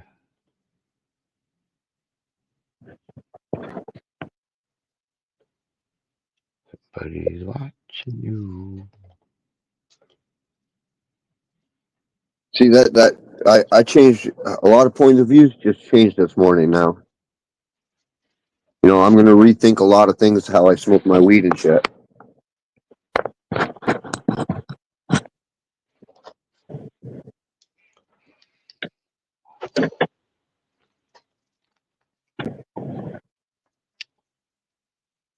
I've got high last time I was on Pop's panel.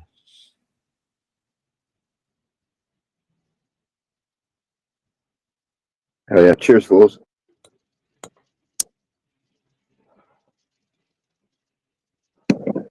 Fools and tools, can you hop back on? Hop on back?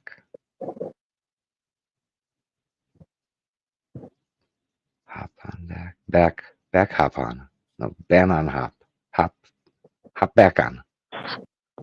Sometimes I question, like, am I saying a phrase correctly or the word, pronouncing it correctly? The same word. I probably said this the same way for all my life. All of a sudden, it's like a conspiracy. Oh, you're good. We're got fucking. You're in a room full of dyslexic people. You're good. It's a good way of looking at it. Yeah.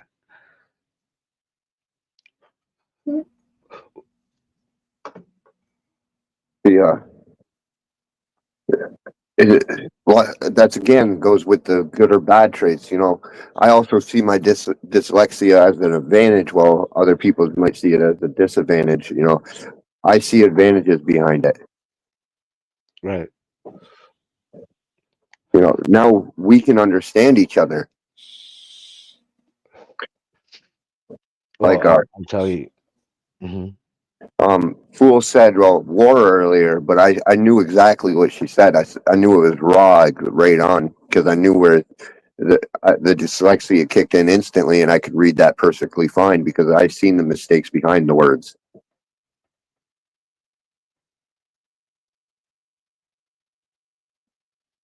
A normal person would have been like, what the fuck did she just say?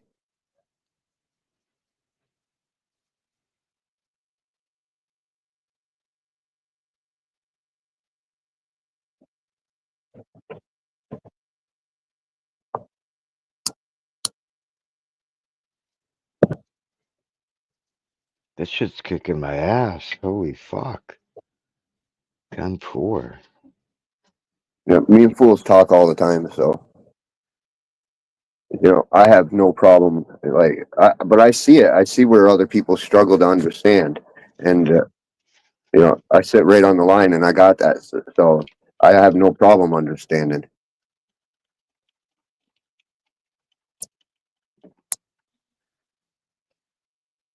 And that's the thing with our dyslexia. A lot of us, we're aware of what we're doing wrong. It's just we just can't control it. That's good to know that there's things that you can't control in regards to biology, your biology, and stuff like that. Because some people think they could control every single little thing. So it's good to know you have a limitation. I think that's another benefit. You know, you can relate to people, you know, who have something similar. Yes, Maybe even help them out. Yeah. Right on. I don't look at them as disabilities. I don't look at it that way. They might Yeah. label it, but I don't think so.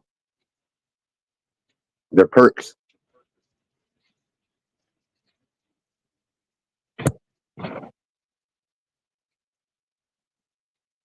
Something in nature must have gave us these abilities. It can't be a mistake. Yeah. So in regards to the gypsies, what did they breed for? You know, besides beauty, health, and all that stuff that most people subconsciously do. they would pair up for for the for the occupation of that tribe, whatever that may be. So the musicians, the I got you, fools. yeah, 1 second, Keith. Hey, Papa. Papa, can we let fools in? She's hiding backstage. She's hiding. You there, fools? there she is. Sorry to bother Hello. you, Papa. Okay, I'm gonna make a coffee. No bother, Frank. No bother. Oh yeah, man. Cheers, dude. I'm hungry. On fools and tools. Some tools. Cheers, hi. Cheers.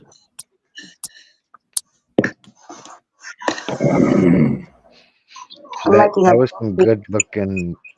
What's that? Time to make the coffee. I'll be right back. Oh yeah. All right. I'm That's on what my I'm second cup.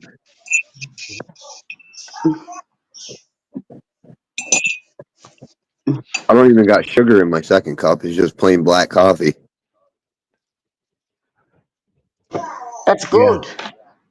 Yeah. No milk, no sugar, it's good. So I like to taste the coffee, unlike a lot of people. I don't need stuff to flavor it up. Mm-hmm. My Speaking son's the about same. robust, He's a coffee, like he says, I'm a coffee connoisseur sort of thing. And he even has honey with his coffee instead of sugar. I can't do that. A lot I of know a lot people of had that. people do with their coffee. Coffee by itself's got a very unique, bitter, strong flavor. Robust.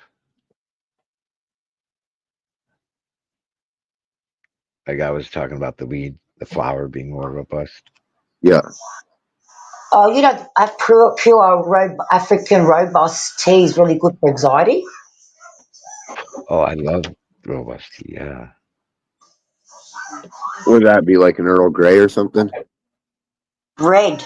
It's red. It's red. Oh, the red tea is okay.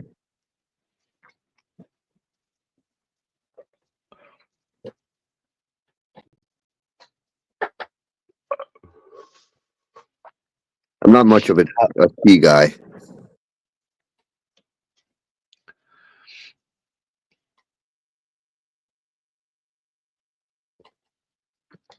I kind of had to switch to tea. I've loved tea all my life, but I used to drink coffee constantly. And when I went on keto, have one or two coffees, and then the rest of the time would be tea without sweetener, without sugar. You got a favorite?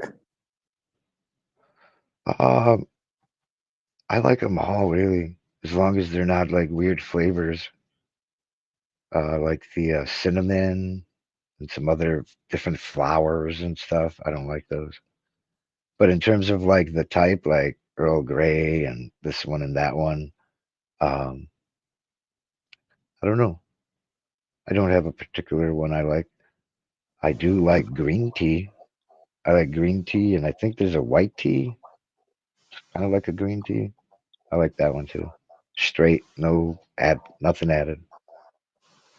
Especially I've with tried a Chinese lot. food, Asian food.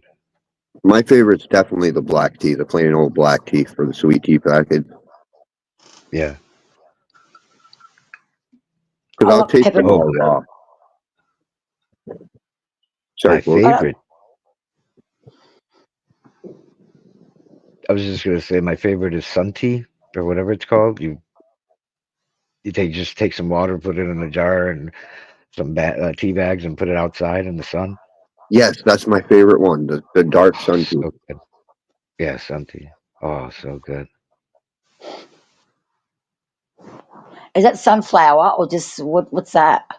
It's a black tea. Oh,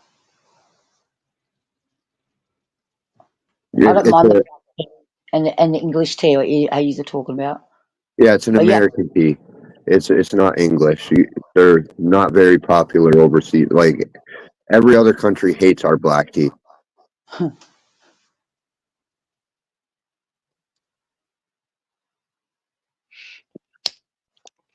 Is it called black tea?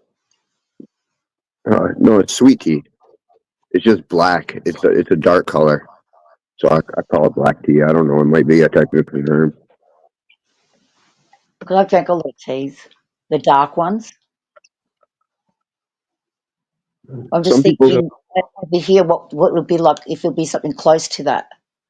it all depends on location. We all call it different things. So there's the southern people will call it they got their own term for it too, like sun tea, like he was saying. They'll call it sun tea, and then you got some people call it sweet tea. I'll call it black tea over here.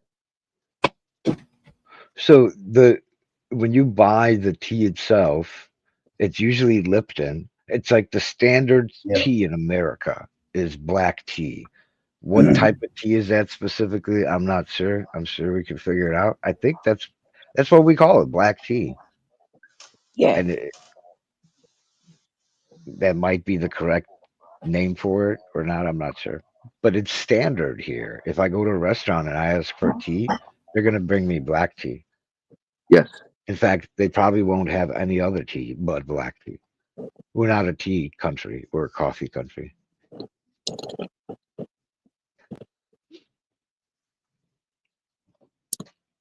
But the tea I was talking about is taking any tea, probably. Think of any tea you have, and you're making it with the sun. I don't know if you're familiar with that, like sun-made tea. You put it in a jar, close it, like a giant mason jar or something, or there's different jars you could get. But anyways, you leave it out all day in the sun. You come back and you pour yourself some with some ice. So this is iced tea. That's what it is. It's sun-made sweet iced tea. You make it during the summer. You go out there, have the sun do its thing, and it's just something about it makes it so good. It's just like, I guess it's like more Cold? gentle. Pardon me? Is it because it's cold? It's a refreshing drink. I don't know. You guys should try it. You got the perfect environment for it. But Yeah, just I'm thinking because my girlfriend she does like all sorts of teas and that, and sunflowers and all that. So that's what I'm saying. That is sunflower one, but it's you said it's something different. It's a leafy. like you said, you can do it with any type of tea. You just make your tea and you take a gallon jug and then put some tea bags in it and put it in the sun. Oh, is that it? So you're just fermenting it with the sunlight, Yes. The magic of the sun. The sun does something special to it. and then you put ice to it, and then that's it. You got a refreshing drink. Yeah. Super. I'm not laughing at you because you'll get some kind of something from in the mornings when you get the sun.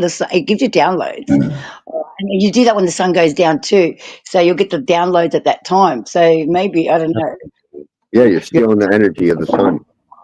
With regular tea, you use hot water, right? In this case, you're not using hot water. You're using room temperature water and letting the sun heat it up ever so gently and slowly. And you kind of like can feel and taste that in the tea itself. It's more mellow. There's just something light about it. Oh It's my God, really, I do that. She's in Queensland. She's got the real heat for it out there. That's real good heat. That yeah. sounds. I didn't know you guys Gotta be, don't make that. it's got to be a sunny day. Yeah. That's what I'm saying. Up there, it's always hot. In winter, you just wear a t-shirt or a t-shirt and shorts, t-shirt or jeans, or a jumper or shorts, and you don't rug up. Yeah. Yeah, that's winter up there. We just It's hot. changed Australia, Keith. We just changed them, man. They're gonna become a bunch of sweet tea drinkers now. Yeah, this was popular in the South, in America's South. That's where they would make the really good sweet tea, iced tea. I think that's She where it lives might up have Grid, originated so from. that'd be perfect for her. I'll go tell you something off Grid thing, and she'll love it because she's really like spiritual and all that. She probably already knows about it. Yeah.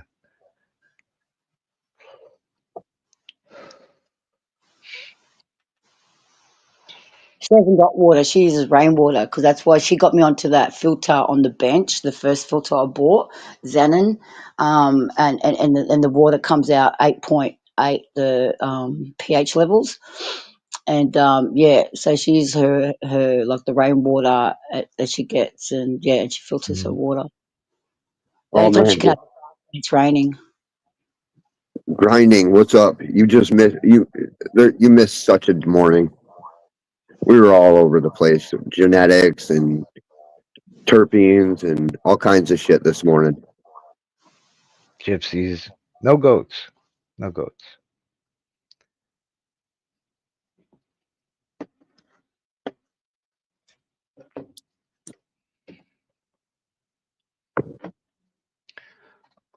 Looking for. Isn't it funny when you're looking for something and then you forget what you were looking for?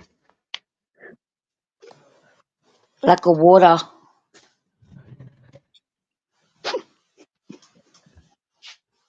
You know what I tell myself when that happens is it wasn't important. I'll come back when it is important. Yeah. And I'm gonna be right back. Sometimes they play tricks on you. Yeah, your conscience. Yeah, you gotta let it go.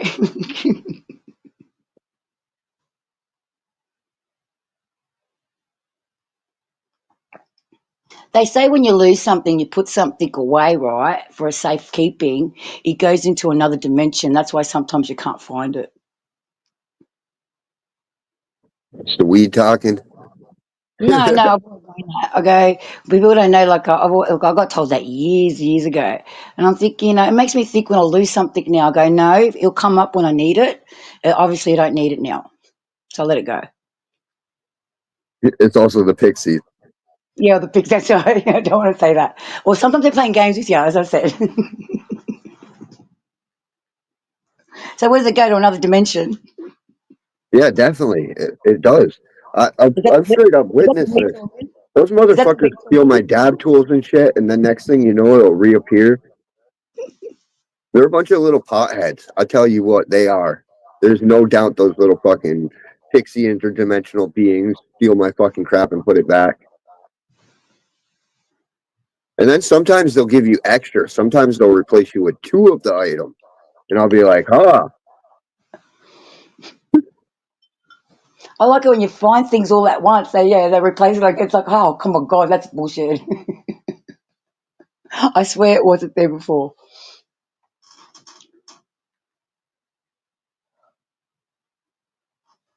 Yeah, so it goes both ways. They steal crap, but sometimes they give you crap.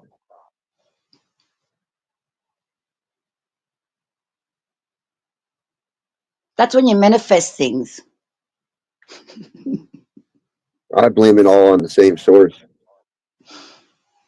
You don't.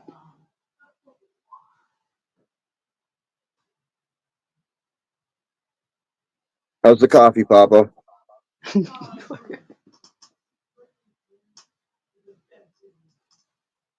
Making my ass up. That's what I need.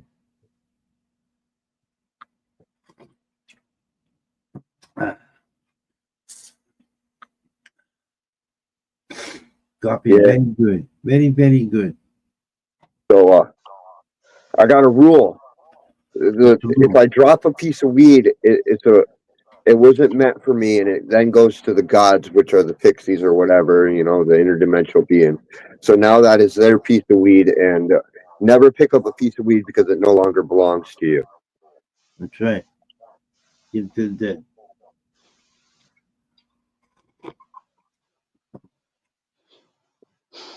Salute to that. Unless it's offered. Yeah, it's an offering, so it was meant for you to drop it. So, like, remember that next time you drop a piece of weed, leave that there for the gods.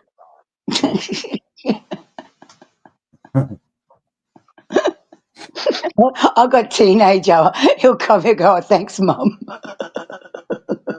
And pick that shit up and smell it. Not a teenager. I've got my adult, what is it? The 24, the adult one.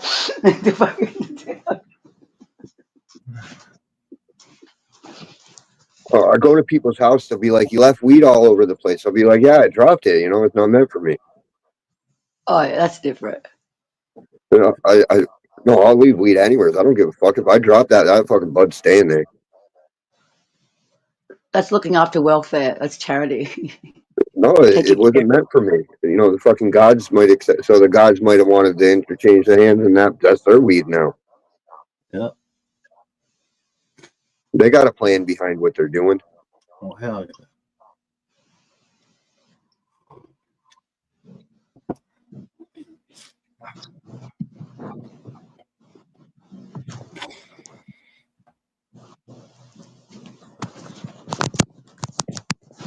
I was watching something where they were showing people in India. They go in their backyard and they leave like a bowl of food or something at an altar, and they're like, "There's an food offering to our God." And then they come back later in the day and somebody ate it, and they do it over again and all that. But they found out that what's actually happening is she's feeding the ants or something that would normally take over her yard. So every once in a while she goes out there and gives an offering. That's actually pest control is what she's doing. Or Yeah, whatever there's it's called. definitely a science behind it, but there's Yeah. So this whole time we're thinking, oh, it's some religious thing. It might be that she's going to pray and sit down at the altar and give it food and this and that.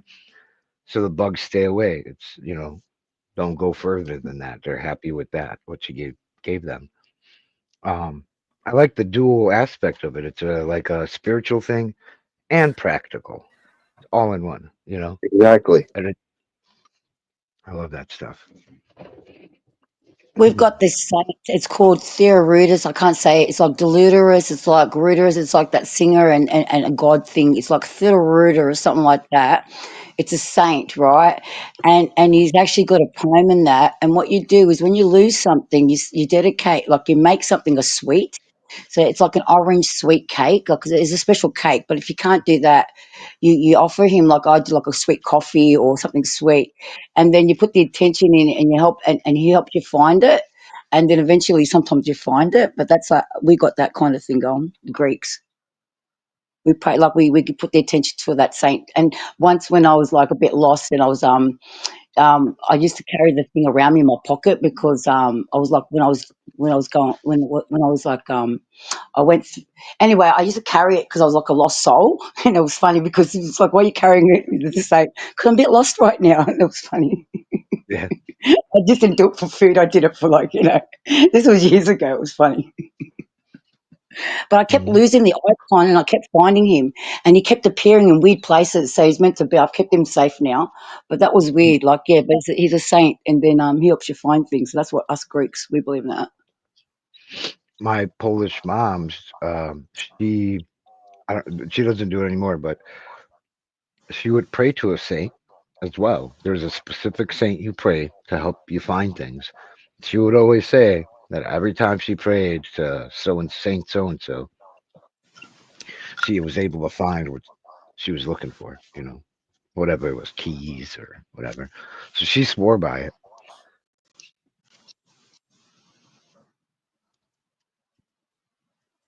Yeah, I know there's stuff in this world we can't understand yet. That's for sure.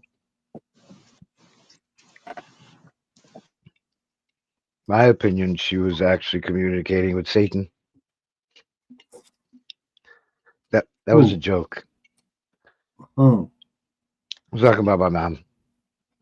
She would pray to a saint whenever she lost something. Gotcha. Some Polish Catholic thing, like Saint Michael or something. I like to go more with the flow of nature. I feel like there's always a reason behind it. Like my blue cup is missing right now for watering my plant. It's driving me fucking nuts, but there's a reason it disappeared. And I accepted my fate. I moved on, and it'll come back to my life when I need it. My favorite blue cup will come back. Mm-hmm.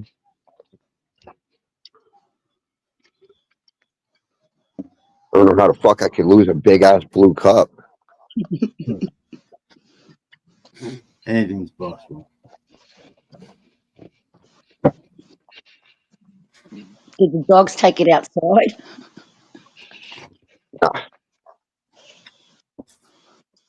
Fools and Tools, was the family Greek Orthodox or What Catholic? what talking about? Your Greek family? Were they Greek Orthodox? Christian? The Greek family what we're talking about? Put in a sentence. What You. we're talking about. It was past tense something.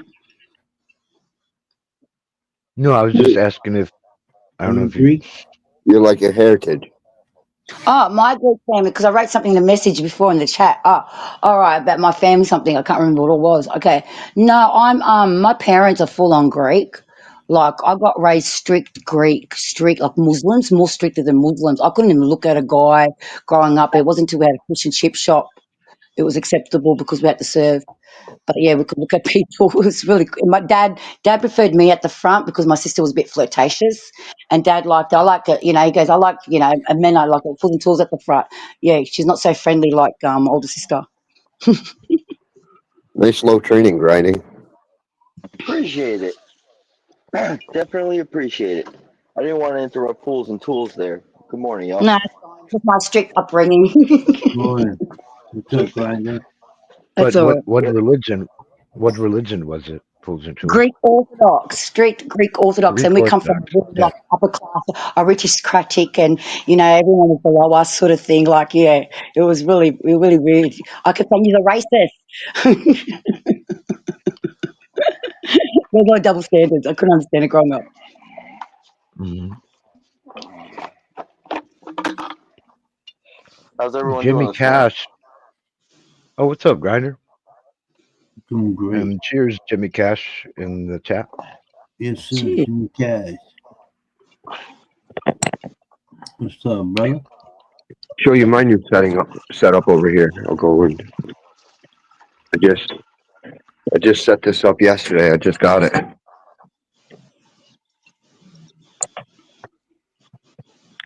It's my new setup.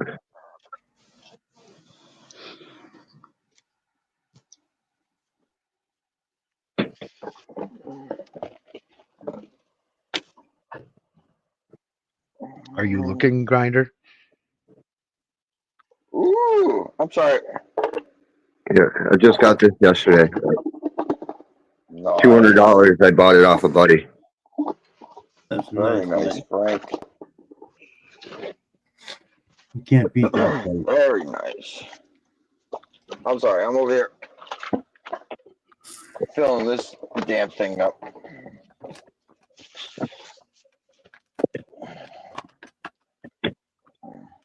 Yeah, filling that damn thing up. Wearing half of it, looking like I pissed myself. But Yeah. hey, It boys, happened. we got new life. New life. We got new life. Can you see it? Yeah. I just see it. Hell yeah. We got new life. What you got there? That's the Devoid Day Haze. Oh. Have fun with haze. They're hella growers. Are they? Yeah, you train early because they stretch like crazy. Dude, look at this Jack Harrow.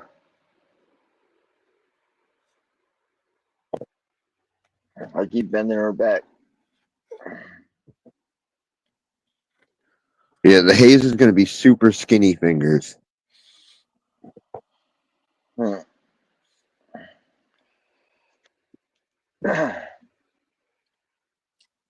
Oh, good.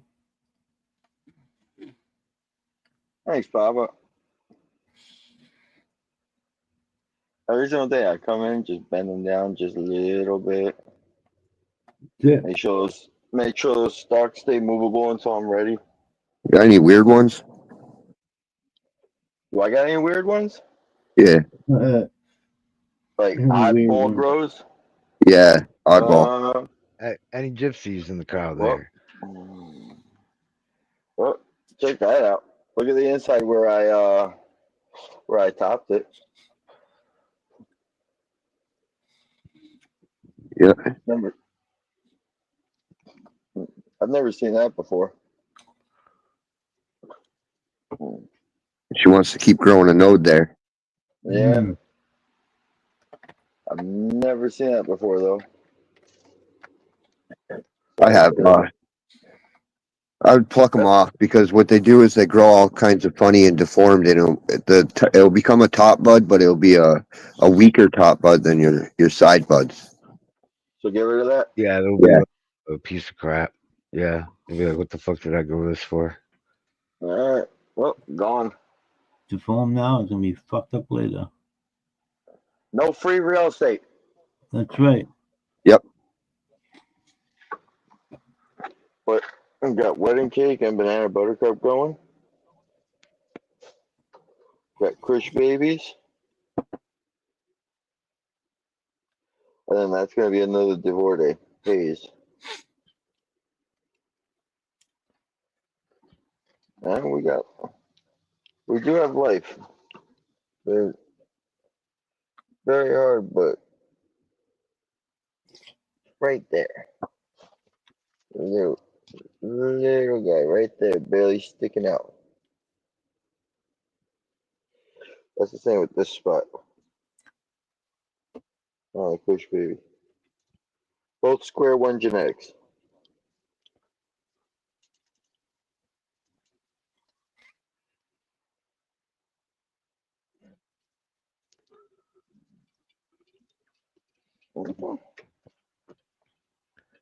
Oh, grow tent. Okay. What's up, brother? How you doing?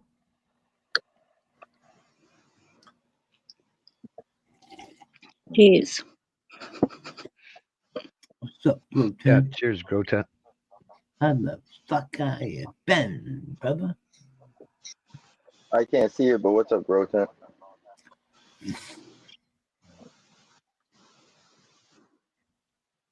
He's up. He's up. He's ready to rock and roll. So you've standardized your method of growing. Looks like. With this? Oh yeah. Yeah. Come in. On video. No.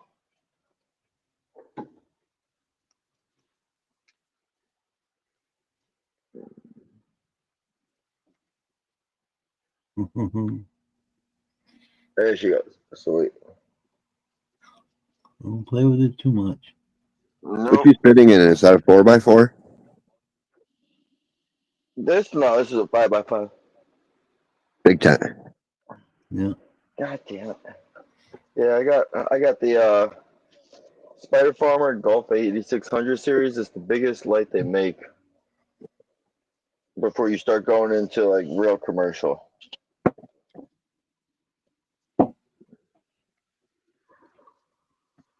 Does she have any of that membrane? She does.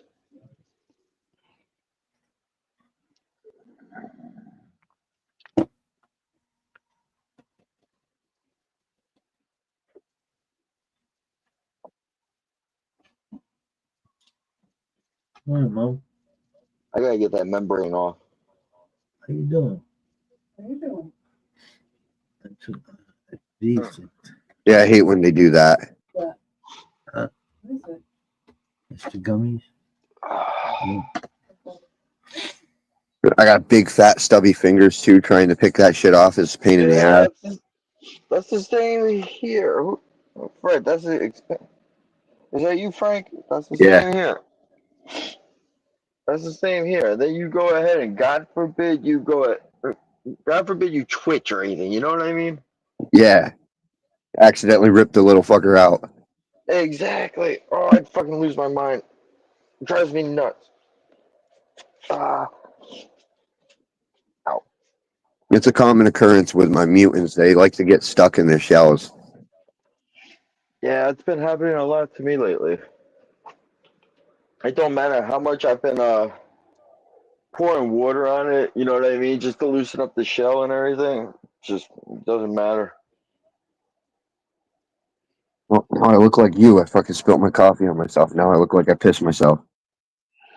Oh, nice. You're not cool unless you pee yourself. All right. Let's see. Get that bag. Get that humidity going inside that little thing for you. Let's see. Isn't that an Alex Sandler movie? Waterboy or something? Yeah, Billy Madison. One of them. You are not cool unless you pee your pants. If peeing your pants is cool, consider me Miles Davis.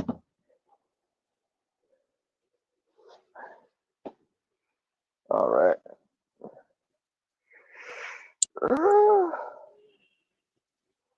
All right, boys, it's time for nutrients. Time for breakfast for them.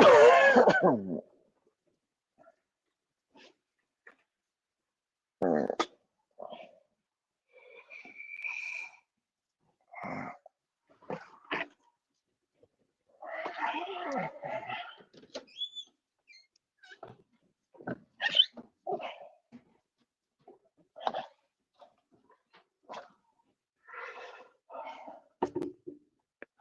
So, Fools and Tools, how did the marijuana taste that you showed? How did that bud taste? Was it good? Yeah, it gets me. Yeah, it's all good. It's good. You I don't like sound it too better than medicated enthused. stuff.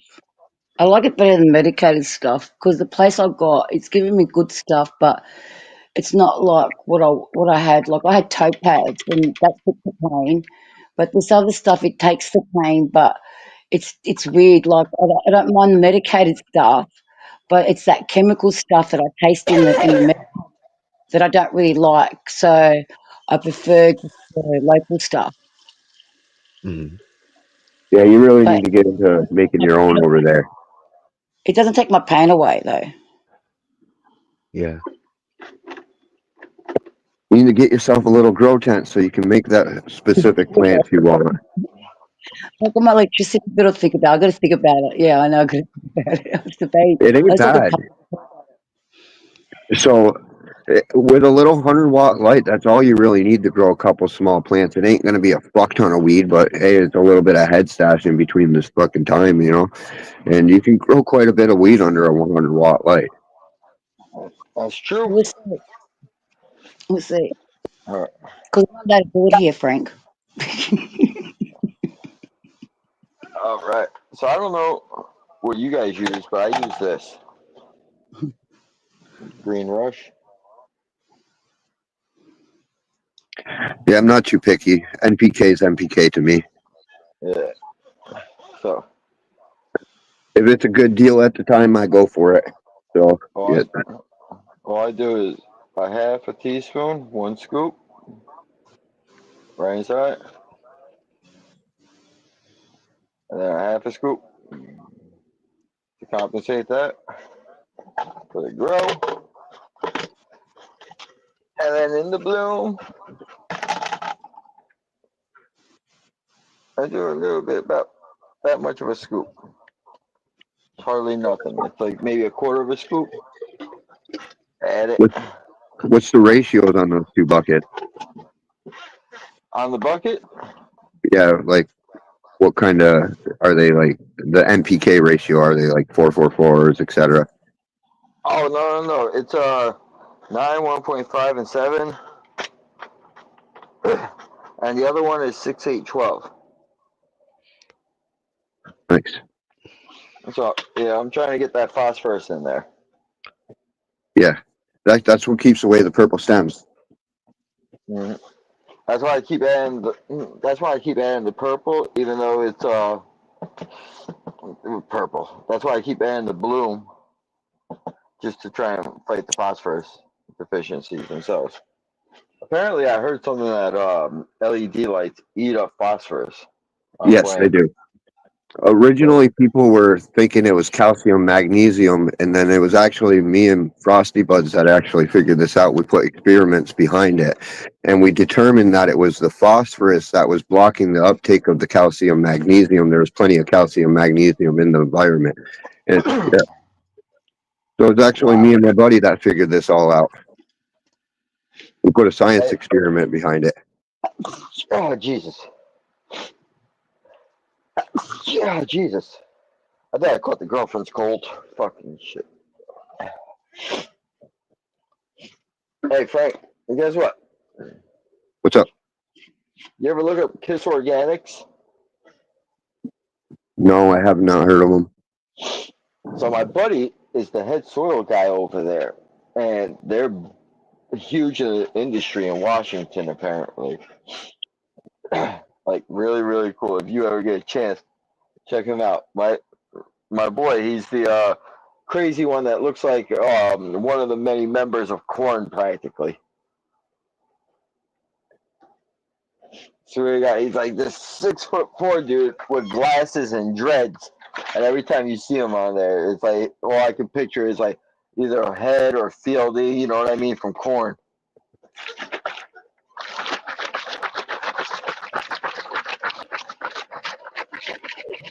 Shake, shake, shake, shake, shake.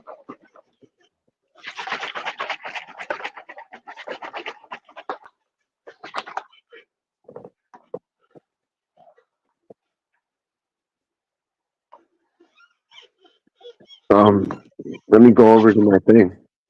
I don't know. It could be lighting. Lighting fucking plays a lot with perspective. Yeah.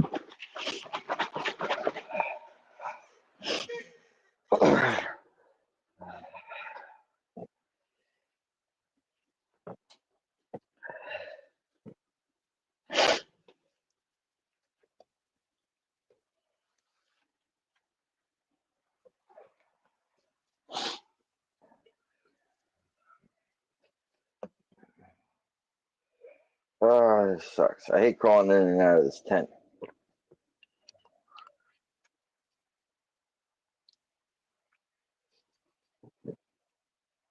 All right. Well, there goes nothing.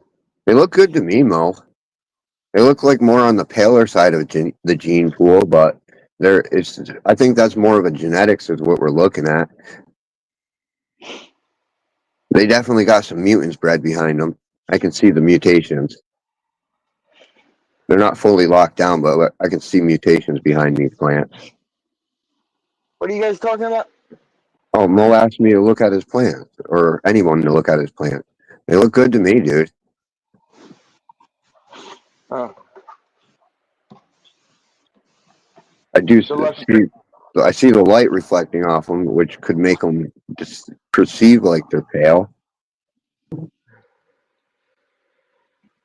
Good luck, Mo. Oh, at this point in time, if they look pale, it's okay.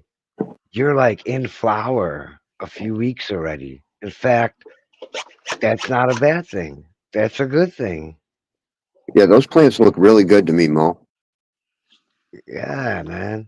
I've had some of my best grows, like my leaves started yellowing when I threw them into flower. Oh, they're not even yellow. They're pretty.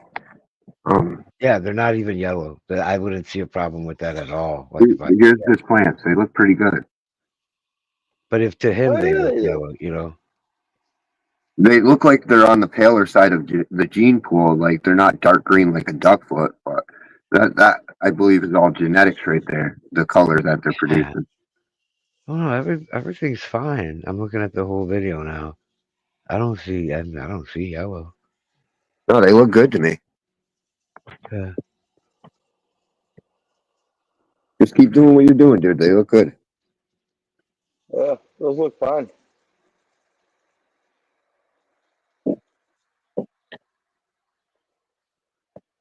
Yeah, for sure. And it'll start to senesce, you know, as you go further and further in. If you're growing well, the plant will start kind of eating itself, so to speak, and all the nutrients will be getting used up, and anything stored in that in those leaves will be gone. Will start changing colors, right? Yeah. Depending on whatever genes are in it, it might fade purples, yellows, reds, and all kinds of stuff. Yep, that's what I like to see. Absolutely.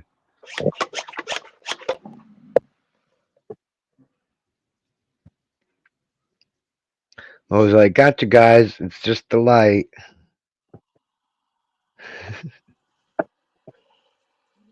Hey, Yeah, Frank, that's you what said I you was only. saying. I could see the light reflecting off it. I know when spectrums of lights do that stuff.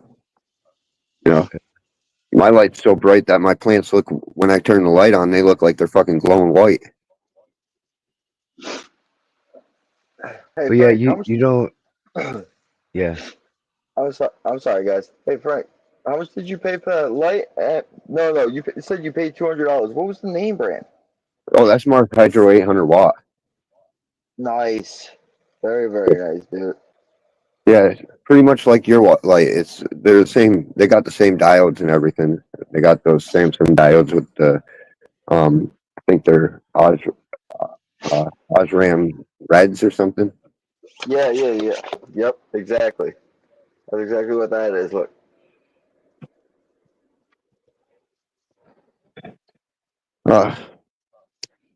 The only thing though is my buddy, he bypassed the dimmer switch. He put it on so it's always at max. So because fucking dimmer switches cut out a little bit of the power, and he bypassed the dimmer. Not a big fucking deal. I just put it up higher. Yep. So I'm trying to start a business.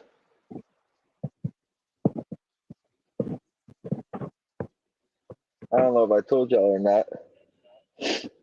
No, first time I'm hearing. So I'm trying to start a business out here in New York. It's a micro business. Because I brought some of my stuff. I think I told you guys I brought some of my stuff up to that dispo.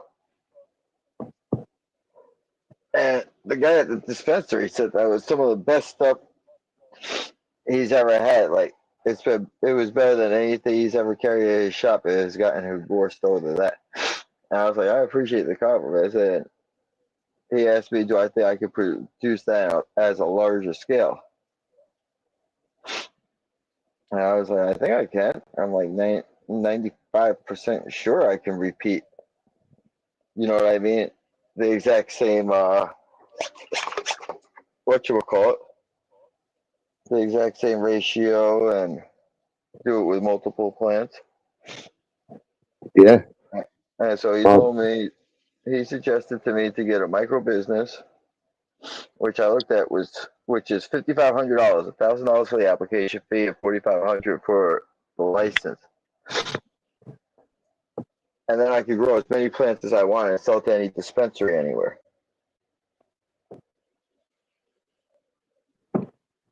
Do you do clones? Not yet.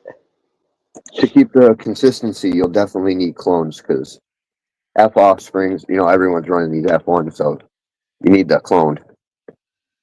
I mean, so Frank, these two right here are clones. So I'm not selling any clones, but I am running them. Oh, okay. So yeah, that's what you're going to want to run. It's a bunch of clones. Yeah. And then another thing with the clones is they really keep an even canopy too, so you can get the most out of your canopy with a clone. I am right there with you. They just I take a agree little with bit more time, so it takes like average of like 3 weeks more. The way I look at it, because of the fact you got to put more into that mother plant, and then the time to root the clones and stuff. So you could definitely pop out seeds faster, but it's not going to be as consistent. Grinder, I take it you didn't take clones of the strain that the dude tried? You don't have a clone of that one? No, I did. It was these ones. Yeah, just keep cloning that fucker, and you'll have your consistency. It literally tastes like blueberry pancakes or blueberry muffins. I cannot. I can't argue that one. This legit tastes like either blueberry pancakes or blueberry muffins. One of the two. Yeah, I'd grow a lot of those until they're sick of it. I'd be selling it to them. Yeah, I'm definitely gonna hold on to the stream for a long while. Like the strawberry cookies, it's stacked. It gave a whole bunch of bud, but there wasn't really much flavor. Mm-hmm. You know, that's the downfall to that one. I was hoping for that strawberry to really come out, but no. I don't know if I need to like pop another bean and try a different friggin' seed. But For sure. That's what I would do. Like I'm sorry. You good, Frank? So my thing, the only thing I'm concerned about is not getting the same vigorous growth. You know, That might occur. Yeah, you know, one you'll get vigorous growth, the other one you'll get all the flavors and no growth. Yes. So I'm trying to figure it out and balance it because right now I got the vigorous growth from her, but she doesn't have much flavor. So I'm wondering, I'm literally thinking about crossbreeding her to one of the blueberries to back to one of the blueberries just so that way they get the vigorous growth, you know? Yeah, that's what I was actually just going to talk about when I accidentally cut you off. My roadkill over there. See, that's what I've been working out. Is I might get one that's more vigorous growth, and then one that's more flavorful. And the first one I started out with, when I started, all the plants tasted like burnt rubber, and then I had one random phenotype that tasted like a citronella bug candle, and that's the one I started breeding with. And so, but over the generations, I'll have one that's more vigorous, that makes this fatter bud, but it won't be as tasty as that one with the skinny bud. Right. And that's what I've been doing. I've been trying to focus more on flavors, terpenes, and because, you know, any schmuck can grow a whole bunch of sugar on a leaf. But you can get a plant to stay alive and keep producing that same flavor, you got something.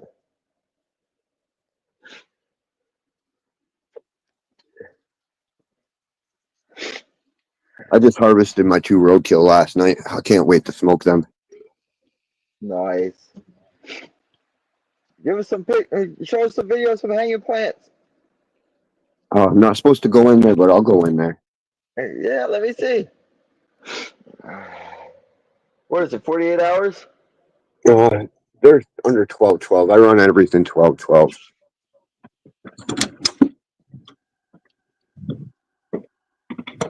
I run even my autoflowers on 12-12.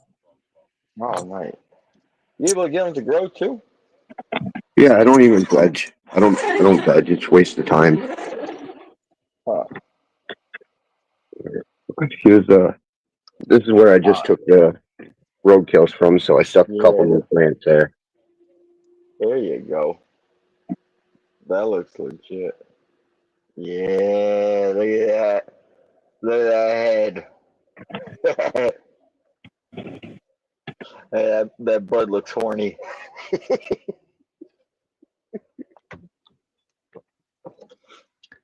It's pretty much just the sativas left now.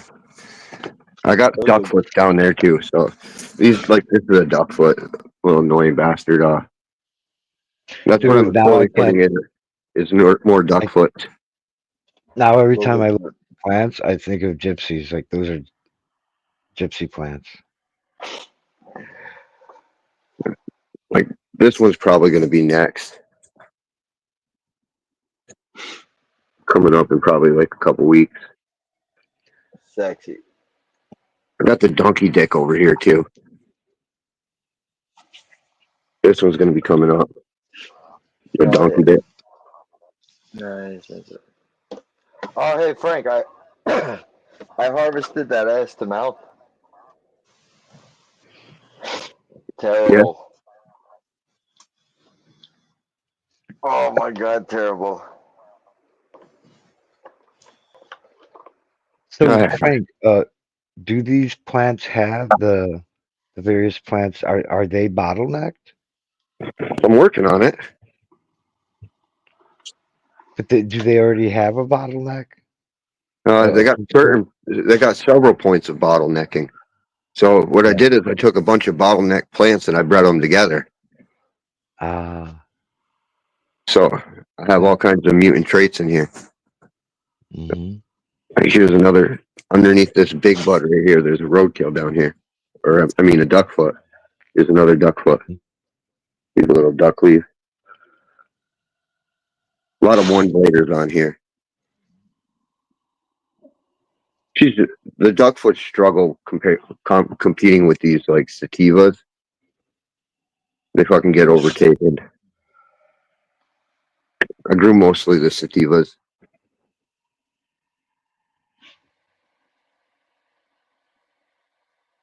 See? Frank, I don't get this. Frank, look at this. I don't get this.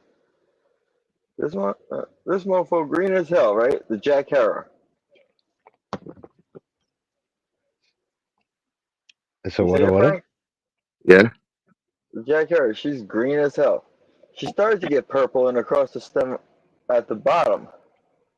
But then it ran out and she did perfectly fine with the phosphorus. Look at all these other girls.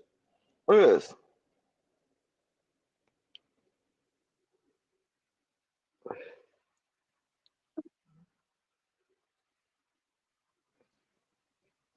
She just wants a little more than the other plant, that's all. Out of all of them, though, like even the cookies, look at the cookies. Same thing. But that Jack Harrow, no problem with her.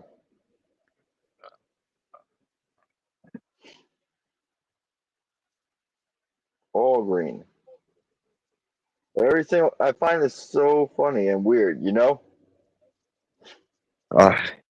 It's definitely uptake dry back and stuff, so that's what would do that. Yeah. She could uptake more. Hey, you want to see some cool training? Here. Look at that Y split.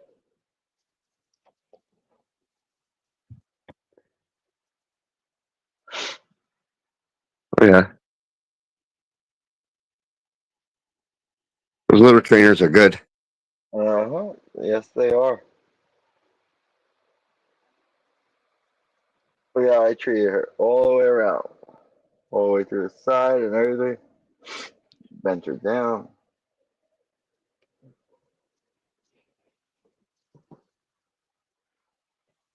Dude, I'm proud of this training. Straight up 90-degree angle. 90-degree bend, I should say. In the arm. This is my most sativa out of all of them. So, this thing stretched up above the whole fucking canopy, took over. I actually had to cut the top off it.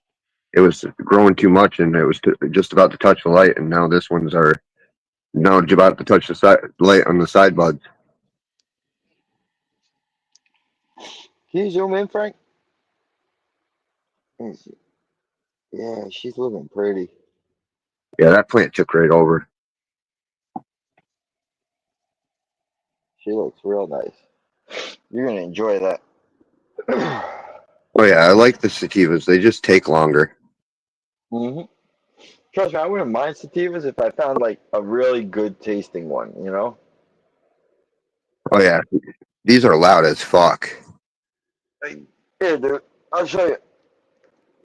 Give me a sec. I got to get out of the tent. I got to put mine back to bed before I piss them off and turn them gay. Good night, Gypsy Plant.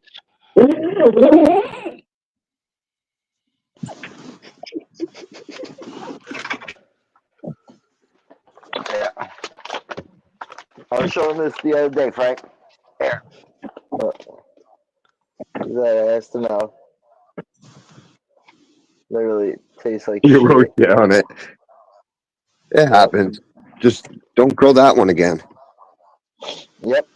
Yeah, she's gone. I mean, don't get me wrong, the buds are great here. Did it get you high? Oh, yeah.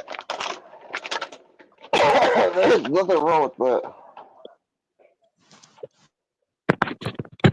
Like, I grew this plant and it got me high as fuck, but it tasted like swamp water, Pheno, like fucking nasty, disgusting swamp water.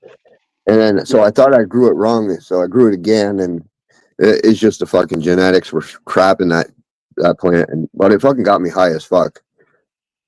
Oh yeah, that's the same with this. This will get you really friggin' stoned, but it tastes like shit. What I learned from that experience is, if you think it's shit genetics and you don't like the flavor of it, don't try regrowing it, because most likely it's the genetics, it's not you. Got little orange hairs everywhere.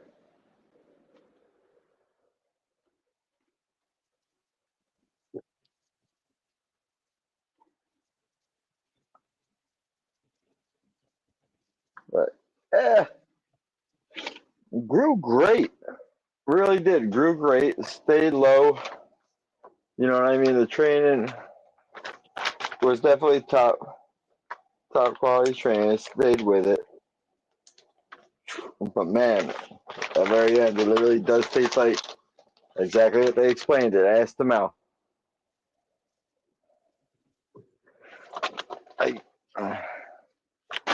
And Keith, I blame you for that. I only tell it like it is, dude. Frank, we had this long talk about me blaming Frank and everything. Only because Frank said it one time. He was just like, yeah, imagine you go ahead and spend a lot of time growing it. Then you harvest it, you taste it, and it really winds up tasting like ass. Wouldn't that be some shit? Yeah, that's exactly. Well, that's why I use that metaphor, because it happens. And lo and behold, so I blame Keith for that all the time. I was like, you and gypsies put a damn curse on my plants. So it'd be good for cooking. Can't you use it for cooking? Yeah, we're gonna decarb it. If it still gets we will decarb it, and yeah, I'm trying to make something out of it. But my God, that stuff's horrible. I got like literally 3 ounces sitting in the corner, and I don't even want it. I don't even want it. Give it to the needy. Give it to. I don't know. Some meth heads. They don't smoke meth. They'll get high instead. Screw that. I don't want no friends like that. Right. All right. But if no, I've had some friends. When you turn it into concentrates, if you like, you might not have access to like fucking rosin press or something like that, but you could. Alcohol is an easy one to do at home. All you need to do is get the high proof alcohol, and that works as good on edibles. Or you can cook it in the butter. I was thinking about doing that. We were looking into that. The can of butter. Yep, that will pull out the fat.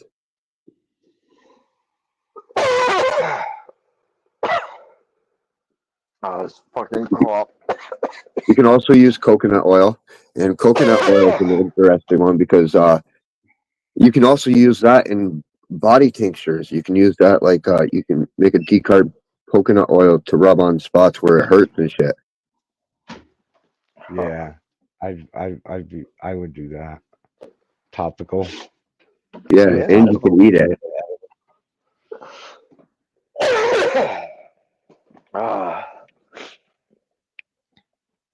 All right, I think I got any? Yeah. Damn it. Sorry, talking to myself. A lot of stuff that you can do with shit weed. Bubble hash is another option. It's super cheap to get for like $40. You get a bubble bag set up and then just wash that real quick. You don't need to be all scientific about it. Lay it out on some parchment paper, spread it out nice and thin, and let it dry out. Yep, I got some of that already.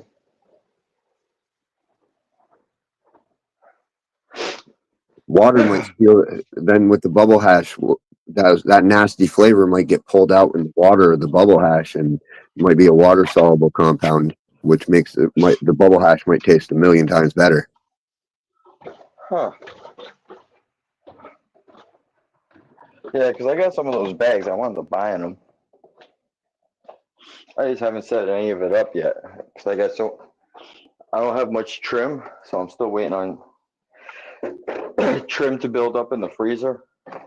Yeah, so use that bud with it. Yeah, definitely throw that in there with the trim. That's an idea. Screw it. Why not? Maybe I'll do that. Good product in, good product out. You know, you throw something with a bunch of heads in, you're going to get a bunch more heads than like say if you use the trim. Like I don't even waste my time with the trim. I throw that out the window. I used to do that. But once I started realizing how much THC I could get, I was just like, I can't be throwing this away. Yeah, I can, because I learned that, you know, using the top-notch buds to make the hash will make way better quality hash than way less plant material in it. If I had a facility for top-notch plants just to grow in, then yeah, I'd agree with you. I'm still working towards that, Frank. Yeah. Yeah, I think we're all still working towards that. I'm gonna lie though, this roadkill, I'm not throwing away a single fucking leaf. Every leaf is covered in frost. I've never had a plant like this. It's got as much frost on the fucking leaves as it does the buds. Nice. I don't know what the hell I've targeted while breeding this fucking thing, but it went from whatever the hell the original roadkill is to this now frostiest plant I've ever seen. Hey, Frank.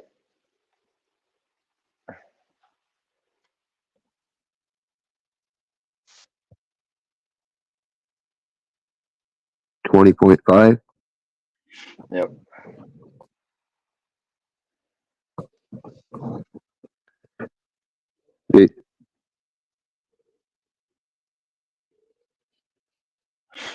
Dude, and this is the upper hand quality stuff, supposedly. Supposedly. Yeah. $45 for this. What's that? 3.5? Yep. That's expensive. So, yeah, but dispensary prices. Yep.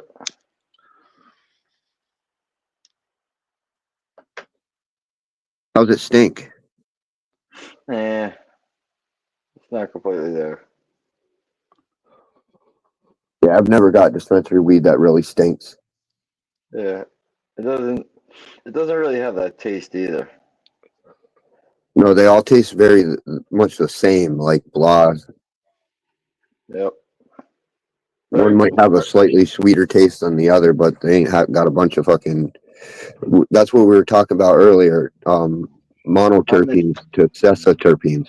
So they're missing all those monos, and I theorize that they're sucking them out with carbon filters and shit, like it, and it's something to do with the drying process on top of that. But I believe their carbon filters play a big role, like being giant fucking pussies and sucking out all their terpenes. Yeah, I missed that really good. I really missed a good conversation. Really did.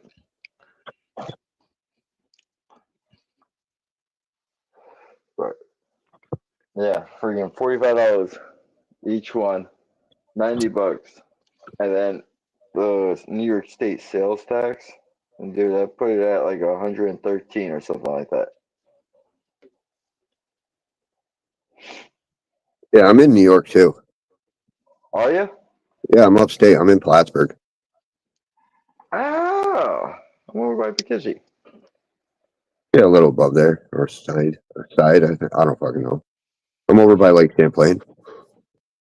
Okay, yeah, I'm over by Poughkeepsie. I'm looking for some land. Frank, did you look into the micro business? Nah, I like my I don't give a fuck business. I hear you. I would never Right. join them.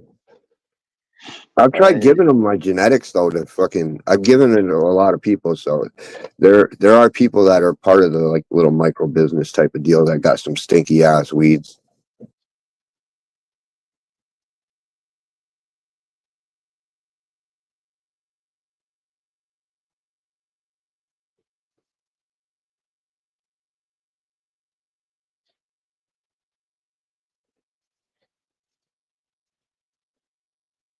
I've been illegal before it was illegal, so I'm not changing anything I do.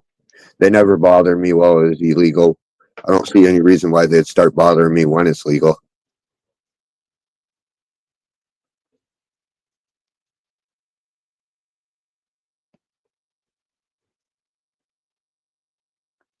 You ever come across the duck foot?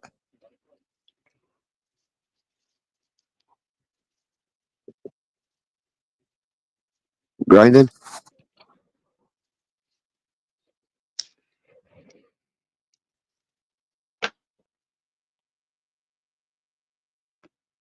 I don't know where he went. Grinder, you there? You okay, Grinder? Did you fall, Grinder? Can you hear me? Now Yeah. we can. Oh, okay. I don't know what happened there. Yeah. So have you smoked our duck foot? No, Oh, I'll have to come, Frank. I'll have to come visit you one day, check them out and everything. Or we meet up someplace or something. You know, if you're not comfortable like that too, I'm cool with that too. I have no problem. Yeah, Wait for me to check get one some of them good out. run and have a bunch of weed, because all I'm smoking is that fucking shit legal weed. Yeah, that's been me too. That's why I'm going this route. Yeah, that's why I just upped production, because I don't want to smoke that shit legal weed anymore. Oh, dude, Frank, check this out. Is that blueberry? There. Girlfriend hates this stuff. I don't know why. She says it has such a funky smell to it. But yeah, look at that. It's purpling. It's soft. Oh, hell yeah. Right How's lane it isn't smell? blocked here. You can see those type of lanes. It's going to take you Says it's too strong Amazing. for his girlfriend, multi curves over which is a Oh, good yeah. thing traffic. in our book. My girlfriend does the same thing to me, too. She says my weed's too strong. Yeah. She hates the smell of that one.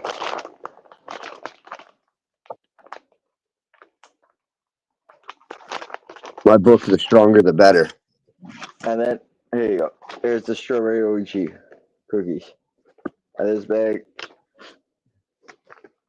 I've been sucking this bag down, so but give you an idea. You can't. I can see. I zoomed in on you. Hold on. There you go.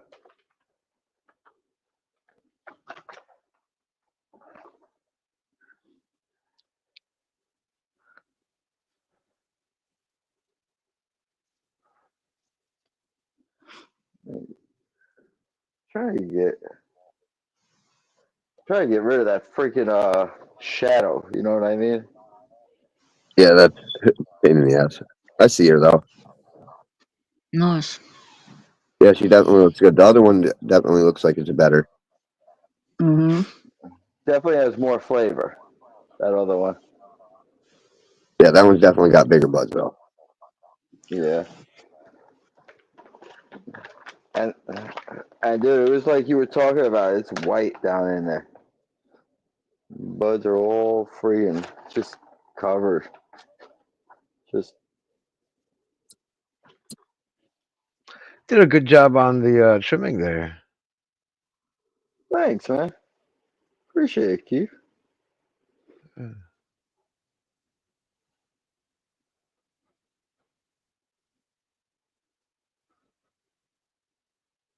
Yeah,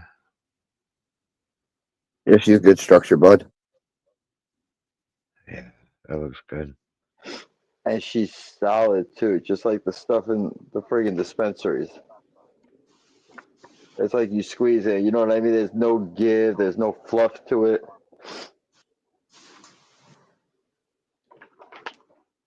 It's not that often I get to toot my own horn, so I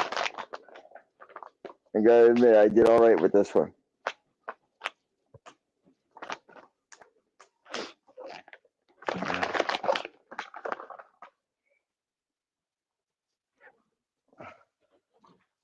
I like the fluffy buds.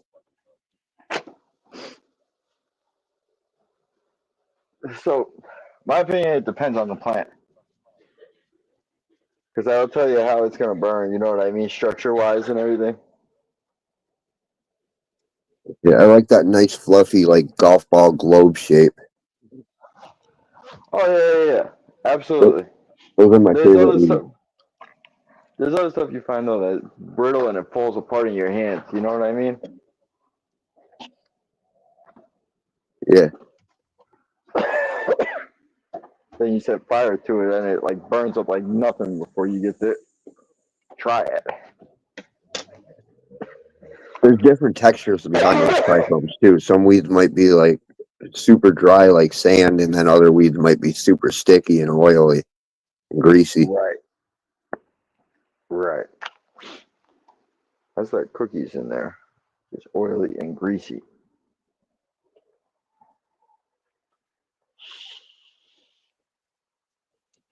That roadkill is fucking sticky. Dude, I'll have to come visit. Clearly, like you and Papa.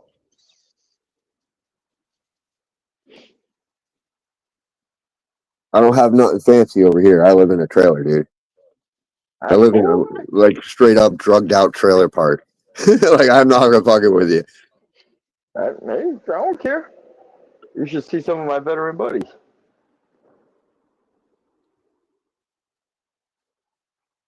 My cousin lives out of his car because he does transporting.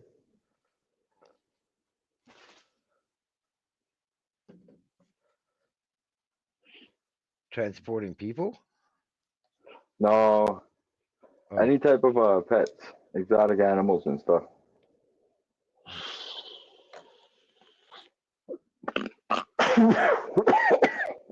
So let me finish up some damn good weed, and we'll definitely have to meet up. It sounds like a plan, man. I'm getting ready to go back in March anyways here. So you got a few months. I'll be done by then.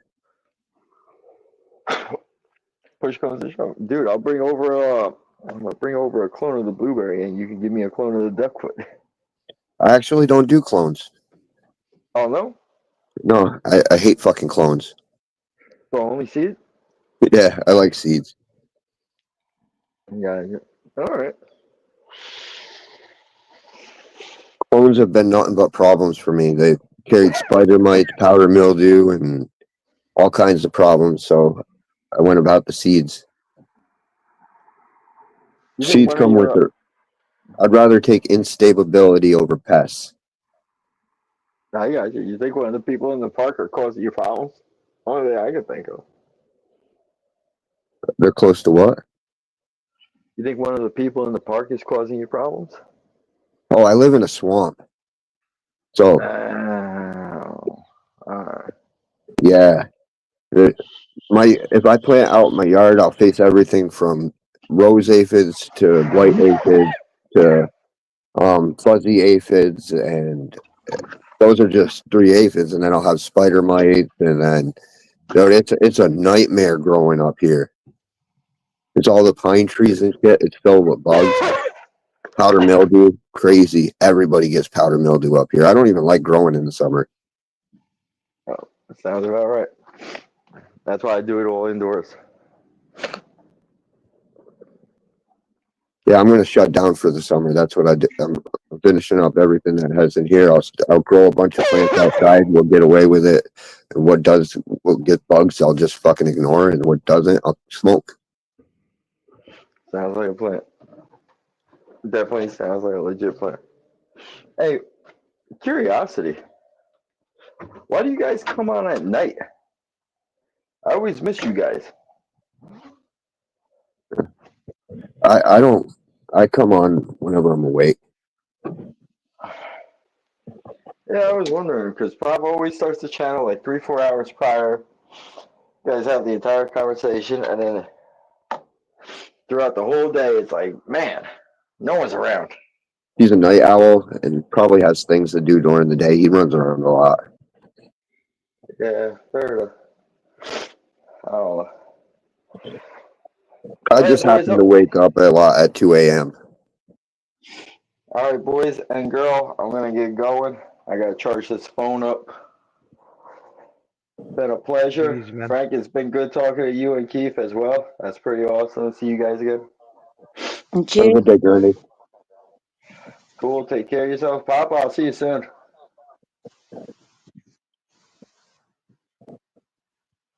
it's 10:55 here on a Monday Night. at night. Yeah, on a Monday night. Monday's nearly finished.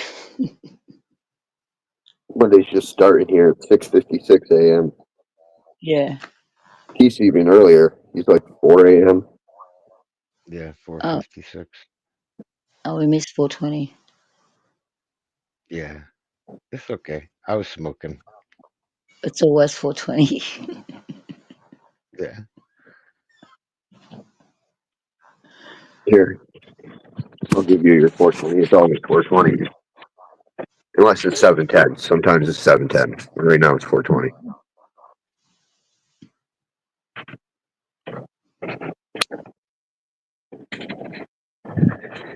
There you go. Since it's 420, we'll smoke. Cheers.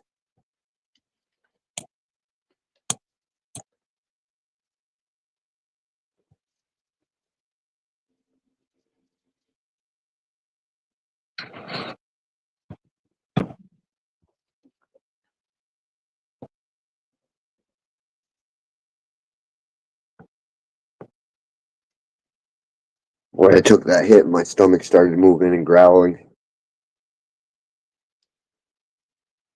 Like, fucking feed me.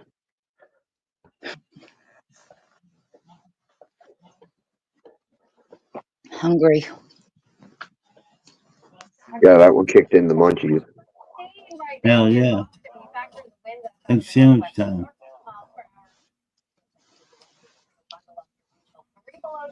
Oh yeah.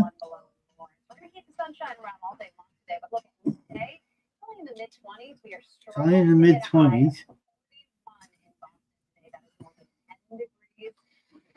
Only 31 today. We're getting there. We changed the clocks ahead. Frank, you do that pretty soon, right? I don't know. Google does that. Huh? Google does that. Google does that. Huh. My clock's frozen. Oh, I only changed that to fucking 710. We just went over that. It's always 420 here. Yeah. Hell yeah. And why 7:10? Because 710 is oil time. It's dab time. Dab time. Ah, because someone's saying, yeah, because I said 7:10. Someone's saying, no, such and such. I go, I don't know. I don't know. Okay. So if I feel like doing dabs all day, I'll change my clock to 710. If I feel like smoking weed all day, I'll change my clocks to 420. Okay. Now we registered the lingo. Okay. Now it's registered. Okay. Dabby, do. It fucks with 7:10. people though. They'll come in and look at my clocks. They'll be like, "It's not 420. It's always 420." Thank you, Mom. Hold on.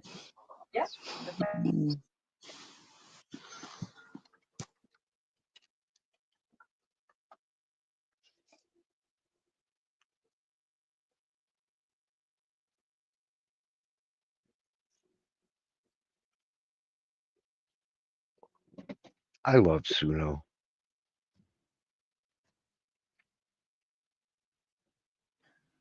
I haven't done it. I haven't tapped into that yet. I did one song ages ago, and I haven't really mucked around with that yet.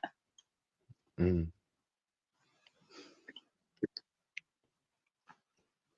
You get to do a couple songs for free every day. One. It's how many is it, Frank? 10? 5 generations, but it's like one song. It's one song. That's why I gave up. Okay, that's it. And I let it go. This is like 8 months ago. Hell yeah. Yeah. So what you got to do is you pay for the app when you're first starting. This way you can get all the ideas out of your head. And then once you got all the ideas out of your head, then that one song is plenty enough for the day. It's only $10. Is that $20 for us? I don't know. You'd have to click the website and buy it. Yeah. It's always double. Whatever you say, it's always double for us. I don't. It's no. Yours is like $1.40 or something like to our dollar or something like that. I don't know. Yeah. It's something weird like that. It's like double. Almost. Oh, like half. I don't know. No, I round it off. It's double. And the rest is a bonus. Yeah, very easy.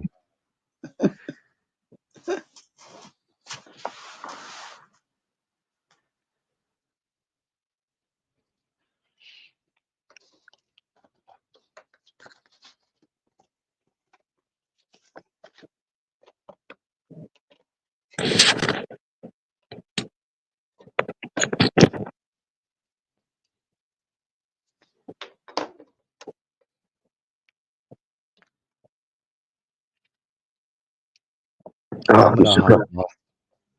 I'm gonna get something to eat. Maybe get some things done. Yeah, I feel you, Keith. So I'll catch you guys later, fools and tools. Right, see you later. See ya. Thanks for hopping on. It was awesome. Papa, continue to feel good. Frank, awesome conversation. Keith, that's me. Keith, And have a everybody good in one, chat. buddy. Peace out. Have a Oh, good one. Papa. Michigander. Later, Peace, Keith. brother. Which only about 5 to 15 miles per hour is enough to knock back the wind chill below zero in spots, just like it's I one get the below TV on. That's why I got it on mute.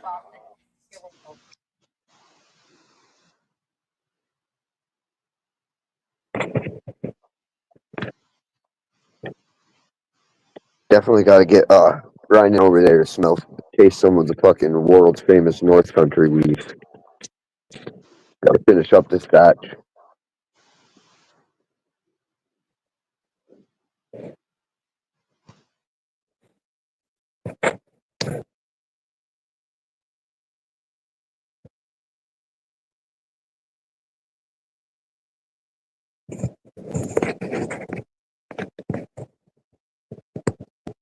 If he likes it, I'll hook him up with some of the seeds.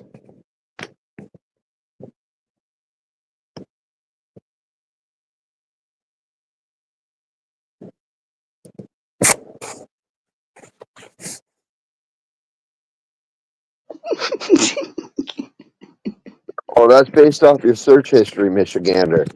So if you got funky stuff popping up, like some weird fetishes, that would be because of your search history.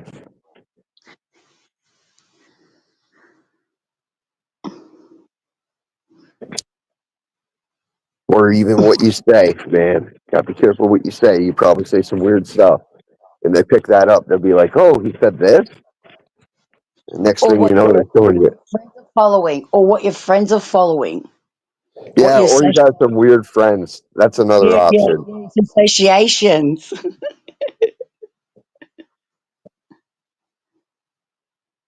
What are you looking up for?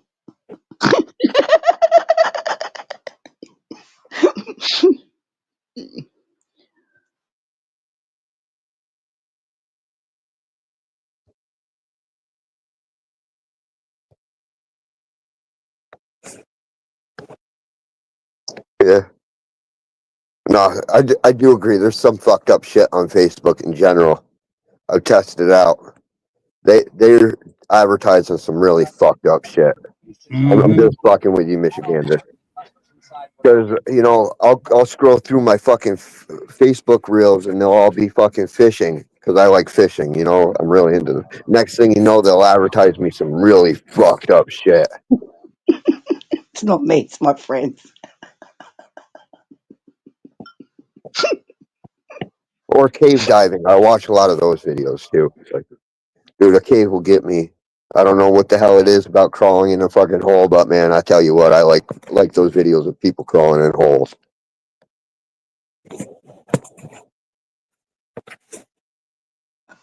Oh God.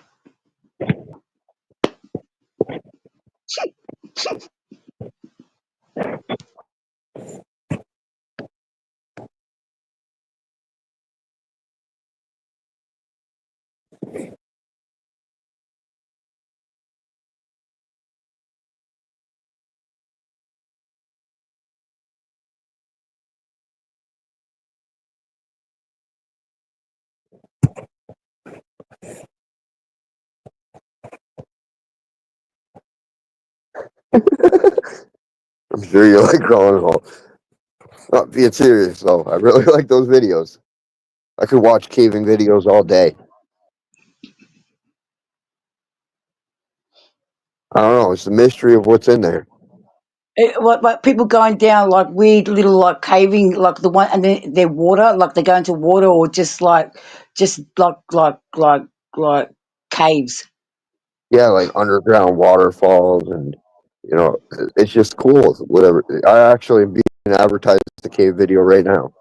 Well, that scares the hell out of me. What if you get stuck if that? Because I'm thinking, because when I see people doing adventures, I picture me and those water ones and the cave ones. I just saw one recently. I go, that freaked the hell out of me. It's like, oh my God, I can't watch them anymore. It's just like what if you get stuck? You got to make sure your equipment's good. Yeah, this guy's over here crawling through water and tight little crack space. That's like people jumping out of airplanes. I like these videos, man. I could watch these all day long.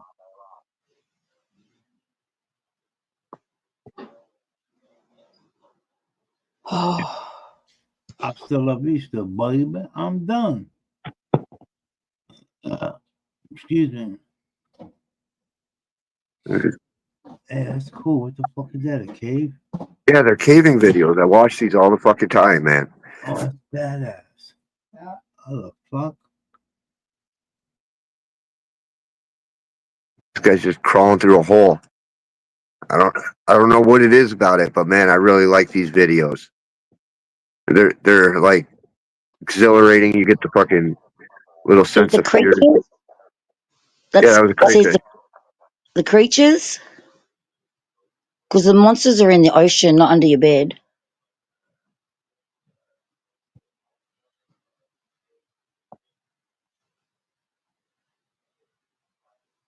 No, I don't like that kind of exploring. All right, I better shut it off before I get you copyright, though, Papa.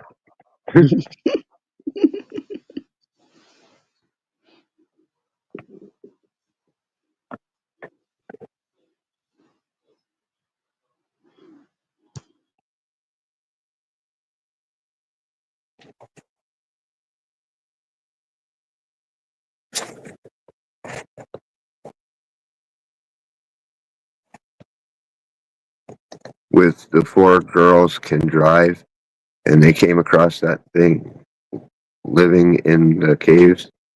No, I don't think I've seen that.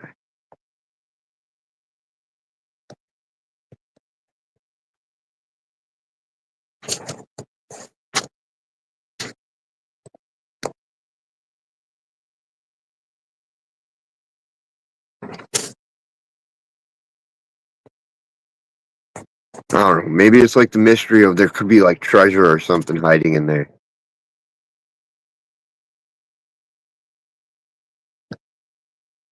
You can hide treasure somewhere, so you'd hide it there, right?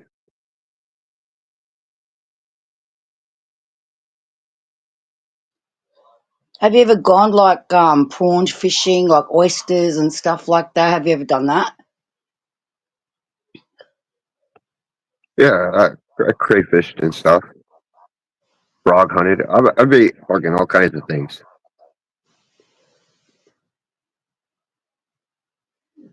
Because anything you'll find under the ocean will be treasures or what do you call it, pearls.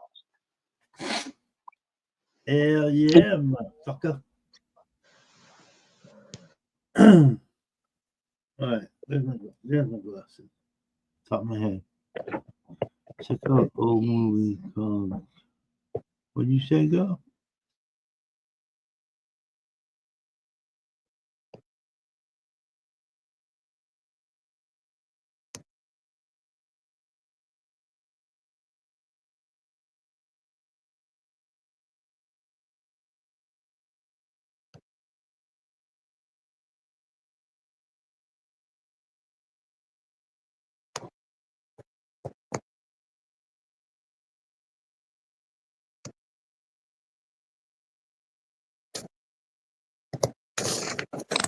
Oh, my bad, dude. Didn't mean to trigger PTSD.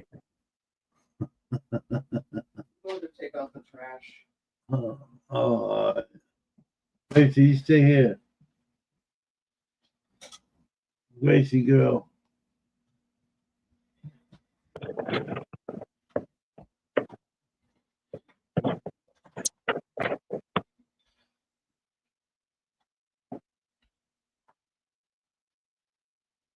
Sucks. Your parents feels that. That boy.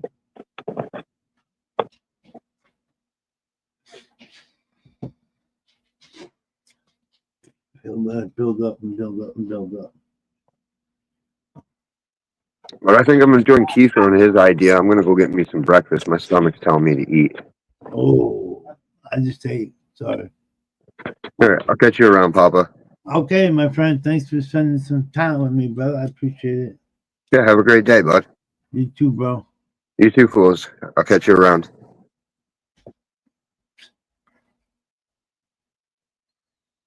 Where are we? 5 hours? Holy See ya. Leave me by See ya. myself. Yeah, me too. I'm gonna eat some more. Thank you, Tools. Okay, see ya. Yes, ma'am. See ya. Stay All right, connected. see ya. Boop, boop, boop, boop.